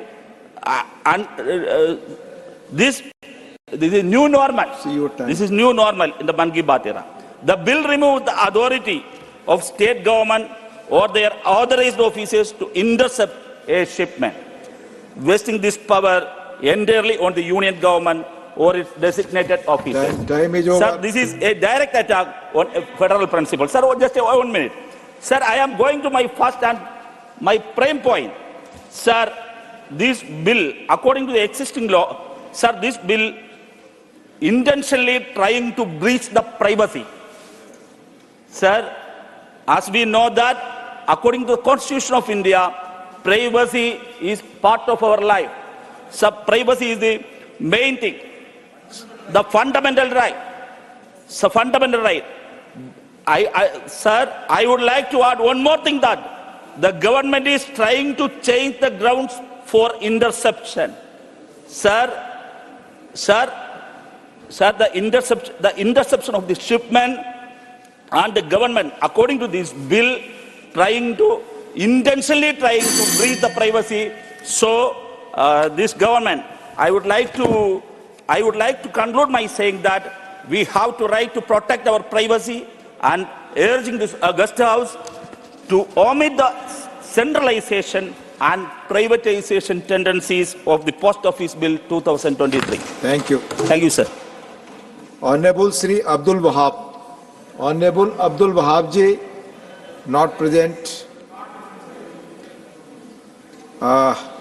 Susri Kavita Patidar ji. Susri Kavita Patidar. माननीय उपसभापति महोदय, मैं धन्यवाद देती हूं कि आपने मुझे पोस्ट ऑफिस बिल 2023 पर बोलने की अनुमति प्रदान की। महोदय, जैसा हम जानते हैं कि पोस्ट ऑफिस बहुत समय से पुराने धर्रे पर चले आ रहे थे। डाकिया डाक लाया वाला गाना भी हमने देखा भी है, और वर्तमान समय के उद्देश्यों को पूरा करने के लिए वो काफी नहीं था। मैं माननीय प्रधानमंत्री आदरणीय मोदी जी और माननीय मंत्री अश्विनी वैष्णव जी को बहुत धन्यवाद देती हूं कि जिनके द्वारा इस बिल को सदन में लाया गया, और इस बिल में ऐसे कई प्रावधान किए जा रहे हैं जिसके कारण लाखों लोगों का भरोसा पोस्ट ऑफिस की तरफ और बढ़ेगा। माननीय महोदय, हम जानते हैं कि पुराना अधिनियम मुख्य रूप से मेल सेवाओं पर केंद्रित था, जबकि नए अधिनियम में मेल के अलावा कई तरह की नागरिक केंद्रित सेवाओं को भी शामिल किया गया है। इसमें डाकघर के विकास और आधुनिकीकरण को भी प्राथमिकता दी गई है। आज पोस्ट ऑफिस का काम सिर्फ लोगों तक डाक पहुंचाने का नहीं रह गया है, बल्कि आधार सर्विसेज, ऑनलाइन पेमेंट, पार्सल पहुंचाना, पेंशन पहुंचाने का, ऐसी कई सुविधाओं को देने का काम भी आज पोस्ट ऑफिस के माध्यम से किया जा रहा है। इस बिल के माध्यम से ऐसे कई प्रावधान किए जा रहे हैं, खासकर पोस्टल सर्विस के डायरेक्टर जनरल की शक्तियों में इजाफा किया जाना। इस बिल के माध्यम से उन्हें सेवाओं से जुड़ी जरूरी नियम बनाने की छूट होगी। वे मार्केट के हिसाब से पोस्टल चार्ज की दरें तय कर सकेंगे।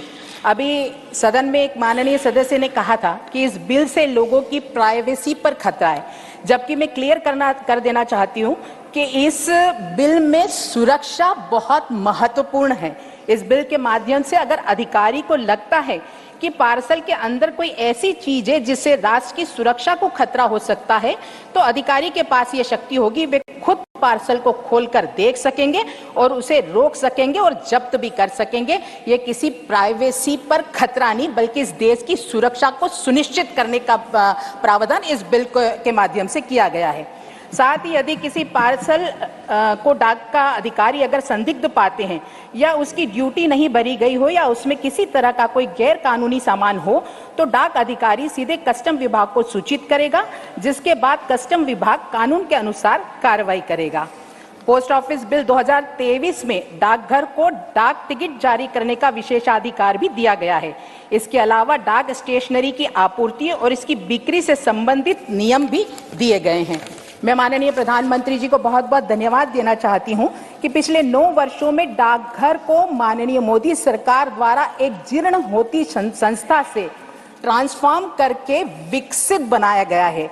न सिर्फ डाक सेवाएं, बल्कि 100 से अधिक सिटीजन सेंट्रिक और वित्तीय समावेशन सेवाएं डाकियों द्वारा आज नागरिकों के घर द्वार पर दी जा रही है। जहां 2004 से 2014 तक 660 डाकघरों को बंद किया गया था, वहीं मोदी सरकार द्वारा 2014 से 2023 तक 5000 नए डाकघर खोलने का काम किया गया है। इस वित्तीय वर्ष में 5746 और नए डाकघर खोले जा रहे हैं, जिससे देश के कोने कोने में जन सामान्य तक सिटीजन सेंट्रिक सर्विसेज सुगमता से पहुंचाई जा सके।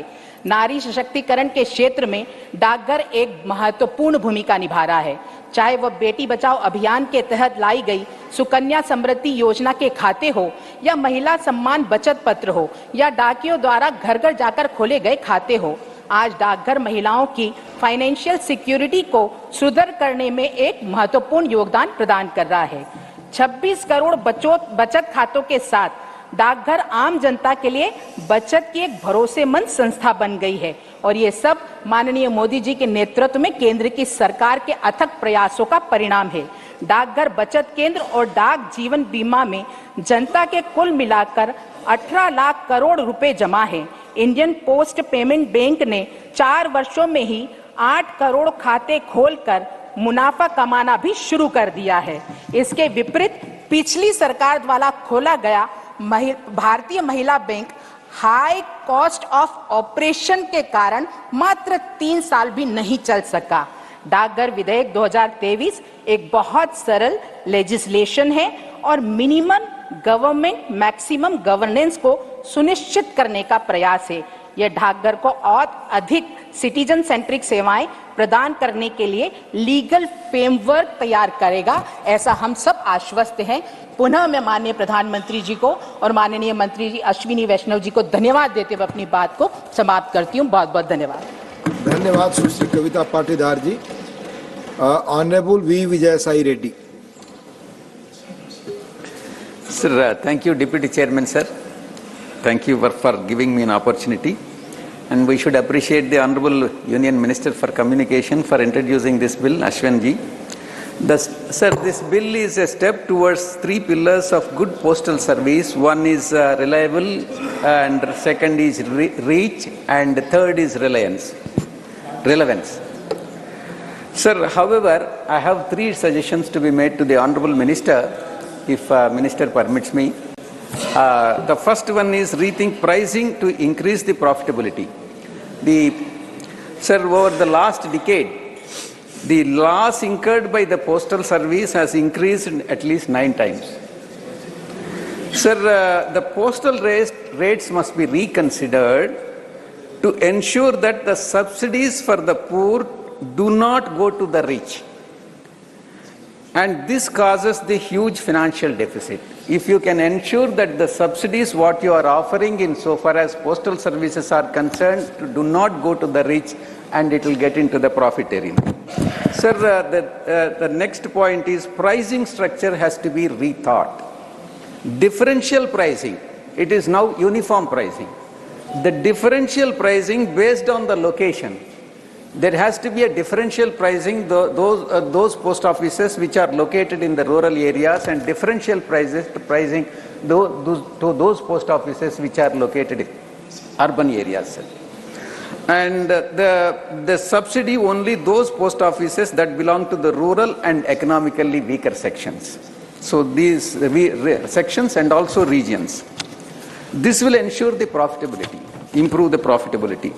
Next point is digitization of services. Sir, the government should try to replace as many traditional services offered through digital solutions. For example, mobile transfer can replace money orders, and small saving activity can be redirected to the payment bank, and computers must be installed must be provided to all the post offices, and centralized software throughout the country for postal, banking, insurance and retail services in the post offices, which will facilitate insurance of train reservations, tickets, Aadhaar enrollment, updation of services. All these things will improve the profitability and also the quality of service to the rural areas, sir. Rural people. Sir, the third point which I would like to suggest, third suggestion which I would like to make to the Honorable Minister is payments bank and financial services in rural areas. The conception of India Post Payments Bank is a sound step and must be expanded through the training of the existing staff thorough training of the existing staff to sell financial products like insurance, mutual funds, and in the rural areas. This proves our commitment to sustainable financial inclusion and citizen empowerment. Post offices can be integrated with ENAM, E-N-A-M, that is E-National Agricultural Market Initiatives, where terminals can be kept in these offices for use by the farmers. So this is very important suggestion, sir.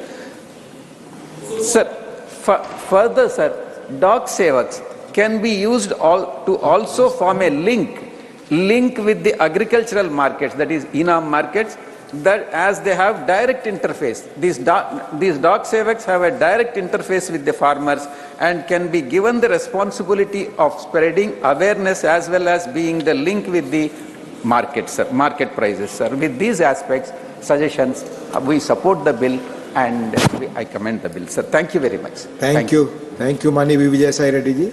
Honorable Sri Kanak Medla Ravindra Kumar ji. Please.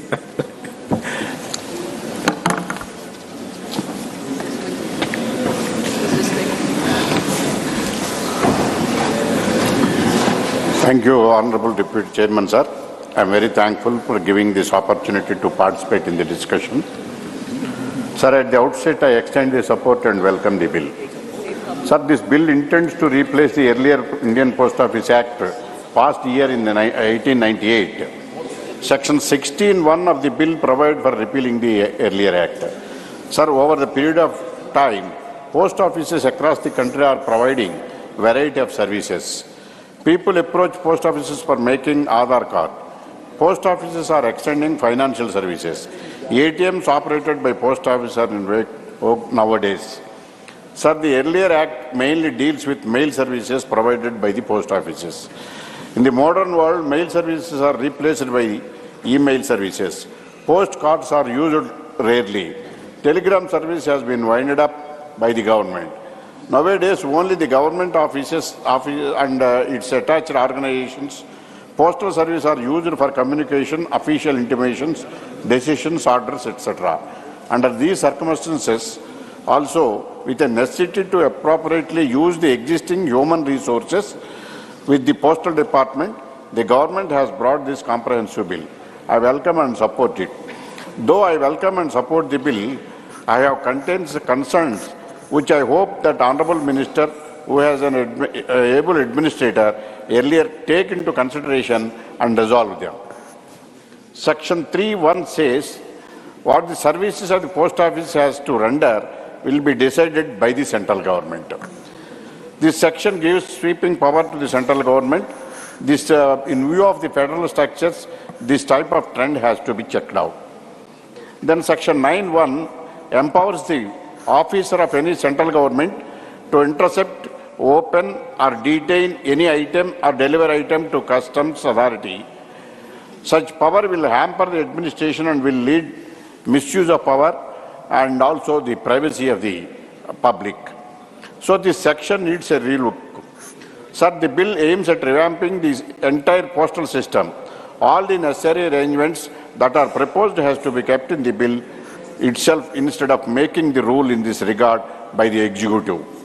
I earnestly appeal the government to consider the above suggestions and take appropriate decision, make necessary amendments. With these vital submissions, I once again extend my support and felt gratitude for giving this opportunity. Thank you, sir. Thank you, Honourable Member. Shri Ghanshyam Tiwari ji, 12 minutes. माननीय उपसभापति महोदय, आज ये bill जो लाया गया है, ये बहुत बड़ी आवश्यकता थी। माननीय प्रधानमंत्री जी युग प्रवर्तक है। एक युग से सैकड़ों सालों से जो कानून पड़े हुए थे और जिन कानूनों में किसी प्रकार का परिवर्तन नहीं हुआ था, युगानुरूप उन कानूनों में परिवर्तन करने का साक्षी ये राज्यसभा भी है और लोकसभा भी है। और उसी प्रकार से इस बिल को लेकर आए हैं माननीय अश्विनी कुमार जी। अश्विनी कुमार का अर्थ है देवताओं के चिकित्सक। तो ये देवताओं के चिकित्सक होने के साथ साथ रेलवे के, पोस्ट ऑफिस के, और BSNL के चिकित्सक बन गए हैं, ऐसा बढ़िया बिल लेकर आए हैं। मैं इनको बहुत बहुत धन्यवाद देता हूं। इस बिल में दूसरी जो बहुत बड़ी बात अच्छी है, जिसमें उन्होंने कहा है, भगवान कृष्ण ने तो ये कहा कि चातुर्वर्ण्यम मया सृष्टम, कि 4 वर्ण की मेरी सृष्टि है, लेकिन मोदी जी ने कहा है चातुर्जाति मया सृष्टम, कि मेरी सृष्टि में 4 जातियां हैं, एक गरीब, एक महिला, एक युवा और एक किसान। ये 4 जातियां उनकी है और ये चारों जातियों को ये हेल्प करने वाला बिल है। उदाहरण के लिए मैं उपसभापति महोदय में कहना चाहता हूं कि एक बात की, केवल इस बिल के एक बात की प्रतिपक्ष के माननीय सदस्यों ने आलोचना की, वो सेक्शन 9 और 10 के बारे में। वो कह रहे कि इंटरसेप्ट करने का अधिकार क्यों है, ये प्राइवेसी पर हमला है। और इससे भाई इस देश में प्राइवेसी है, पर इस देश की सुरक्षा भी है। तो आपने बहुत बार देखा है, जब पार्सल बम जाते थे और जगह जगह बमों के धमाके होते थे, इस देश में अब बमों के धमाके होना शहरों में बंद हो गया है, पार्सल में धमाके होना बंद हो गया है। तो आइंदा आगे धमाके नहीं हो, इस काम के लिए सुरक्षा की आवश्यकता है और उसकी पूर्ति के लिए इस बिल में प्रावधान किया गया। माननीय सभापति महोदय, आज जब जन धन खाते खोले गए थे तो कहा गया था ये बिना उसके खाते खोल रहे कहां से पैसे आएंगे। आज उन खातों में कितने रुपए जमा हो गए। आज गांव का गरीब आदमी पोस्ट ऑफिस के सेविंग बैंक में जाकर अपना खाता खोल सकता है, अपना काम कर सकता है। उसके पहले तो उन्होंने तो इस पोस्ट ऑफिस सर्विसेज को बंद करने का मानस बना लिया था, पोस्ट ऑफिस बंद करने लग गए थे। तो एक जो मृतप्राय संस्था हो गई थी, उस संस्था को जीवन दान देकर उसको नया स्वरूप दिया है, उसको परिष्कृत किया है। उसके परिष्कृत करने को ये बिल है, इसमें 16 प्रावधान किए गए। तो 16 श्रृंगार होते हैं अपने यहाँ पर शास्त्रों में, तो 16 उपबंधों के साथ इसके श्रृंगार किए जा रहे हैं पोस्ट ऑफिस के। तो ये श्रृंगार करने का जो बिल है उसको वो श्रृंगार से भी बचाता है। तो मैं इसलिए श्रृंगार बोल रहा हूं कि इसके पहले कहा गया कि कबूतर पहले प्रेम का संदेश लेकर जाता था, हमारे यहाँ पर गाए जाते कुर्जाएं थारा भंवर मिला दे, मेरा भंवर मिला दे, तो कुर्जा गाई जाती थी, तो कबूतर के गाए जाते थे। यहाँ तक होता था कि फूल तुम्हें भेजा है खत में, फूल नहीं मेरा दिल। लेकिन अब तो वो खत जाता ही नहीं। इसलिए अब ये लोग कई बार चर्चा करते कि साहब इसमें प्राइवेसी खत्म हो जाए। भाई ईमेल का इनका जमाना, लोग ईमेल करते रहते थे, रोज चैटिंग करते हैं, हाय हेलो करते रहते हैं, इसमें किसकी प्राइवेसी खत्म हो रही है। ये तो बिल्कुल एक इस प्रकार का बिल है जिस बिल में इसके बाद में सरकार के आने के बाद में 1 लाख लोगों को नया रोजगार इसमें दिया गया है। 5,000 से 7,000 ज्यादा नए खोले गए हैं। इसके अलावा पासपोर्ट बनाए गए हैं। गांव में पासपोर्ट बनने की कौन सोचता था। पासपोर्ट बनने के लिए शहर में जाकर लाइन लगाओ, MP की सिफारिश कराओ, MLA की सिफारिश कराओ, इतना नाटक करो, वो सब काम कर रहे हैं। लेकिन इसमें एक समस्या है, मानसिक विकृति की समस्या है। लगातार कोई आदमी हार का सामना करे और लगातार उनकी बातें उनके खिलाफ आए तो वो बैठ जाता है, और बैठ जाने के बाद में वो बोलता है फर्जी डिग्री। अरे किस पर चर्चा हो रही है? ये चर्चा हो रही है पोस्ट ऑफिस के बिल पर। लेकिन जो प्रहार हुआ है कल, जो राजस्थान हिंदुस्तान की जनता ने जो प्रहार किया ना, उसे विचलन हो गया है। उस विचलन के कारण से इस प्रकार की भाषा का प्रयोग करते हैं जो उचित नहीं है। सभापति महोदय, मैं आपसे कहना चाहता हूं कि सरकार ने केवल ये एक बिल लेकर नहीं आई, अब 3 बिलों की भी आज चर्चा की गई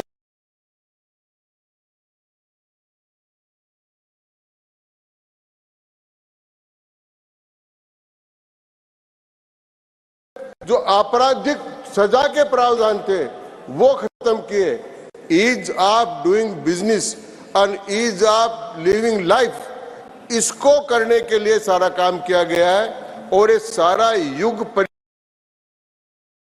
परिवर्तक के रूप में नरेंद्र मोदी जी हैं और इसलिए सदन इस बात का साक्षी है कि इस पोस्ट ऑफिस बिल के माध्यम से हम आतंकवाद को नियंत्रित करने की बात करेंगे, हम गांव में पासपोर्ट बन जाए उसकी मांग करेंगे, गांव में खाता हो जाए। अब आप गांव से एक्सपोर्ट हो रहा है, कई नाम माननीय मंत्री महोदय ने बताए, इस प्रांत के इस गांव से पोस्ट ऑफिस के माध्यम से 40 देशों को निर्यात किया जा रहा है।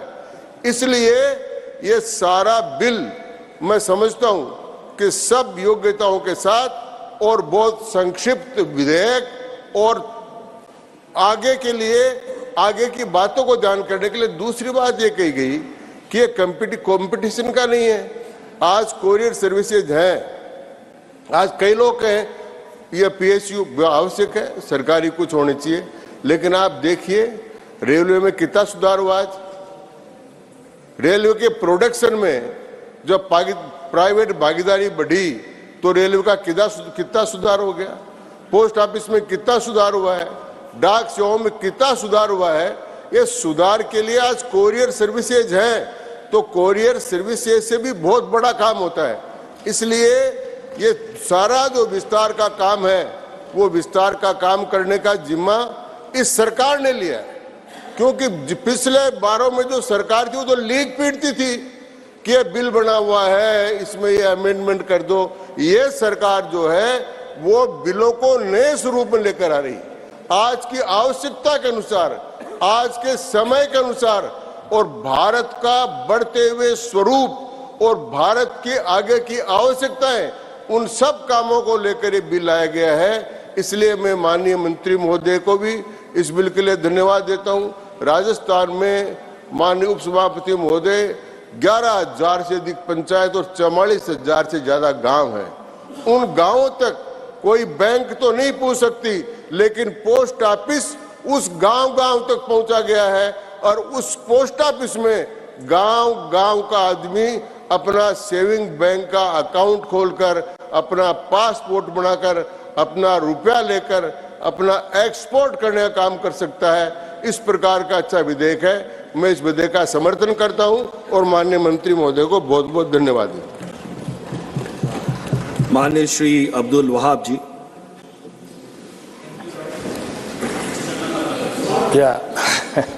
I was attending a parliamentary committee meeting, that is why I was delayed. Sorry for that. And during the time also the committee meeting is coming, there is also another problem. Anyway, I am opposing the bill for the reason that after a long time such a bill came and it was needed and warranted, but some provision in that one is the bill allows employees to open postal parcels in the interest of national security. But all other agencies, then it is people will allow to go to other agency because we are sure that they will open, and even if security, non-security, that will be a practice. And there is no provision which says the post office and its officers shall be exempt from any liability by any reason of any loss, misdelivery, delay or damages in the course of providing service. How can you give this completely open hand? Give some restrictions on them. And flexibility to post service to fix prices compete with the fiercely competitive industry. Definitely there is competitive industry, courier service and all. So government should be, this is not a governmental business, it should be for the benefit of the public. So there should not be such what you call private, in the name of competition, they cannot fix any right. Indian Postal Service is known for its service before, and it should continue. The reason for I am opposing the bill is no privacy on the letters and parcels sent by clients. There are no consequences for unauthorized opening of postal articles, no liability on post offices or on loss. The price of Indian Post Service may go unaffordable to common people. That's why I am opposing this bill. Thank you very much. माननीय doctor Fauzia Khan ji. Thank you very much, sir. So the intent of this bill ought to have been the strengthening of the network of the Postal Services framework in India to make it more robust, modernized, and speedier. But the legislative intent of the bill doesn't seem to be anywhere near these objectives, sir. It's like trying to fit a giraffe into a mailbox. It aligns more with the plan to turn us into the most surveilled nation. Sir, in the current scenario in India, there has been an erosion of trust in almost all government-provided services. The diminution of this trust has led to more inclination towards private services. Sir, the proposed bill should not solely focus on transforming post offices into financially viable entities, but it should also emphasize the need for operational efficiency. It is important to position them as the preferred choice of the public. Sir, ज़माना अब बदल गया है और जैसे घनश्याम तिवारी जी ने कहा कि अब हमारे पत्र कबूतरों के माध्यम से नहीं जाते हैं यहाँ वहाँ। मिर्ज़ा गालिब ने भी कुछ ऐसी ही बात कही थी, क़ासिद के आते आते खत एक और लिख रखूं, मैं जानता हूँ वो जो लिखेंगे जवाब में। तो ये जो धीमी धीमी रफ्तार थी वो अब नहीं है, क्योंकि ज़माना तेज़ हो गया है। अब जीवन जितना गतिमान हो गया है, पोस्टल सर्विसेज को भी उतना ही गतिमान होना होगा। प्राइवेट कुरियर सर्विसेज के स्पीड को मैच करना होगा। Sir, private services, by the way, have not been brought within the purview of this act, and I wonder why. My point number one is, why do we need these services? I think the department has to make proper utilization of the growing needs of digital banking services. That's why this has come in. But we still have to talk a lot about infrastructure, how to modernize this infrastructure. Nothing like this has been mentioned in the bill. Then why is the burden of pricing being shifted entirely to the postal department? Do we have any ceiling on this? The bill specifies no mechanism on how the prices are going to be regulated by the department, sir. Our focus ought to be improving services for the public and not making money. Sir, the Act exempts the government from any liability related to theft, misappropriation, etc., which has been expressed by many of us. Officers are also exempt from all liability. In fact, the Jan Vishwas Amendment Provisions Act 2023... Honourable Member, please conclude. Please conclude. Take 30 seconds, conclude. All right, sir. So, what I want to say is that officers have got an immunity shield and they may indulge in corrupt practices through it. And we are left with our privacy dancing in the monsoon rain without an umbrella. So I think, sir, it is important that we are concerned about privacy, we are concerned about security concerns are all right, but we cannot undermine the need for privacy. Thank you, sir. माननीय श्री लाहर सिंह सिरोया जी।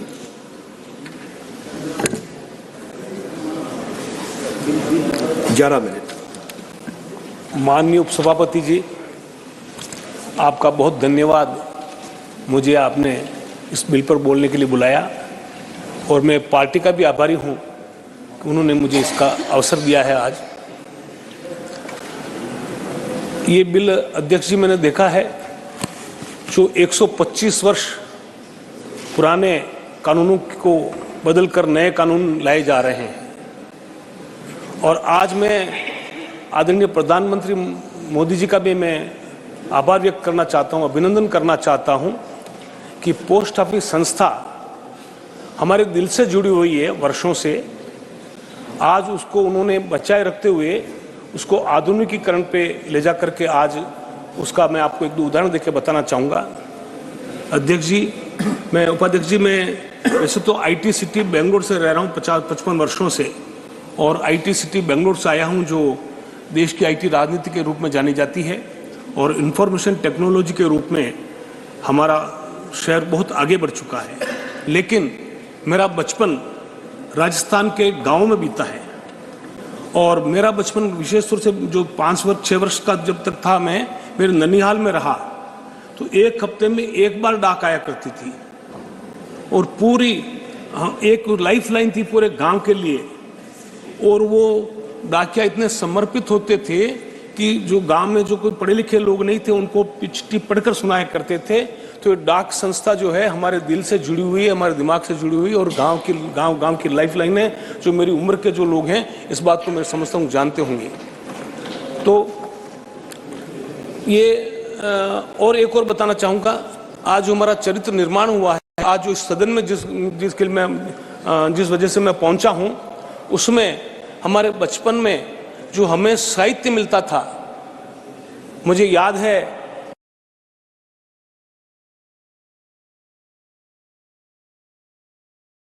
थी और हमारे पिताजी उसके ग्राहक थे, नियमित ग्राहक थे। तो हर महीने वो कल्याण पत्रिका हमारे घर पर आया करती थी। पढ़ते थे बचपन में और कोई हमारे पूरे देश के जोड़ने का में कोई और तरीका नहीं था हमारे पास में। तो उस कल्याण में हमने पढ़ा कि तमिलनाडु में तिरुपल्ली कुंड्रम नाम का कोई पक्षी तीर्थ है, तो पूरे देश से जोड़ने का हमें अवसर मिलता था। और जो पत्र पत्रिकाएं जो महीने की आती थी वो डाक से आया करती थी और चिट्ठी आती थी जो से डाकिया डाक लाया, आपने सब कुछ कहा है। तो उसका तो मैंने भोगा है, अनुभव किया उस बात को। तो ऐसी डाक संस्था को जो करीब करीब समाप्त होने जा रही थी विकास ऑफ आधुनिकीकरण की वजह से, बढ़ती हुई टेक्नोलॉजी की वजह से, तो हमें लगता कभी ये विलुप्त नहीं हो जाए। तो इस डाक संस्था को आदरणीय प्रधानमंत्री जी ने एक नया रूप दिया, उसके साथ कई नए कार्यकलापों को जोड़ा गया जिसका वर्णन हमारे लक्ष्मीकांत जी ने कहा है और भी हमारे साथियों ने कहा है। चाहे ये पासपोर्ट वाला हो, ये डिजिटल पेमेंट वाला हो, सेविंग बैंक्स वाले हो, इंश्योरेंस हो, कई तरह की चीजें पोस्ट ऑफिस से जोड़ा गया। और आपने देखा होगा 1.5-2 वर्ष पहले जब पूरे देश के पोस्टमैनों को हमारे आदरणीय प्रधानमंत्री जी मोदी जी ने जब उनको उद्बोधन दिया था, उनको संदेश दिया था, उस समय मैं भी उस एक कार्यक्रम में मौजूद था। तो जो उस जमाने के जो हमारे पोस्टमैन आते थे, हमें चिट्ठियां पढ़ के सुनाते थे, उसका दूसरा रूप हमें देखने को मिला है। जब मैं अभी बेंगलोर आ रहा था 2 दिन के पहले, मैं मेरे घर के बाहर खड़ा था, एक स्कूटी में एक बालिका आई, पीले ड्रेस में थी। मैंने कहा कौन है? तो वो एक चिट्ठी देने आई मेरे को, पोस्ट हमारे कोई सरकारी चिट्ठी या पता नहीं कोई चिट्ठी थी, जो मेरे को देखा, मेरे घर के पास स्कूटी खड़ी की। तो महिलाओं को और इस तरह से जिनको रोजगार इतना मिला है उसका साक्षी है हम। बेटी बढ़ाओ बेटी पढ़ाओ बेटी बचाओ के जो उसमें हमने आंखों से देखा है, ये आदरणीय नरेंद्र मोदी जी की कल्पना का ये है कि उन्होंने पोस्ट ऑफिस जो इस संस्था को इसको बहुत आगे बढ़ाया और आधुनिकीकरण के रूप में लेकर के आज इसका जो लाखों कर्मचारियों को एडिशन किया। और पोस्ट ऑफिस में जो आज जो चहल पहल दिखाई दे रही है वो आदरणीय प्रधानमंत्री मोदी जी के इस अपने नए इस धरोहर को नए युग के साथ जोड़ने का जो उनका हमेशा ये कल्पना रही है, हमारी हर धरोहर को हर जगह उसको कैसे आधुनिकता के साथ जोड़ करके उसका कैसे देश के लिए उपयोग किया जाए, ये हमारे आदरणीय प्रधानमंत्री मोदी जी का ये विषय रहा है।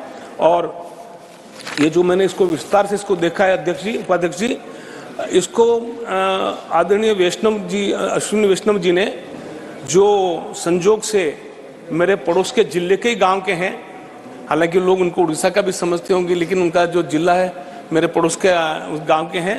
और उन्होंने बड़ी मेहनत से, मैंने एक का एक देखा है और हमने पहले भी स्टडी किया है, जो हमारे कमेटी में चर्चा में भी आए हैं ये विषय।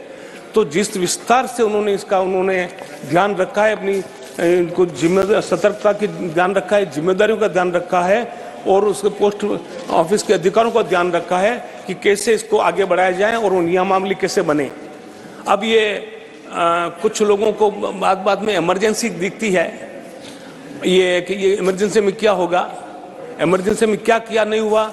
चिदम्बरम साहब हमारे सामने बैठे हैं, उनको पता है क्या क्या नहीं हुआ और क्या क्या किसने किया। और उसमें तो आर्टिकल 356 भी प्रावधान है, लेकिन हमारे आदरणीय प्रधानमंत्री मोदी ने 10 वर्षों में कई लोगों की मांग होते हुए, यहाँ तक कि कांग्रेस ने मांग की थी कि उसमें वेस्ट बंगाल में राष्ट्रपति शासन लगाया जाए, कई जगह से मांग उठी, लेकिन हमारे आदरणीय प्रधानमंत्री जी ने इसका कॉन्स्टिट्यूशन का ध्यान रखते हुए, अपने आज़ादी का ध्यान रखते हुए, आज तो एक दिन भी किसी भी राज्य में 356 जरूरत होने के बावजूद भी नहीं लगाया और संयम रखा। और कांग्रेस कितनी बार 356 का उपयोग किया है। आज खड़गे जी साहब नहीं है, मैं समझता हूं कि आज तो होने चाहिए थे लेकिन नहीं है, तो कितनी बार उन्होंने 356 का उपयोग किया, बिना कारण के किया। और ये हार जीत चलती रहती है, उनको इतना डिप्रेशन में आने की जरूरत नहीं है। तेलंगाना को कंसोलेशन दे दिया गया है, वो हमारी गलतियों से, और समझो कि वहाँ भी जो भ्रष्टाचार का वो चल रहा था उसके चलते वो सरकार को जाना पड़ा। कोई ये इनकी जीत नहीं है, उनकी हार है। इनकी जीत नहीं है, उनकी हार है। तिवारी साहब, आप आगे, तिवारी जी आगे बढ़िए, आप पार्टी के अध्यक्ष बनिए। मैं समझता हूँ आपका आपके नेतृत्व में ज्यादा सीटें आएगी। माननीय सदस्य, no cross talk, no cross talk, please please please address the chair please. मैं ये कहना चाह रहा हूँ, ये अधिकारियों ने वैष्णव जी के नेतृत्व में बहुत विस्तार से इस बात का ध्यान रखा है, और मैं सदन को आश्वस्त करना चाहता हूं कि इसमें किसी भी प्रोविजन का इसके लिए किसी का अधिकारों का हनन नहीं होगा। ये सरकार बहुत ईमानदार सरकार है और ये कभी अपने अधिकारों का दुरुपयोग नहीं करने वाली है। आप विश्वास रखें। आपको चोर की दाढ़ी में तिनका दिखता है, उसका हमारे पास में कोई इलाज नहीं है। आपका वहम का इलाज तो नीम हकीम के पास भी नहीं होता है। आप ये वहम करना बंद करें। और हमारे मित्र चले गए हैं शक्ति सिंह जी, वो जहर कर रहे थे बार बार। अरे अब तो जहर उगलना बंद कीजिए। बहुत देश में जहर फैला चुके थे आप, उसको हम दोते हमारे को इतने वर्ष हो गए, अभी पुरानी तौर। अब ये जहर फैलाना बंद कीजिए। ये जातिवाद का, क्षेत्रीयतावाद का, भ्रष्टाचार का, इस जहर को अब अपने तक रखिए और उसको कम से कम सदन में तो नहीं फैलाएं। किस जहर की बात कर रहे हैं? ये पूरा देश है। मैंने कहा ना, मेरे बचपन में जब मैं 5-7 साल का, 10 साल का था, तब हमने तिरुक्कली कुंड्रम का नाम, पक्षी तीर्थ का नाम हमने राजस्थान के गांव में सुना। वो किसकी वजह से सुना? ये डाक संस्था की वजह से सुना। अगर डाक के सिवाय कोई हमारे गांव में कोई लाइफ लाइन नहीं था, किसी चीज का कोई हमारा संपर्क नहीं हो सकता था, तो उस जमाने से हम आए हुए हैं। तो इस डाक संस्था को आज उन्होंने, आदरणीय प्रधानमंत्री जी ने अपने कुशल नेतृत्व के आधार पर उन्होंने जो संस्था को आधुनिकीकरण करते आज पोस्ट ऑफिस को घर घर में प्रचलित किया है। कितनी सेवाएं मैं गिना सकता हूं, अगर आपके पास मुझे समय दें तो कितनी मैं सेवाएं गिना सकता हूं। और मैं समझता हूं कि ये कई कानूनों को चेंज किया, जैसे हमारे घनश्याम जी जिक्र कर रहे थे। इन सारी बातों को मैं विस्तार से नहीं कहना चाहूँगा, लेकिन कुछ बातें जो है इसमें कहना उल्लेखनीय यह है कि इस पोस्ट ऑफिस में जो सेवाएं चल रही है उसमें आज भी आप देखो, हम सब लोग शहर में बैठे हैं, लेकिन जो गांव में रहने वाला आज भी इस पोस्ट ऑफिस के आश्रय पर जी रहा है। तो इस पोस्ट ऑफिस की संस्था को हमारे को बनाए रखना है और पोस्ट ऑफिस का अवांछित तत्व, इसका दुरुपयोग नहीं करें, इसका ध्यान रखते हुए। हाँ, गोयल जी आ गए। मैं गोयल जी का जिक्र कर रहा था।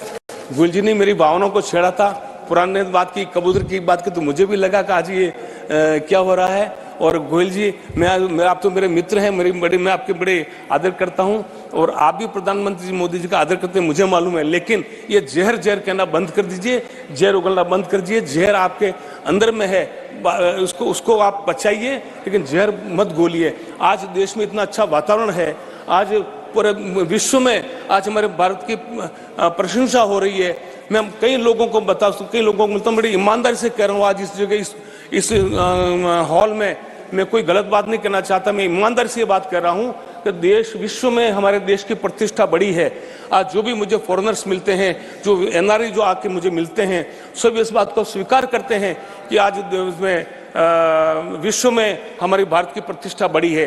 अब पूरा जब विश्व हमारा सम्मान कर रहा है, हमारे बड़े बड़े राष्ट्रीय अध्यक्ष जब हमारे मोदी जी का आदरपूर्वक चरण छूने की प्रयास करते हैं, ऐसे समय में आप कम से कम, आप तो गुजरात के हैं, आप तो इस बात को ध्यान रखें कि मोदी जी कितना समर्पण से ये देश की सेवा कर रहे हैं। और आप बार बार जहर की बात करके, गोयल साहब, मैं आपका मित्र हूं और आपका भला चाहता हूं। आप opposition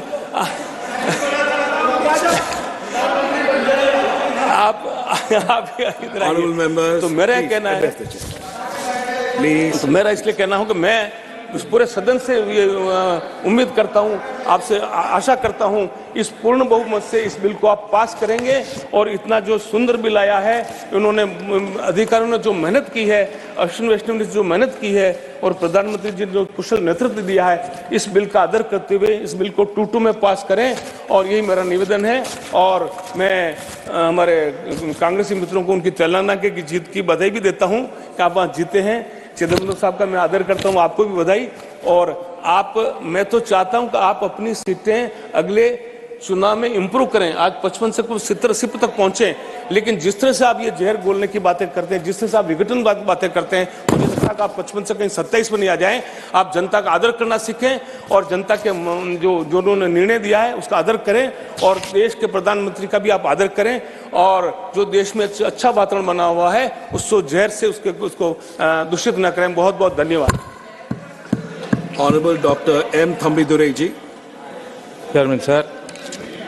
Thank you very much for me giving the opportunity to participate in discussion on the bill brought by Honorable Minister regarding the Postal Services Act.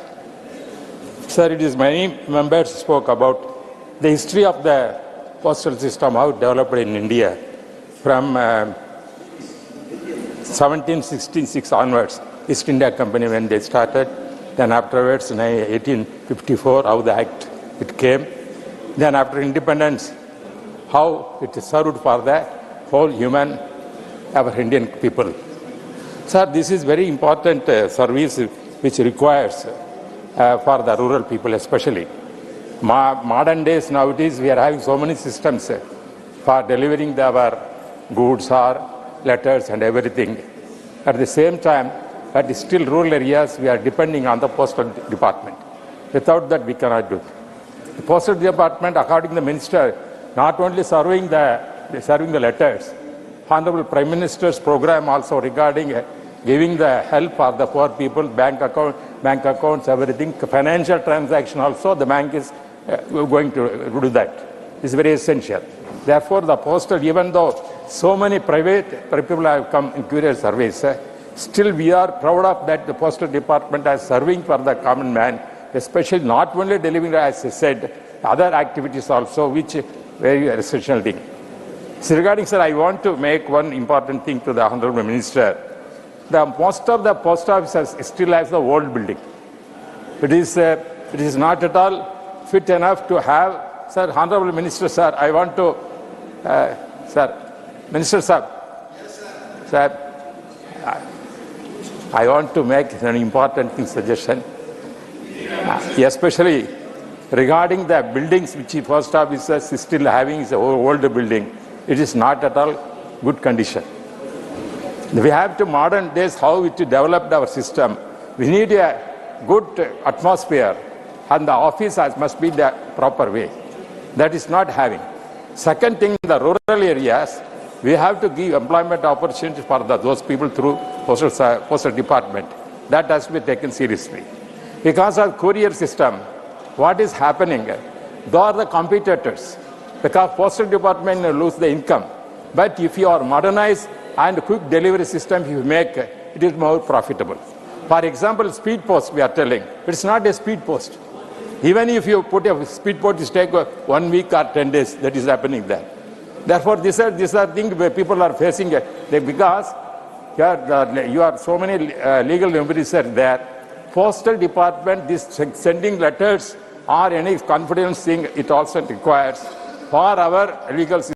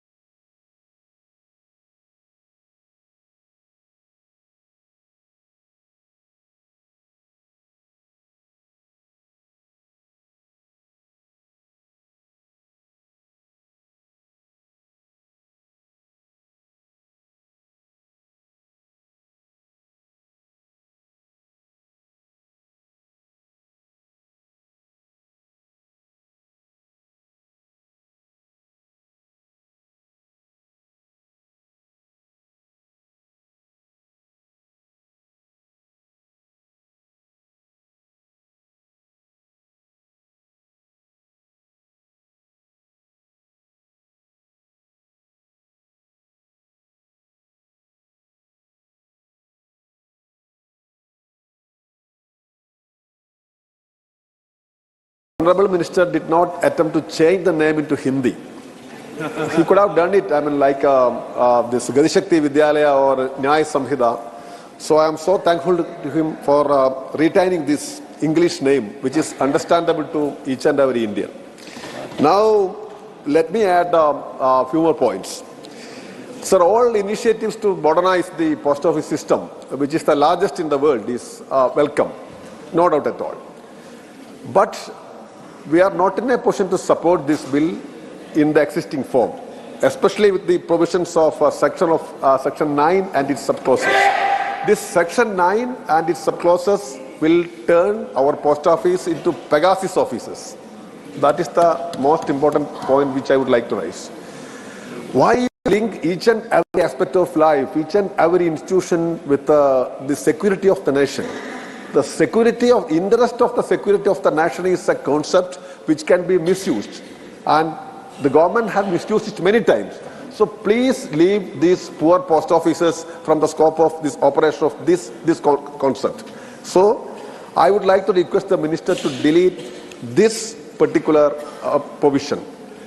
Secondly, sir, to modernize the post office system, the postal system, we have to think about the unused postal land also. This department is having acres of land in various parts of the country. For example, if I say in Cochin, they have more than 1 acre of land which is unused. So there must be provisions and plans to make use of this unused postal land. Thirdly, what about the private players in this field? The India Post is having just 15% of this business in this industry, in this area.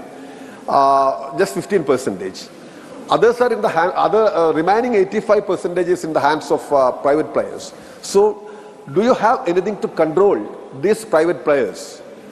You are, if you are going to implement this Section 9, then it will be the secrecy has no value, privacy has no value. Then obviously, these customers will move towards private players. So there must be something to control the private players also. So, even though we are in favor of modernizing our postal system, this network, we have to take into account all these concerns. And as far as the postal workers are concerned, sir, more than 90,000 posts are still vacant. So you have to take steps to fill up these vacancies as early as possible. Moreover, the wages of these grassroots level workers must be enhanced. And these are the points which I would like to raise, and I hope the minister will take care of these things. Thank you. Honorable Dr. Anil Sukhdev Rao Bonde.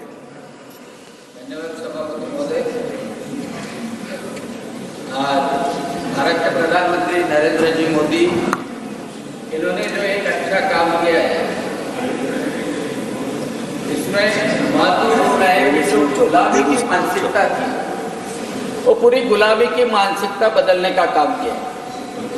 यानी वो अमृत पथ रहे, सुभाष चंद्र जी बोस की statue लगाना रहे, या 1898 में बनाया हुआ इंडियन माइक्रोफोन प्लीज।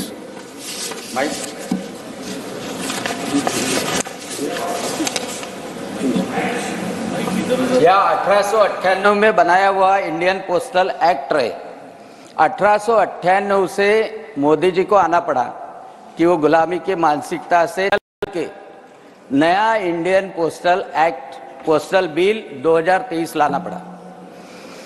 पोस्ट हमारे जीवन का एक अभिन्न अंग है। हाँ, हालांकि अभी व्हाट्सएप है, ईमेल है, सभी चीजें हैं, लेकिन वो बैंक है, लेकिन गरीब लोगों के लिए, गांव के लोगों के लिए, किसानों के लिए, विद्यार्थियों के लिए और महिलाओं के लिए पोस्ट की बहुत ही अहमियत है। लेकिन 2004 से 2014 तक आपको पता है कि 600 डाकघर बंद कर दिए गए थे। यानी डाकघर बंद होने की प्रक्रिया शुरू हो गई थी और 2014 से 2023 तक 5000 नए डाकघर शुरू हो गए। यानी डाकघर को पुनर्जीवन देने का काम माननीय प्रधानमंत्री नरेंद्र जी मोदी के माध्यम से हुआ है। और इस वित्तीय वर्ष में हमारे काबिल मंत्री जी अश्विनी जी वैष्णव इनके माध्यम से 5,746 और डाकघर खोले जा रहे हैं। अब 5,746 और पहले बने हुए 5,000, यानी इतने डाकघरों में गरीबों के लड़कों को, लड़कियों को, उनको नौकरी मिली है, रोजगार मिला है। ये सबसे महत्वपूर्ण बात है। सिर्फ डाकघर का काम चिट्ठियां पहुंचाना, पार्सल पहुंचाना इतना नहीं है, तो 100 सुविधाएं उसमें ऐड कर दी गई। और सबसे इंपॉर्टेंट तो मैं मानता हूं कि वित्तीय सुविधाएं उसमें ऐड की, वो सबसे महत्वपूर्ण बात है। हमारे प्रधानमंत्री जी यानी महिलाओं के लिए, हमारी मातृशक्ति के लिए, नारी शक्ति के लिए उनको आत्मनिर्भर बनाने की गारंटी है, उनकी आत्म सुरक्षा की गारंटी है, उनका आत्मसम्मान बढ़ाने की गारंटी है। अब इसमें अहम भूमिका जब डाकघर निभाता है तो उसका स्वागत करना चाहिए। बेटी बचाओ बेटी पढ़ाओ अभियान के अंतर्गत प्रधानमंत्री जी ने लाई सुकन्या समृद्धि योजना, या पिछले ही बजट में महिला का सम्मान बचत पत्र, या डाकिये द्वारा खोले गए, घर घर जाकर खोले गए खाते, ये सब महिलाओं को दे रही है फाइनेंशियल सिक्योरिटी। और जब फाइनेंशियल सिक्योरिटी कोई भी व्यक्ति को मिलती है तब उसका आत्मसम्मान अपने आप बढ़ता है, उसका आत्मसम्मान बढ़ता है। और आज हमारे तीनों राज्यों में भारतीय जनता पक्ष ने जो विजय हासिल की उसमें सबसे बड़ा रोल नारी शक्ति का है। यानी पूरे भारत में पूरी नारी शक्ति का भरोसा सिर्फ और सिर्फ प्रधानमंत्री नरेंद्र जी मोदी के ऊपर है। ये इसलिए है कि हर महिला को, जिसको समझा जाता था वो दबी है, वो है अबला है, उसको सबला बनाने का काम। और सबसे इंपॉर्टेंट, मैंने तो मध्य प्रदेश में जाके देखा, मैं चुनाव के प्रचार में था, पहले ऐसा होता था कि हस्बैंड बोलता था महिलाओं को यहाँ का बटन दबाना चाहिए, लेकिन वहां पे तो मैंने देखा कि महिला ने बोला, बेटे को भी बोला कि बटन दबाना है तो कमल के फूल का ही दबाना है। उसके हस्बैंड को भी उसने मजबूर किया कि घर में आना है, खाना खाना है तो कमल का ही बटन दबाना पड़ेगा। तो ये नारी शक्ति की पहल जो हो रही है, ये प्रधानमंत्री नरेंद्र जी मोदी के माध्यम से, फाइनेंशियल सिक्योरिटी के माध्यम से हो रही है। अध्यक्ष महोदय, सभापति महोदय, देखिए एक सबसे इंपॉर्टेंट बात कि आरडी पोस्ट ऑफिस के माध्यम से होता है। आरडी के माध्यम से हर महीने में घर घर जाके वो आरडी की प्रतिनिधि पैसे जमा करती है, 200 रुपए, 500 रुपए, 1000 रुपए, और उसके बाद में वो प्रोविडेंट फंड में, पीपीएफ में जमा किया जाता है।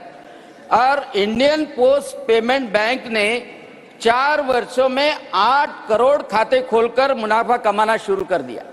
यानी इसका फायदा किसको होता है? गरीब को होता है, महिलाओं को होता है, किसानों को होता है, किसानी मजदूरी करने वाले को होता है, विश्वकर्मा लोगों को होता है। इसका फायदा कोई इंडस्ट्री वाला नहीं ले रहा, इसका फायदा कोई बड़ा अधिकारी नहीं ले रहा, सबसे नीचे ग्राउंड लेवल पे रहने वाला जो आदमी है उसको बेनिफिट हो रहा है पोस्ट ऑफिस के माध्यम से। ये डाकघर का विधेयक जो है ये सिटीजन सेंट्रिक है। मुझे सौभाग्य मिला एक सांसद के नाते से कि अमरावती जिले में एक एरिया में, जहाँ जेवट नगर का एरिया है, जहाँ झुग्गी झोपड़ी का एरिया है, वहां पे डाकघर खोला गया। और मैंने देखा कि ये डाकघर मैंने पहले बचपन में भी देखे थे, और डाकघर ऐसा रहता था कि अंधेरे रूम में डाकघर चलता था, वहां ठप्पे मारे जाते थे, और डाकघर का नौकरी करने वाला भी दिन रात वही काम करके परेशान होता था। लेकिन जो मैंने डाकघर देखा वो स्मार्ट डाकघर देखा कि स्मार्ट डाकघर यानी टोटली कंप्यूटराइज था, टोटली डिजिटलाइज था, बैंक के जैसा था। वहां बैठने की सुविधा अच्छी थी, वहां एयर कंडीशन लगा था, वहां की तिजोरी अच्छी थी। यानी अच्छी तरह से जब डाकघर निर्माण होता है तो इसका मतलब इंफ्रास्ट्रक्चर भी बहुत अच्छा रहा और एक ग्रामीण इलाकों में भी हो रहा है। मुझे तो आशा है कि इतना बड़ा नेटवर्क हमारे डाकघर का है, और हमारे मंत्री जी और प्रधानमंत्री जी इतने, उनकी कल्पना शक्ति भी आगे है कि कल हो न हो अमेजॉन जैसा डाकघर के माध्यम से डिलीवरी सिस्टम भी शुरू हो जाए, अमेजॉन जैसी डिलीवरी सिस्टम भी शुरू हो जाए और लोगों को डाकघर के माध्यम से हर उनके घर तक कोई भी सामान पहुंचाने की सुविधा भी निर्माण हो सकती है। अब जो दिक्कत है, जो विरोधी पक्ष के सम्माननीय सांसद लोगों ने जो दिक्कत पेश की है कि पार्सल फोड़ा जाएगा, जो किसको डर है कि जो गलत काम करने वाला है, जो देश विरोधी ताकतें हैं, उनको ये डर रहना चाहिए।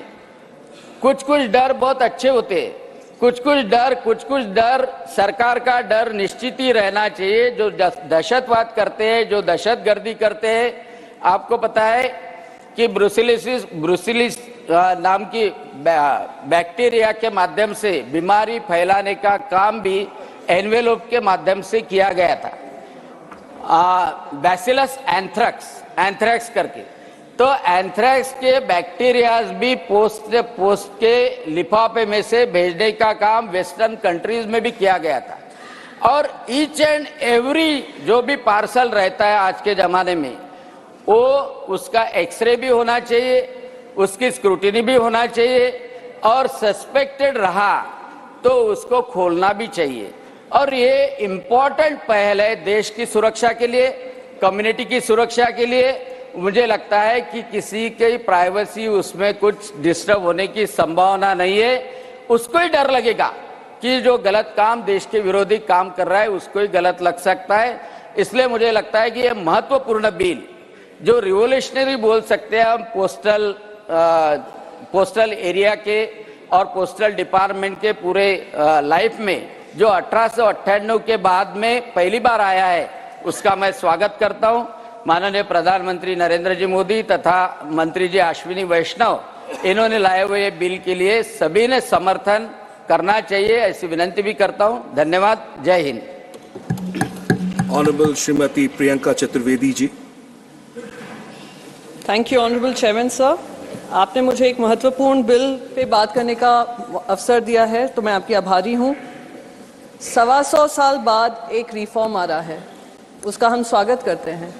पोस्ट ऑफिस बिल 125 साल बाद आ रहा था। मेरी उम्मीद ये थी कि अगर हम बात करें कि किस तरीके से उसका मार्केट शेयर बढ़ाएंगे, किस तरीके से हम मॉडर्नाइजेशन करेंगे, किस तरीके से हम सर्विसेज को पुख्ता करेंगे, किस तरीके से रीएलोकेशन ऑफ एसेट्स करेंगे, किस तरीके से हम घर घर तक पोस्ट ऑफिस को पहुंचा पाएंगे, ये उम्मीद थी इस बिल के माध्यम से। पर अनफॉर्चुनेटली क्लॉज 9 और क्लॉज 10, मैं मानती हूँ रिफॉर्म के आड़ में हम ऐसे क्लॉजेस डाल रहे हैं जो सर्वेलेंस से कम नहीं है।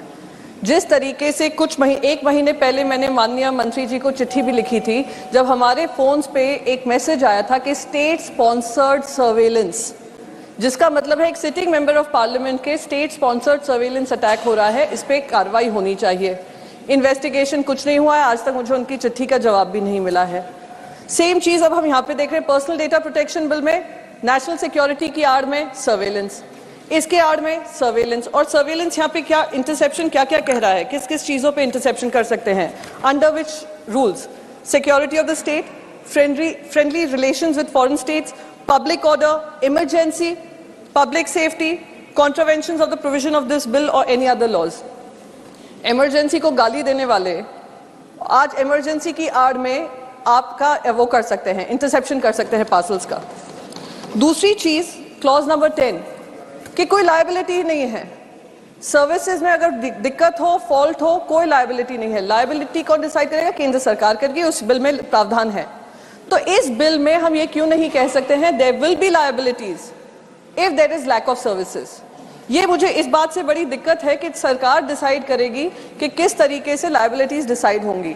खुली छूट दी जा रही है डायरेक्टर जनरल साहब को और उनके ऑफिसर्स को कि इंटरसेप्शन के नाम पे वो गुड्स को डैमेज भी कर सकते हैं, लेटर्स खोल सकते हैं, प्रिवेसी का हनन हो सकता है, पर कोई कार्रवाई नहीं की जाएगी।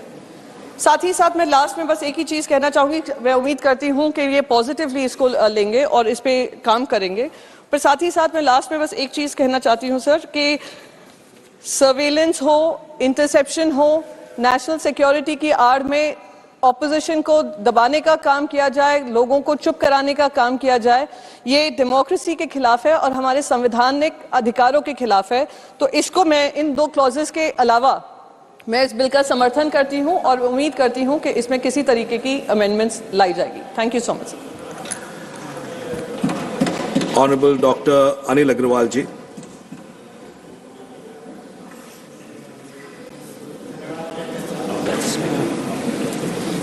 इधर चालू हो गया।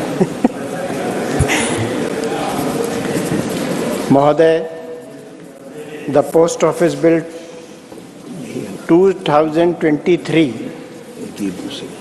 इंडियन पोस्ट ऑफिस एक्ट 1898 जो कि अंग्रेजों द्वारा बनाया गया था, उसमें कुछ परिवर्तन करने के लिए देश के यशस्वी लोकप्रिय प्रधानमंत्री आदरणीय श्री नरेंद्र मोदी जी और हमारे माननीय मंत्री श्री अश्विनी वैष्णव द्वारा लाया गया है। इस बिल में बहुत सारी विशेषताएं हैं और आज ये आवश्यक है कि हमारे जो पोस्ट ऑफिसेज हैं वो बेहतर काम करें और उनकी पहुंच दूर दूर तक हो। मेरे मित्र ने जब अपना शुरुआत की, शक्ति सिंह गोहिल जी ने, तो उन्होंने ये कहा था कि साहब सुदूर गांव में तो पोस्ट ऑफिस ही काम करेगा और कोई जो सर्विसेज देने वाले लोग हैं वो काम नहीं करेंगे। ये सत्य बात है, लेकिन वो ये जानना भूल गए शायद, या उन्होंने जानबूझ के इस बात का उल्लेख नहीं किया कि जब उनकी सरकार थी तो पोस्ट ऑफिसेज बंद हो रहे थे। उस समय एनडीए की सरकार जो आज इसको काम को कर रही है, यूपीए सरकार ने नहीं किया। आज उसके उलट स्थिति है। आज पोस्ट ऑफिसेज नए नए खुल रहे हैं और उसको एक पूरी तरह से इस प्रकार से संचालित किया जा रहा है कि देश की जनता उसके ऊपर विश्वास करे। कुछ हमारे मित्रों ने क्लॉज 9, क्लॉज 10 पे अपनी आपत्ति की है। आज देश की पूरी जनता माननीय मोदी जी पे विश्वास कर रही है। आप भी उस पर करना शुरू करिए, नहीं तो जो स्थिति आपकी है उससे भी ज़्यादा खराब हो जाएगी। आप ये क्यों मान के चलते हैं कि इसमें किसी प्रकार को, किसी व्यक्ति को दिक्कत होगी? आज मोदी की गारंटी है जिसको हिंदुस्तान ही नहीं पूरा विश्व मानता है। आज गरीब आदमी के खाते पोस्ट ऑफिसेज में खुल रहे हैं और उसमें बहुत बड़ी मात्रा में रकम है और इंडियन पोस्ट पेमेंट बैंक के माध्यम से माननीय अध्यक्ष जी गांव-गांव तक बैंकिंग सर्विसेज पहुंच गई हैं और उन सर्विसेज को न केवल गांव तक, व्यक्ति तक पहुंच गया है।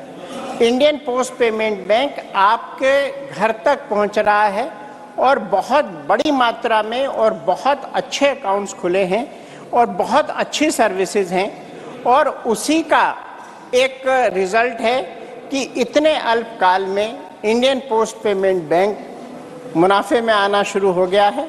ये दिखाता है कि सरकार की क्या प्रतिबद्धता है।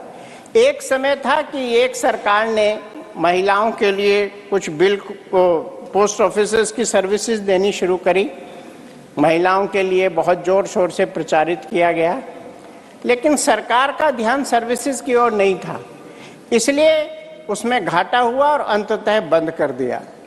आज जहां ये बिल हमारे सरकार का स्पष्ट मैंडेट दिखाता है कि किस प्रकार से हम गरीब आदमी के लिए प्रतिबद्धता है हमारी, वहीं ये स्पष्ट भी करता है कि किस प्रकार से सरकार हर जन जन का खाता खुलवाना चाहती है जहां बैंक भी नहीं है, और उसका कितना बड़ा फायदा हुआ है कि आज देश में भ्रष्टाचार मिनिमम हो चुका है और इसको धीरे धीरे जीरो की ओर ला रहे हैं।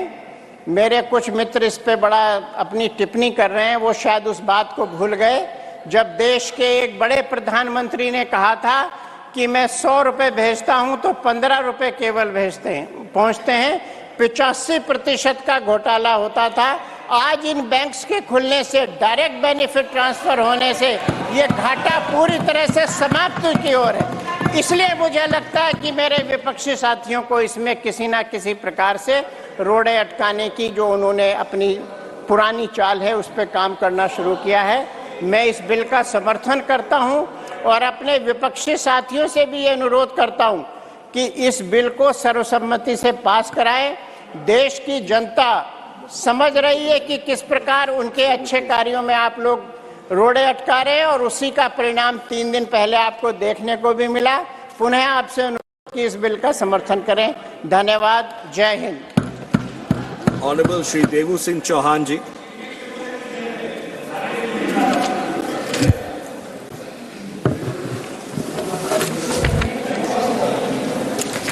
धन्यवाद माननीय उपाध्यक्ष जी, आपकी अनुमति से मुझे इंटरवन करने का मौका मिला है। माननीय अध्यक्ष जी, माननीय उपाध्यक्ष जी, देश के यशस्वी प्रधानमंत्री, विश्व के सर्वाधिक लोकप्रिय नेता आदरणीय नरेंद्र भाई मोदी जी की सरकार का हमेशा ये आग्रह रहा है कि देश की जनता के लिए ईज ऑफ लिविंग हो, बिजनेसमैन के लिए ईज ऑफ डूइंग बिजनेस हो।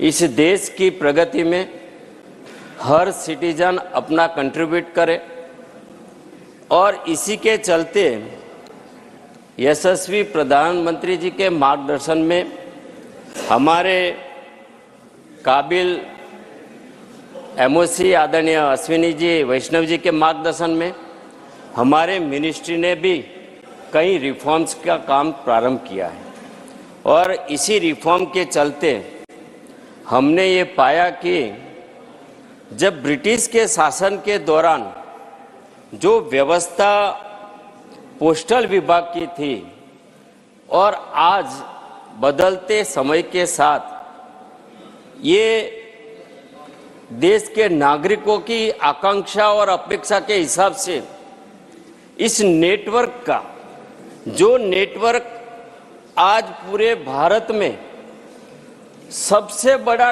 ट्रस्टवर्दी नेटवर्क है। भारत सरकार का सीधा चेहरा अगर डोर स्टेप पे है, कोई चेहरा अगर कोई नेटवर्क है जो डोर स्टेप पे दिखता है तो वो पोस्टल विभाग का है।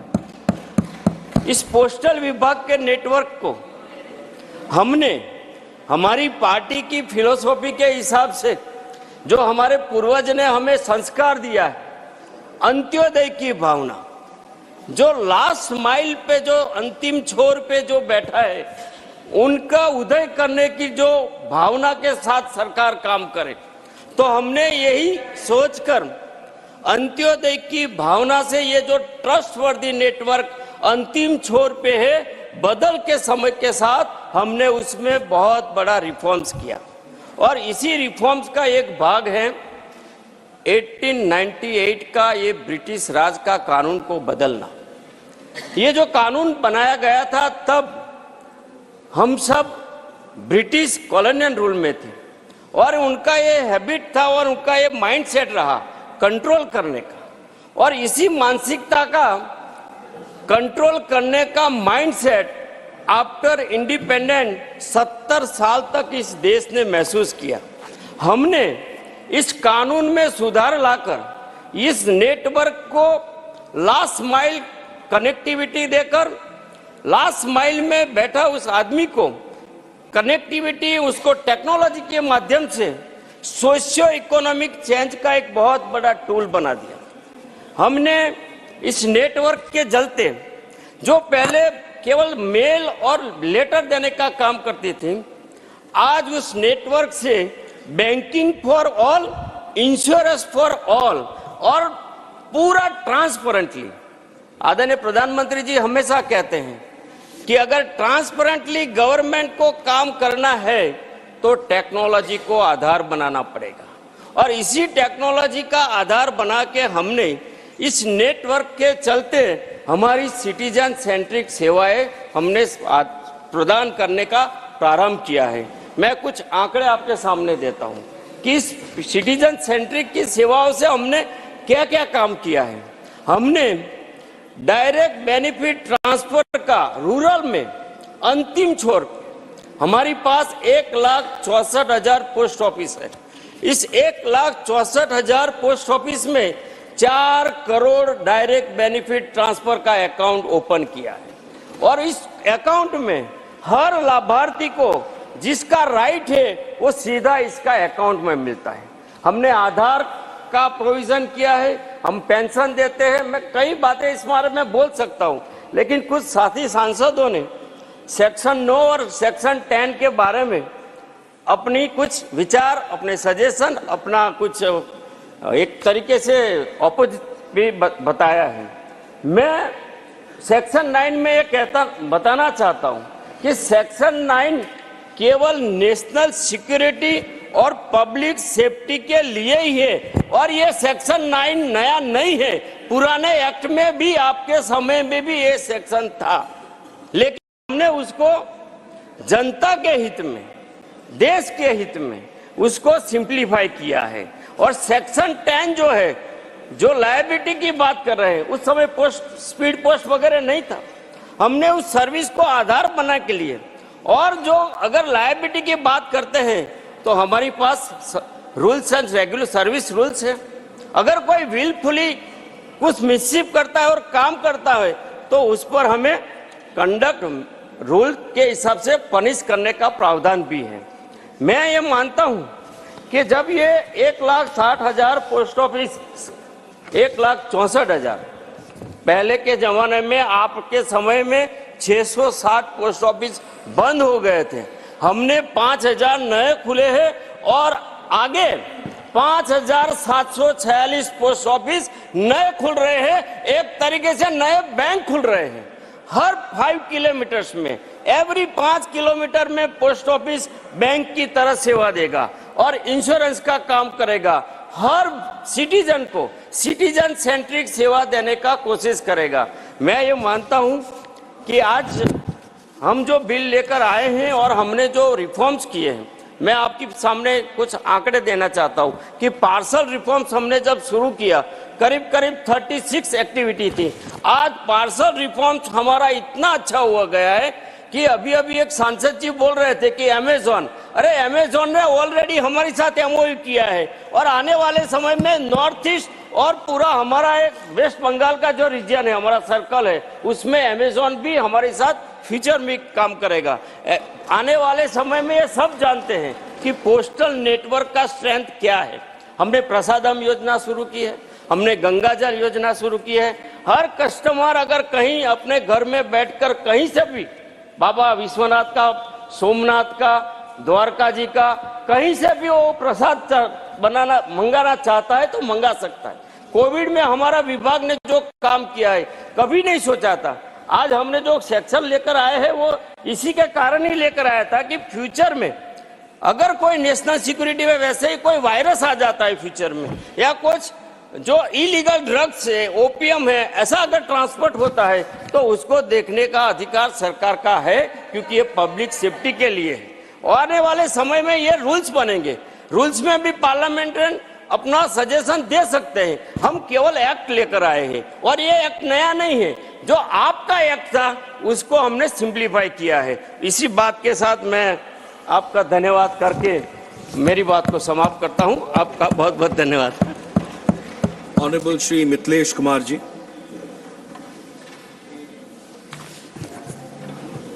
माननीय उपसभापति महोदय, आज आपने हमको पोस्ट ऑफिस बिल 2023 के समर्थन में बोलने का मौका दिया।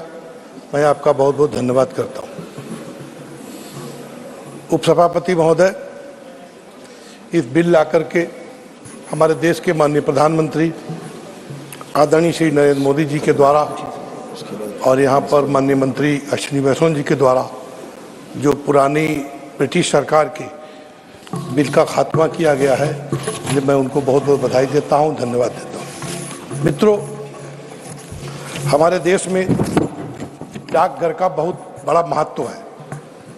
अभी सभी ने बताया, मैं आपको व्यक्तिगत रूप से बताना चाहता हूं कि हम लोग देहात क्षेत्र से आते हैं, तो देहात में डाकघर का बहुत बड़ा उपयोग होता है, क्योंकि वहाँ पर व्हाट्सएप और मेल इनके माध्यम से सूचनाएं बहुत कम पहुँच पाती हैं, लेकिन आकर के जाकर के साइकिल से मोटरसाइकिल से जब पोस्टमैन एक दूसरे के पत्र लेकर के जाते हैं तो उससे एक व्यवहारिक समानता और सामाजिकता भी बढ़ती है कि आकर के मिले, चाय पी, हालचाल पूछा, गांव में क्या हो रहा है। अभी आपने देखा एक हमारे देश में बहुत बड़ा त्यौहार होता है भाई बहनों का, रक्षाबंधन। तो रक्षाबंधन पे हमारी बहुत सी बहनें नहीं पहुंच पाती हैं किसी कारणवश, तो उनकी राखी डाक के माध्यम से पहुंच जाती है। तो मेरा माननीय मंत्री जी से निवेदन है कि वार्ड में न्याय पंचायत स्तर पर एक डाकघर जरूर खुलवाएं जिससे उनकी भावनाएं उनके तक पहुंचती रहें। दूसरे, अभी माननीय मंत्री जी ने एक बात जो बताई है बैंकिंग वाली, तो 4 करोड़ लोगों को डीबीटी के माध्यम से जो पैसा डाकखाने से मिलता है, ये बहुत बड़ा सराहनीय काम है क्योंकि सीधा पैसा उनको मिलता है। पूर्व में पहले जो सरकारें हुआ करती थी उनके लोग कहा करते थे, माननीय प्रधानमंत्री कहते थे कि हम 1 रुपया भेजते हैं तो 15 पैसे पहुँचते हैं।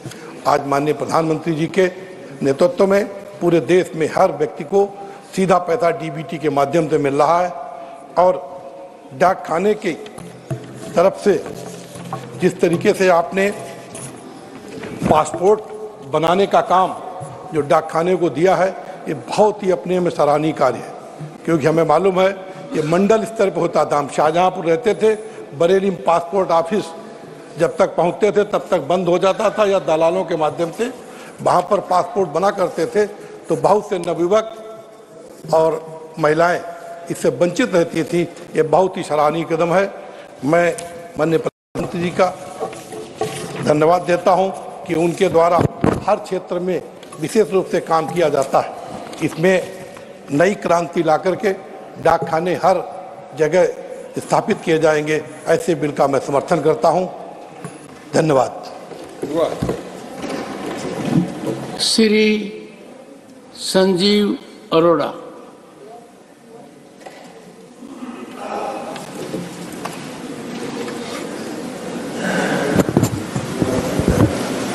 Thank you, Chairman Saab, for giving me time to speak on this important bill which affects almost all of our population.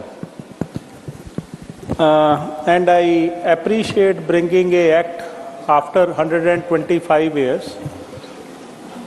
However, I have some suggestions and some apprehensions in the bill which I would like through you, Honorable Minister, if he can go over them and see if these can be changed, or in the bill it says that any change can be made through rules.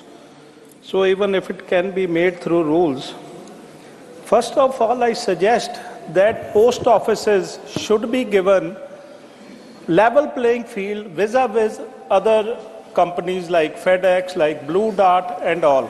So if some provisions of legislations are for post office, some similar legislation should be brought for them also, so that it's a level playing field for all the agencies. Secondly, many members have spoken regarding interception, but what I feel is there are no safeguards from interception. So I request that the powers for the same should only be given to high-ranking officials to avoid arbitrary actions against individuals. Sir, past Honorable Prime Minister Shri Vajpayee, only on this issue had not got the bill passed in 2002. So I request that this point may be taken care of. Further, Consumer Protection Act does not apply to post offices. It applies to railways, which is one of your ministry, oil companies, many other organizations. So that should be applied to post offices also to safeguard consumers. The bill says that it does not involve recurring or non-recurring financial expenditure, whereas post office regularly gets budgetary support, which is fine, but is contradictory to facts presented to the bill. as long as I don't see what is behind the lines. Lastly, my suggestion is, my personal view is that post office should be involved in B2B logistics also as much as possible. There are lands available with all the post offices.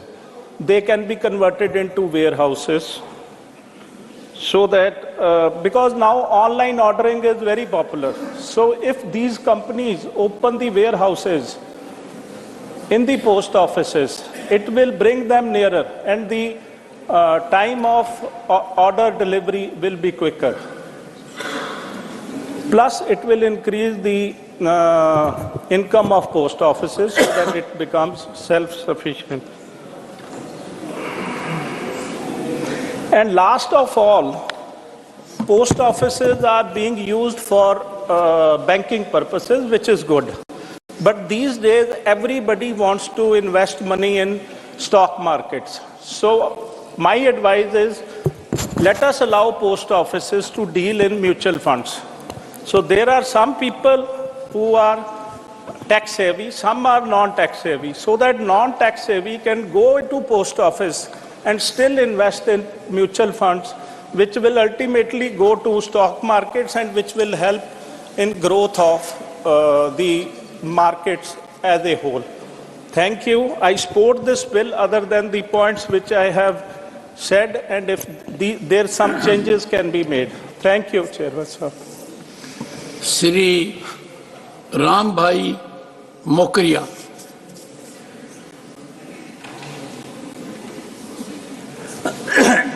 Sir, मैं post का जो bill है 2023 का, इसके बारे में बोलना चाहता हूँ। आपने मेरे को अपॉर्चुनिटी दिया, आपका आभार। ये मोदी साहब के अगुवाई में अपने अश्विनी जी, वैष्णव जी ने जो बिल लेकर आए हैं, बहुत अच्छी बात है। ये मैं पहले कुरियर कंपनी से जुड़े हुए थे, तो मेरे को कुरियर का भी एक्सपीरियंस है और पोस्ट ऑफिस का भी एक्सपीरियंस है। मैं एक बात आपसे शेयर करना चाहता हूँ। जब 2006 में अमेंडमेंट बिल आया था यूपीए सरकार में, तब इसका कोई जो बॉस था, इसको समझाने पटाने के लिए काफ़ी मेरे को दिक्कत आई और 25-30 लाख लोग काम कर रहे थे गुजरात, पूरे इंडिया में। तो सुधार बिल वो फ्रीज हो गया था। इसके पहले मोदी साहब एक बार जो तत्कालीन मुख्यमंत्री थे गुजरात में, तो मेरे एक फंक्शन में आए तो इसने बताया था कि सबसे पहला कुरियर या तो पोस्ट कौन था। क्वेश्चन किया तो किसी को पता नहीं था। मोदी साहब ने बताया कि भगवान राम की रिंग जो वीटी है वो लेके सीता जी को देने गए, वो मारुति नंदन मतलब मारुति भगवान। तो सबसे पूरा पहला कुरियर सर्विस था। दूसरा एक बात मेरे को ये बताना कि कुरियर कंपनी जब पोस्ट में स्ट्राइक हुआ था काफ़ी टाइम पहले, तब मैं पोस्ट ऑफिस मैनेजर के पास गया और मैंने बताया कि मैं आपको मदद करना चाहता हूँ। बोला आप क्या कर सकते हैं, आप तो हमारे ओपोजिशन में। मैंने बोला सर ऐसा नहीं, मैं आपका पूरक बनना चाहता हूँ। और पूरे समय में जो 6-8-10 दिन स्ट्राइक रही, तब हमने इसका टेलीग्राम जो कुछ इम्पोर्टेंट डॉक्यूमेंट था बिना चार्ज लिए उसको सर्विस दिया। बाद में मैं गया कि अभी मेरे का चार्ज दो। बोला क्या? मैंने बोला मेरे को सर्टिफिकेट दो कि मैंने आपको ये हेल्प किया है। वो सर्टिफिकेट मेरे को ये अमेंडमेंट बिल जब आया तब बताने में काफ़ी सहूलत रहा।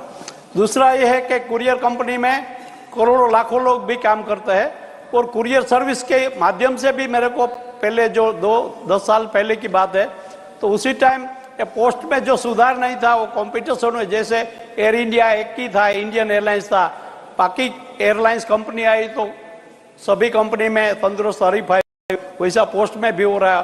पोस्ट पहले एक ही पोस्ट सर्विस काम कर रहे थे, अभी काफ़ी कुछ इसमें सुधार है, काफ़ी लोगों को रोजी रोटी भी मिलते, डेवलपमेंट भी हुआ पोस्ट में। और एक बात वो भी मैं जिक्र करना चाहता, जब सूरत में प्लेग आया था उसी टाइम वहाँ के सब बड़े बड़े लोग अपना घर बार छोड़ के अपने विलेज में जा रहे थे, तभी हमने पूरे ऑल ओवर इंडिया में से फ्री ऑफ कॉस्ट सब दवाई मंगाई। और मेरे साथ जो काम कर रहे थे 1500-2000 में पगार में, उसने एकदम फ्री में निःशुल्क पूरे सूरत में दवाई बांटी थी। तो ये मेरा कहना यह है कि प्राइवेट कंपनी भी समाज के लिए, देश के लिए भी अच्छा काम कर रही है। और जो सिक्योरिटी की बात है, जो अपने ओपोजिशन वाले बोलते हैं, सिक्योरिटी होना जरूरी है, क्योंकि पहले काफ़ी कुछ ऐसा हादसा हो गया था प्राइवेट कंपनी में पोस्ट में पार्सल जाते हैं, पार्सल बॉम्ब बनाते हैं, वहाँ पार्सल जिसके घर पर जाते हैं तो टच करते हैं तो एक्सपायर्ड हो जाते हैं या तो कुछ हादसा हो जाता है। तो ये सब बिल आया वो तो सही है, वो देखना चाहिए कि सेफ्टी पहले देश की होनी चाहिए, बाद में सब बात हो। उसी टाइम मोदी साहब जब आए तो बताया था कि कुरियर कंपनी वाले लोगों को जो बॉर्डर एरिया है, ज्यादातर बॉर्डर एरिया में जो गतिविधि होती है देश विरोधी, उसमें भी आप केयर कर सकते हैं और आप निजी जांच कर सकते हैं। वो इससे भी काफ़ी हमारे पास कुछ ऐसा अनलीगली आता है, हम पुलिस को या तो गवर्नमेंट को इन्फॉर्म करते हैं, कभी जाली नोट चली जाती है, कभी ये कुछ। ये पोस्ट में इतना काम नहीं वो रहता था, वो प्राइवेट में हम कर सकते हैं और देश की सेवा में भी काम करते हैं। आज काफ़ी लोग काम कर रहे हैं और कोई भी इन्वेस्टमेंट के बिना 20,000 रुपया से 25 लाख रुपया हर महीने कमाते हैं टैक्स पेड। ये भी एक कंपटीशन का जमाना है और प्राइवेट कुरियर और पोस्ट के साथ जो कंपटीशन हो रही तो सर्विस में भी सुधार हो रहा है। ऐसा नहीं है कि कुरियर कंपनी इसका कोई बिजनेस खा जाती है, लेकिन कुरियर कंपनी भी जो कारगिल का युद्ध हुआ था तभी प्रधानमंत्री केयर फंड में काफ़ी कुछ लोगों का ड्राफ्ट चेक सब फ्री ऑफ कॉस्ट पहुँचाते हैं। रक्षाबंधन के टाइम में भी मिलिट्री वाले लोगों को उसके बहन का जो रक्षाबंधन का है वो भी फ्री ऑफ कॉस्ट पहुँचाते हैं। मतलब काफ़ी सामाजिक काम भी करते हैं। जैसे एयर इंडिया में 1-2 कंपनी थी, अभी काफ़ी एयरलाइंस हो गई। टेलीफोन में पहले एक MTNL था और BSNL था, अभी काफ़ी कंपनी आ गई। तो कंपटीशन के ज़माने में पहले हमको फ़ोन लेना था, पैर पर पानी आ जाता था। अभी हम फ़ोन करते कि मेरे को फ़ोन लेना तो 10 कंपनी आ जाती। इसका मतलब तंदुरुस्त हरीफाई होनी चाहिए और ये पोस्ट में काफ़ी कुछ सुधार भी हो रहा है। उसका तनख्वाह भत्ता में भी काफ़ी सुधार हो गया। मेरा रिक्वेस्ट ये है कि माननीय मंत्री जी को मैं रिक्वेस्ट करता हूँ कि अभी एक कोई रूल्स है कि फर्स्ट फ्लोर पर सेकंड फ्लोर पर नहीं जाते पोस्टमैन, नीचे डब्बा होना चाहिए, आप पोस्ट बॉक्स जैसा रखना और वहाँ देंगे। हम कुरियर वाले 7 माला पर भी कभी लिफ्ट बंद है तो पहुँच जाते हैं। तो पोस्ट में भी ये होना चाहिए कि कहाँ भी है, 3रे मंजिल 5वें मंजिल। एक मेरा वो रिक्वेस्ट है इसमें अमेंडमेंट करने का। बस, बाकी धन्यवाद। और ये बिल लेके आए, काफ़ी खुशी की बात है। Honorable Minister Sri Ashwini Vaishnaw to reply the discussion. Thank you, sir. I thank all the honorable members who participated in this very lively debate. Many important issues have been raised, and some of the issues are basically common.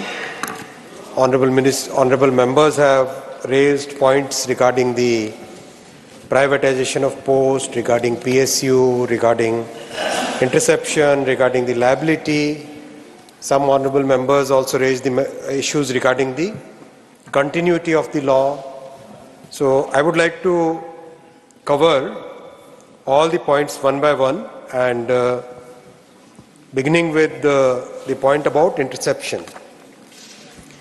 Honorable Chairman, in a society which is as complex, as diverse, and times which are as difficult as they are, it's very important that interception is done. This kind of provision is kept in the law for the national security. What I would like to request honorable members through you is the way constitutional provisions are framed, where a right is given but there are certain carve-outs out of it. Similarly, in this law, very clearly laid out procedure, very clearly laid out carve-outs have been kept in this law. Many honorable members said that what is the process, what procedure will be followed for the interception. I would like to inform all the honorable members that interception is something which has been there in this act, in the previous act, for ages, for many decades, and the procedure also has been very well established. As and when we frame the rules will be laid before the Parliament, and the procedure for interception will be introduced through the rules. And it will be very fair and transparent. There is absolutely nothing to worry about it. The second point which was raised by many honorable members was about the liability of the post office employees. Even now, Honorable Chairman Sir, the liability of the employees, whenever there is a negligence or a willful act by which the services which are supposed to be given are not given, in those cases the liability exists. And the current bill which is presented today, that bill also provides for the liability in those cases. The clause regarding no liability, that is a clause which is given because post office people they are basically public servants, that's why that clause has been given. The third major point which was raised by many honorable members was about the employment, PSU, privatization. Very clearly, there is absolutely no question of privatization of the post offices. We have very categorically said, और मैं एक बार फिर पूरी जिम्मेदारी के साथ सदन के फ्लोर पे कह रहा हूं कि पोस्ट ऑफिसेस को प्राइवेटाइज करने का कोई इसमें प्रावधान नहीं है और कोई सरकार की मंशा नहीं। जो इस बिल में लाया गया है वो बेसिकली पोस्टल नेटवर्क की सर्विसेज को विस्तार करने का है।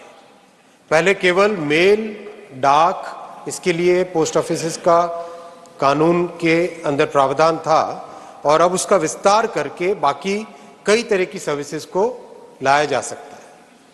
जैसा कई माननीय सदस्यों ने भी जिक्र किया, आज पोस्ट ऑफिसेस प्रैक्टिकली बैंक बन चुके हैं, बैंकिंग सर्विस की तरह काम कर रहे हैं। पोस्ट ऑफिस सेविंग्स बैंक में करीब 26 करोड़ अकाउंट है और 17 लाख करोड़ रुपए उसमें डिपॉजिटेड है। तो एक साधारण परिवार के लिए पोस्ट ऑफिस सेविंग बैंक एक बहुत अच्छा जरिया है जिससे अपनी सेविंग्स को सेफ रख सके। वैसे ही सुकन्या समृद्धि योजना, जिसमें बेटियों के लिए पूरी जिंदगी भर का एक बहुत अच्छा फाइनेंशियल स्टेबिलिटी बनती है, फाइनेंशियल स्ट्रेंथ बनती है, उसमें 3 करोड़ खाते खोले गए हैं जिसमें 1,41,000 करोड़ रुपए डिपॉजिट हुए। महिला सम्मान सेविंग सर्टिफिकेट 21 लाख दिए गए। जैसा कई मान्य सांसदों ने कहा, पासपोर्ट सेवा केंद्र के कारण उनको आज जितनी सुविधाएं मिली है पासपोर्ट बनाने में, ये एक ऐसी सर्विस है जो सर्विस और बढ़ेगी और इस बिल के आने से इसको एक लीगल फ्रेमवर्क मिलेगा। वैसे ही आधार एनरोलमेंट 13,500 सेंटर। और सबसे बड़ी बात जो एक और माननीय सांसद ने कहा था कि एक समय था जब भारत के तत्कालीन प्रधानमंत्री जी को कहना पड़ा 100 रुपए भेजते हैं, केवल 15 रुपए जमीन तक पहुंचते हैं। आज माननीय प्रधानमंत्री श्री नरेंद्र मोदी जी 100 रुपए भेजते हैं, एक बटन दबा के पूरे 100 रुपए अपने साधारण नागरिक के खाते में पहुंचते हैं। और इसमें पोस्ट ऑफिस का भी बहुत बड़ा रोल है। पोस्ट ऑफिस का जो पेमेंट बैंक है, इसके जरिए से करीब 3.5 करोड़ लोगों को ये सुविधा मिल रही है डायरेक्ट बेनिफिट ट्रांसफर की। 3.5 करोड़ लोगों को एक बटन दबाते ही लोगों के अकाउंट में पैसा पहुंच जाता है। माननीय श्री शक्ति सिंह गोहिल जी ने कहा था कि भाई अंडर पोस्टल सर्टिफिकेट आपने क्यों बंद कर दिया। थोड़ा सा अगर आप अपने फैक्ट जांच लेते तो अच्छा रहता, क्योंकि यूपीसी की सुविधा बंद की गई थी 2011 में। 2011 में तो आप ही की सरकार थी भाई, तो आपने भी और नहीं भी थी तो आपने जो काम किए उन सब के लिए आप ही जिम्मेदार हैं, किसी और को जिम्मेदारी न करते हैं। वैसे ही कहा गया आपने कि स्पोर्ट्स कोटा हटा दिया। अरे भाई थोड़ी तो जांच कर लेते अपने बात की। आज भी स्पोर्ट्स कोटा पूरी तरह से है और उसको एकदम ट्रांसपेरेंट करने के लिए हर चीज को ऑनलाइन कर दिया गया। एफिशिएंट करने के लिए, ट्रांसपेरेंट करने के लिए ऑनलाइन कर दिया गया है। वैसे ही कई मान्य सदस्यों ने कहा, कई मान्य सदस्यों ने कहा, इंटरसेप्शन का जिक्र करते हुए, फोन कंपनी का नाम लेते हुए कहा मैं उन सबको कहता हूं कि आप अपने फोन चेक कराने के लिए सर्टिन को दे दें, जो बेस्ट से बेस्ट टेक्निकल एक्सपर्ट से जांच करेंगे भारत के। आप कहेंगे किसी विदेशी एक्सपर्ट के पास भेजना है तो वो भी कर देंगे, क्योंकि आपको वैसे भी अपने देश पे तो भरोसा रहता नहीं है। आपने तो हमेशा देश को नीचा दिखाने का ही काम किया। अभी एक माननीय सांसद महोदय कह रहे थे कि ये सर्विस अंग्रेजों ने यूनिफाई की। कांग्रेस के माननीय सांसद श्री शक्ति सिंह गोहिल जी ने ओपनिंग में कहा कि दुनिया की सबसे बड़ी सर्विस है, बहुत अच्छी बात है, लेकिन अंग्रेजों ने भारतीय डाक की स्थापना की थी। आपके माननीय सभापति जी, कांग्रेस के पूरे माइंडसेट में अंग्रेज और इनके एक परिवार से बाहर कुछ भी नहीं है। मैं तथ्य रखना चाहता हूं कि भारत में पाटलिपुत्र से पर्शिया तक की डाक सेवा आज से करीब 2000 से अधिक वर्षों पहले तक स्थापित है। हम अपनी संस्कृति पे क्यों ना गर्व करें, क्योंकि कांग्रेस की पूरी जो मनोवृत्ति थी वो सारी की सारी colonial. I am not yielding sir, I am not yielding. Sorry, he is not yielding. मान्य सभापति जी, मान्य सभापति जी, No, I will not allow you. मान्य सभापति जी, Mr. मान्य Goyal, सभापति जी, Mr. Goyal, शक्ति सिंह जी, मान्य सभापति जी, बैठिएगा, please take your seat, take your seat, आपने It is most, one second, honorable minister, one second. It is most unfortunate that during the day we show discipline and decorum. Now every member here should learn about compliance of rules. Maybe a particular member or a minister is saying something on which you seek to have, let's say, a rejoinder or intervention. Follow the rules. You can't jump from your seat.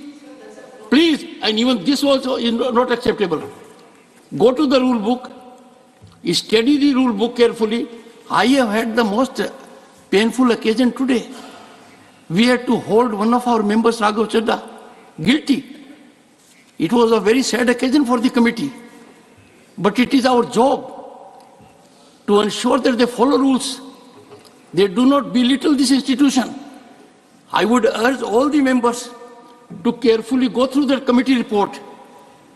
It's a very well deliberated, thoughtful committee report. There is a provision in the rules for everyone to make a rejoinder, to make an intervention. But that can't be like this, that the Honorable Minister is saying something, you immediately rise on your seat. Sorry, I don't allow. Please, continue. Thank you, Honorable Chairman, sir. मैं कांग्रेस के जो colonial mindset के प्रति जो इनका लगाव है, चाहे एजुकेशन सिस्टम हो, चाहे पोस्टल सिस्टम हो, चाहे किसी भी तरह की सामाजिक सुविधा की जो बात है, उसमें इनका जो माइंडसेट है उसकी बात आपके समक्ष रखना चाहता था माननीय सभापति महोदय। इसीलिए मैंने जिक्र किया कि जो माननीय शंकर सिंह गोहिल जी ने कहा था और भी कई एक दो सदस्यों ने कहा, माननीय सदस्यों ने कहा कि अंग्रेजों ने इस पोस्टल सिस्टम की स्थापना की थी। ऐसा नहीं है, तथ्य है, ऐतिहासिक तौर पे प्रमाण है कि ये व्यवस्था पाटलिपुत्र से पर्शिया तक की हिंदुस्तान में बहुत पहले से स्थापित थी और बहुत ही अच्छी तरह से भी चलती थी। कुछ माननीय सदस्यों ने यह भी कहा कि पोस्टल सर्विसेज में रिक्रूटमेंट नहीं किया गया है। शायद कुछ माननीय सांसद या तो तथ्य देखना नहीं चाहते माननीय सभापति महोदय, या फिर वो देख के भी अनदेखा करना चाहते हैं। 1,28,000 लोगों को रोजगार दिया है माननीय मोदी जी ने postal network. 660 post offices UPA की सरकार के समय बंद किए गए थे, मोदी जी ने 5,000 नए खोले हैं और 5,700 से अधिक नए खोलने के लिए मंजूर किए। पोस्टल नेटवर्क को किस तरह से बढ़ाया जाए, ये मोदी जी का क्लियर विजन है। यूपीए सरकार में ये था कि पोस्टल सर्विसेज को किस तरह से बंद किया जाए, कैसे उसको इररिलेवेंट कर दिया जाए, कैसे इसको समाप्त कर दिया जाए। और आज वो दुहाई दे रहे हैं पीएसयू को प्राइवेटाइज न करने की बात कह रहे हैं आज शक्ति सिंह जी गोहिल जी। इनका ये जो हिपोक्रेसी है, उस हिपोक्रेसी को आज भारत का जन जन जान चुका है। भारत के जन जन के मन में जो आज सरकार की सुविधाओं, सरकार के विकास के प्रति जो विश्वास आया है, वो विश्वास आया है प्रधानमंत्री श्री नरेंद्र मोदी जी की जो नीतियां हैं, जो काम करने का तरीका है, जो मोदी जी की गारंटी है, सिर्फ पूरे के पूरे भारत का सिर्फ उसी पे भरोसा है। और जो परिणाम आज हम सब देख रहे हैं वो परिणाम उसी का नतीजा है कि कांग्रेस हमेशा केवल कॉलोनियल माइंडसेट में चली रहेगी और इररिलेवेंट हो जाएगी। इसी तरह से चलते चलते हो गई है। मैं मान्यवर श्री नारायण बिसी जी को धन्यवाद देना चाहूंगा, श्री अयोध्या रामी रेड्डी जी को भी धन्यवाद देना चाहूंगा जिन्होंने बहुत अच्छे सुझाव दिए, सपोर्ट किया। श्री विजय साई रेड्डी जी को भी धन्यवाद देना चाहूंगा। आपने प्राइसिंग के बारे में कहा, मैं केवल इतना ही कहना चाहूंगा कि पोस्टल सर्विसेज का बहुत बड़ा सोशल ऑब्लिगेशन भी है, इसीलिए पोस्टल सर्विसेज को इतना अफोर्डेबल रखा गया है। बहुत ही कम प्राइस में सर्विसेज दी जाती है और सरकार की क्लियर नीति है कि इसी तरह से इसको अफोर्डेबल रखा जाएगा, मॉडर्नाइज किया जाएगा, लेकिन प्राइसिंग को हमेशा अफोर्डेबल रखा जाएगा। श्री कनक मेदला रविंद्र कुमार जी का भी धन्यवाद, उन्होंने बहुत अच्छे सुझाव दिए कि इसमें एडिशनल सर्विसेज जोड़नी चाहिए। और भी कई साथियों ने, कई मान्यवर सांसदों ने अच्छे सुझाव दिए हैं जिनका मैं स्वागत करता हूं। और दूसरे बड़े पॉइंट्स में से श्री थम्बीदुराई जी ने कहा था हेरिटेज बिल्डिंग्स का। हेरिटेज बिल्डिंग के बारे में मैं मान्यवर सांसद महोदय को जानकारी देना चाहूंगा। कई ऐसी अच्छी हेरिटेज बिल्डिंग्स हैं पोस्ट ऑफिसेज की जिनका अच्छे से पुनरुद्धार किया जा रहा है, रेनोवेशन किया जा रहा है। अभी हाल ही में उड़ीसा के झारसुगुड़ा में रेलवे की मदद से पोस्ट ऑफिस की एक हेरिटेज बिल्डिंग को बहुत अच्छे से रेनोवेट किया गया है, उसका पूरा हेरिटेज कैरेक्टर मेंटेन करके। इसी तरह से लखनऊ में और भी कई जगह देश के जगह जगह पर हेरिटेज बिल्डिंग्स का किया गया है रेनोवेशन। इसके अलावा मान्यवर सभापति महोदय, अनयूज्ड पोस्टल लैंड के बारे में सुझाव आए कि उसके लिए वेयर हाउसिंग और नई तरह की सर्विसेज आए, इसके ऊपर भी काम चल रहा है। और आज के बिल में विशेषकर इस बात का प्रावधान लाया गया है कि पोस्टल सर्विसेज का विस्तार हो, केवल डाक और एक्सप्रेस मेल के अलावा और भी कई तरह की सर्विसेज आए। एक और विषय कम्युनिस्ट पार्टी के मान्यवर सांसद महोदय जी का था, फेडरलिज्म पे आपका आरोप था कि फेडरलिज्म पे प्रहार किया जा रहा है। शायद कम्युनिस्ट पार्टी को कभी भी संविधान में रुचि नहीं थी, विश्वास नहीं था। जो संविधान की दुहाई देते हैं मान्यवर सभापति महोदय, वो पहले थोड़ा संविधान को पढ़ तो ले भाई। कॉन्स्टिट्यूशन के 7th शेड्यूल की लिस्टें बनी हुई है, कौन सा यूनियन सरकार का, भारत सरकार का, यूनियन गवर्नमेंट का विषय है और कौन सा कॉन्करेंट लिस्ट है और कौन सा राज्य का है, क्लियरली संविधान में स्पेसिफाई किया हुआ है। आइटम 31 जो यूनियन लिस्ट की है उसमें पोस्टल सर्विसेज को क्लियरली रखा गया है। तो आपका तो वैसे भी संविधान में कोई रुचि थी नहीं। आज भले आप डेमोक्रेसी की बात करो और संविधान के ऊपर अटैक की बात करो, लेकिन जनता सब जानती है और जनता सब समझती है। जनता को पता है, जन जन को पता है संविधान की रक्षा करने के लिए कौन आज सशक्त है और कौन कर सकता है। जो केवल एक दिखावा करते थे संविधान की रक्षा की और डेमोक्रेसी की रक्षा की, उनको जनता ने नकार दिया है और आने वाले समय में भी नकारते रहेंगे। माननीय सभापति महोदय, मैं सभी सांसदों का एक बार फिर धन्यवाद करता हूं और आपसे निवेदन करता हूं कि इस बिल को, जो कि हमारी कॉलोनियल माइंडसेट को, उपनिवेशवादी समय की एक लेगेसी को समाप्त करके आज के समय के अनुरूप एक बहुत अच्छा मॉडर्न, वेल ड्राफ्टेड, अच्छा एक सरल भाषा में लाया गया जो बिल है, इसको यूनानिमसली पास करें। बहुत बहुत धन्यवाद। The question is that the Post Office Bill 2023 be taken into consideration. Those in favor will please say aye. Aye. Those against will please say no. I think the ayes have it, the ayes have it, the ayes have it. The motion is adopted. We shall now take up clause by clause consideration of the bill. Clauses 2 to 16 stand part of the bill. Those in favor will please say aye. Aye. Those against will please say no. Yes. I think the ayes have it. The ayes have it. The ayes have it. Clauses 2 to 16 are adopted. The clause 1, the enacting formula and the title stand part of the bill. Those in favor will please say aye. Aye. Those against will please say no. I think the ayes have it. The ayes have it. The ayes have it. Clause 1, the enacting formula and the title are adopted. Shri Ashwini Vaishnav to move that the bill be passed. Honorable Chairman, sir, I rise to move that the Post Office Bill 2023 be passed. Motion moved that the bill be passed. The question is that the bill be passed. Those in favor will please say aye. Aye. Those against will please say no. I think the ayes have it. The ayes have it. The bill is passed.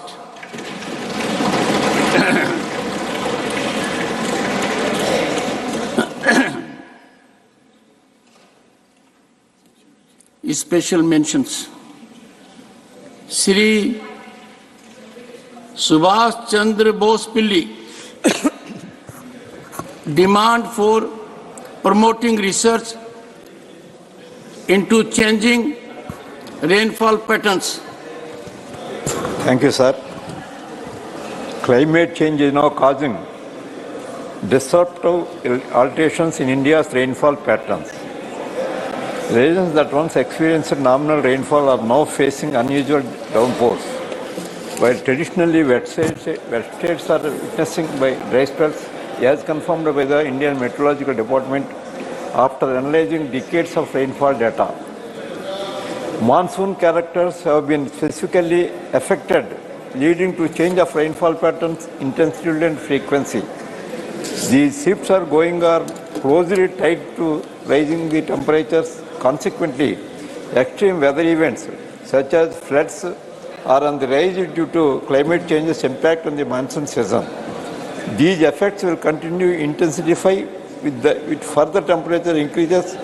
Persistent heavy rainfall spells result in floods, directly affecting agriculture and infrastructure, leading to human migration to loss of life. From deficit rainfall affecting agriculture in Andhra Pradesh and unprecedented floods to other states, India has already experiencing the consequences of changing the rainfall patterns. Therefore, I request the government to initiate the research to better understand and predict these patterns, allowing for the development of improved mitigations and early warning systems for such seasons. This information will enable us to reduce our vulnerability to climate change and undertake mitigation measures to lower the risk of extreme weather events. Thank you, sir. Dr. Fozia Khan, concern over growing risk of antimicrobial resistance in India. Thank you, sir. Antimicrobial resistance presents a serious global health challenge with 2,97,000 deaths directly attributed to it in India and an additional 10,42,500 deaths associated with it in the year 2019. The growing resistance to newer and more sophisticated drugs further complicates the issue, sir. Various factors contribute to the rise in AMR in India, like the injudicious use of antimicrobial drugs, over-the-counter availability of drugs attributed to poverty, misinformation and unawareness, climate change, the growth of the pharmaceutical industry and environmental pollution through the improper disposal of pharmaceutical waste. Factors like antibiotic use in livestock. The food industry has witnessed a 577% increase in poultry consumption in 3 decades, which has led to extensive non-therapeutic antimicrobial use to meet market needs. The consumption of animal products rich in resistant microbial strains by humans further contributes to AMR. There is an urgent need to address the issue through proper measures by the government. For instance, increasing R&D investment for AMR, that is presently at 0.01% of the total GDP expenditure on health research. WHO reports a decrease in antibiotic consumption with 47.1% involving unapproved drugs, necessitating a regulatory body for streamlining initiatives with a country as diversely populated as India. Thank you, sir. Shri Naresh Bansal, demand to connect Dehradun, Ramnagar, Saharanpur, Dehranagar, Chakrata, Uttarkashi and Dehradun, Saharanpur to broad gauge line. धन्यवाद सभापति जी। महोदय, यह दुख का विषय है कि आज़ादी के इतने साल बाद भी पहाड़, रेल, 4 लेन व ऑल वेदर रोड से वंचित रही। आदरणीय प्रधानमंत्री श्री नरेंद्र मोदी जी ने इस दर्द को समझा व उसकी मंजूरी देने के साथ ही लक्ष्यबद्ध कार्यक्रम के तहत इसका कार्य भी शुरू हो गया, जो निश्चित रूप से रिकॉर्ड समय में पूरा भी होगा। प्रधानमंत्री नरेंद्र मोदी जी के नेतृत्व में बाबा केदारनाथ तथा भगवान बद्री विशाल जी के धाम का जो विकास कार्य हो रहा है, उसके लिए वे साधुवाद के पात्र हैं। हर क्षेत्र में पहले से बहुत ज़्यादा विकास कार्य हो रहा है। उसके लिए मैं उत्तराखंड की समस्त देवतुल्य जनता की ओर से अपने प्रधान सेवक को कोटि कोटि आभार व्यक्त करता हूं। चक्रौता, उत्तरकाशी आदि भी रेल लाइन से वंचित हैं।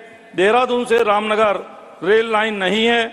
हरिद्वार देहरादून के बीच कई प्रमुख रेलों का संचालन नहीं है और ऋषिकेश कर्णप्रयाग रेल लाइन को देहरादून रेलवे स्टेशन से भी जोड़ा जाना बाकी है। सहारनपुर देहरादून के बीच सीधा रेल संपर्क नहीं है, जिससे हरिद्वार की ओर से आना पड़ता है और इसमें समय बहुत अधिक लगता है तथा माल भाड़ा भी बहुत अधिक हो जाता है।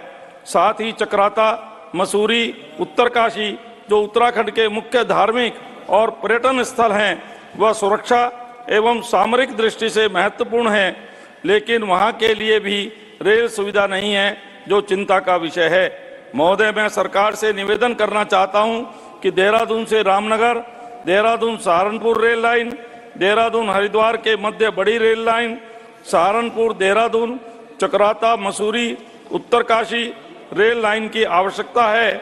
इस पर ध्यान दिया जाए। धन्यवाद। Shri Niranjan BC, demand for adequate budgetary allocation for ensuring safety of mining workers.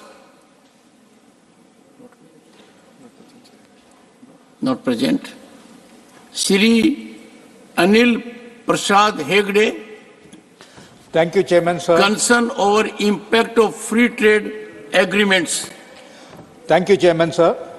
I would like to raise an important issue related to free trade agreements, FTAs. In 2022, India signed an FTA with UAE and Australia and is currently negotiating FTAs with UK, European Union, Canada, GCC, New Zealand and Israel. All these proposed trade deals are expected to include policy areas that new age FTAs normally cover, like goods, services, rules of origin, labor, SMEs, non-tariff measures, and regulatory frameworks. These FTAs may also include issues like e-commerce, IPRs, investment and ISDS, innovation, government procurement, trade facilitation, etc. Past experience shows negative consequences that India faced with FTAs with Japan, Korea and ASEAN. Our trade deficit increased after FTAs. Industry federations and farm unions are cautioning the government and seeking review of existing FTAs. This should be taken up. FTA negotiations needs to be transparent, hence government must in fact share negotiating texts of each FTA under negotiation with the parliamentarians, state governments and citizen groups. FTA subjects like agriculture fall under state governments. Therefore, all state governments must be consulted beforehand and their concerns must be addressed. While the government was wise with regard to not signing Regional Comprehensive Economic Partnership RCEP, it is unclear why this same logic is not being applied to FTAs. It is important not to sacrifice the interest of primary sectors like agriculture and dairy. I therefore urge the government for ex-ante impact assessment study of each FTA under negotiation to see how trade deal benefits various sectors. Thank you, sir. Shri M. Mohammad Abdullah requests to allow the hyper or hypopigmented vitiligo persons to join Indian Army. Not present.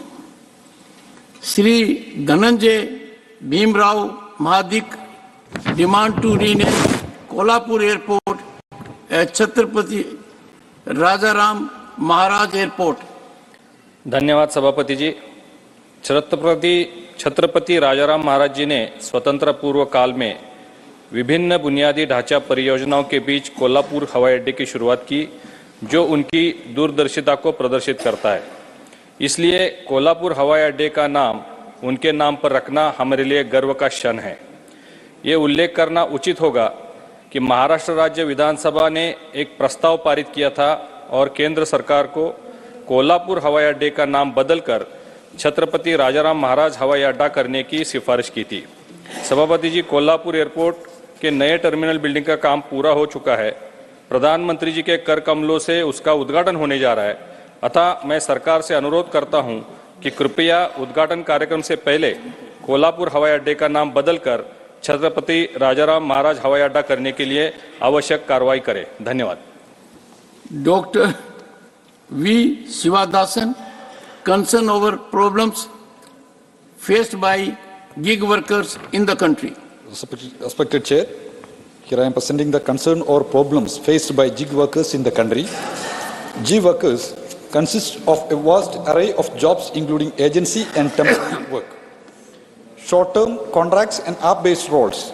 There were 7.7 million gig workers in India in 2020-21, projected to rise 23.5 million by 2029-30. According to official data, the gig workers are victims of privatization and contractualization and are overworked and underpaid. Most of them have no job security or protection of labor laws. Much of the gig workers take place outside the office, and this informality and unpredictability often leave the workers yet vulnerable. The platforms which employ these workers argue that they are not employers but aggregators of customs requests. The workers are called partners, but when it comes to deciding the nature of work, the partner has no say. The workers are rendered helpless as the employer is an invisible force, and the digital divide in India further facilitates this exploitation.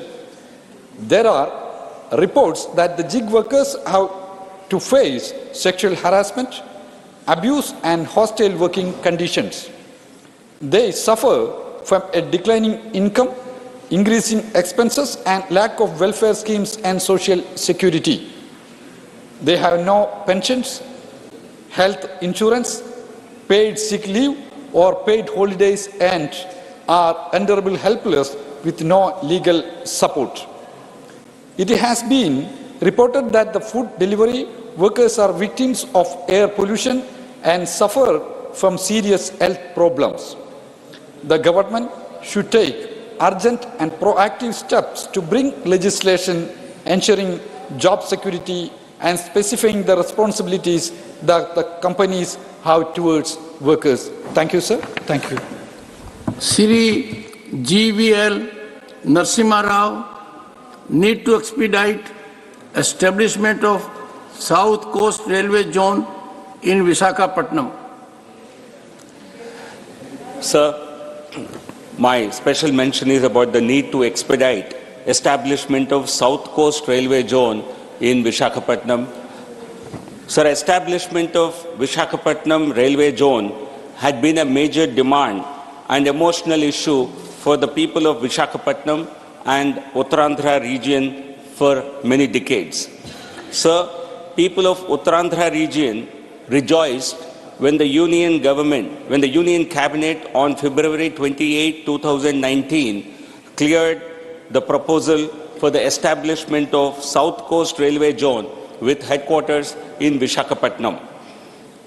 Sir, setting up of new railway zone will bring optimality with regard to the size and scale of railway operations and also to meet the persistent demand and aspirations of the people of the area.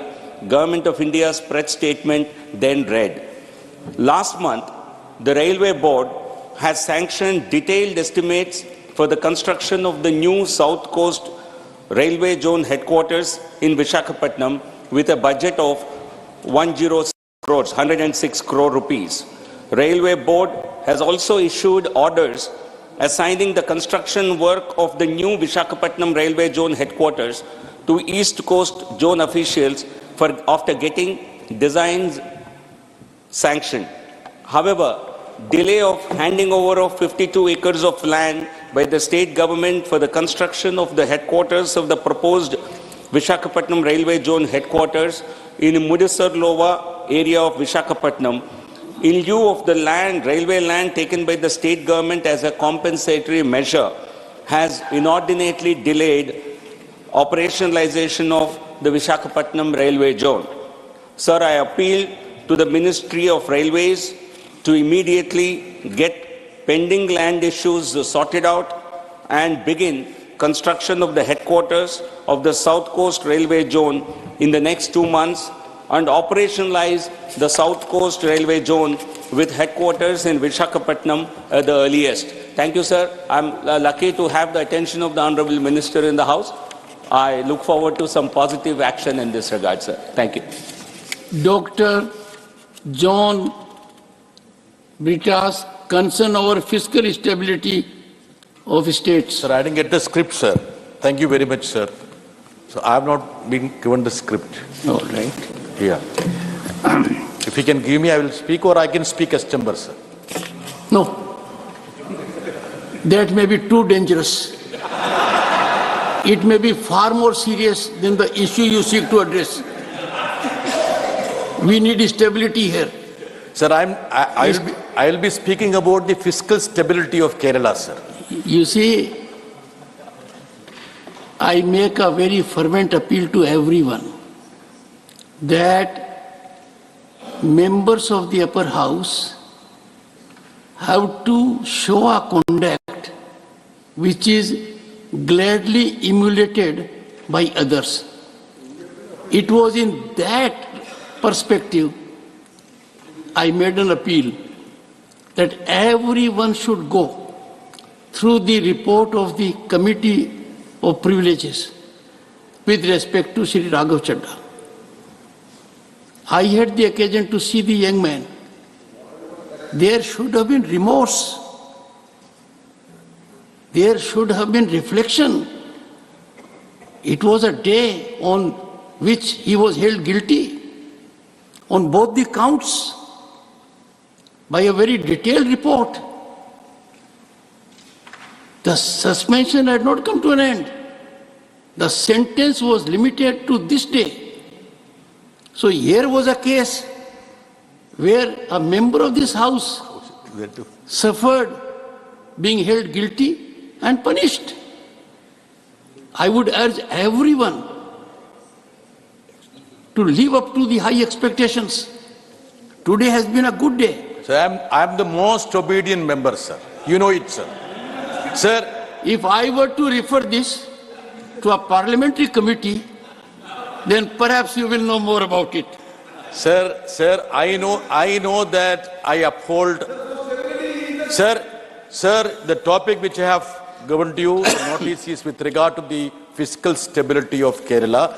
Since it hasn't been given to me by the Secretariat. No, nothing will go on record. Sir? Because a special mention has to be as per text approved. Avail your opportunity next time. I'll be little more indulgent. I'll be little more indulgent. Sir, I'm waiting for the test, sir. Okay. And honorable members, ethics is so vital for performance of duties of a parliamentarian. Take your seat. Yes, sir. It was in 90s that for the first time Rajya Sabha had the benefit of an ethics committee. And the first ethics committee was headed by a man of great experience, Sri S.B. Chauhan. He rendered that report, and in that report presented to this House on December 8, 1999, a code of conduct was laid down for us. I'll make reference only to two elements. Members must not do anything that brings disrepute to the Parliament and affects their credibility. Members are expected to maintain high standards of morality, dignity, decency, and values in public life.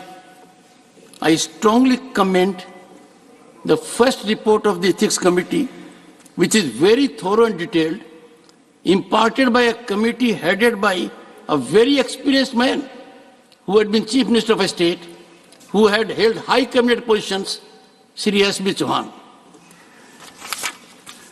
The House stands adjourned to meet at 11 a.m. on Tuesday, the 5th December 2023.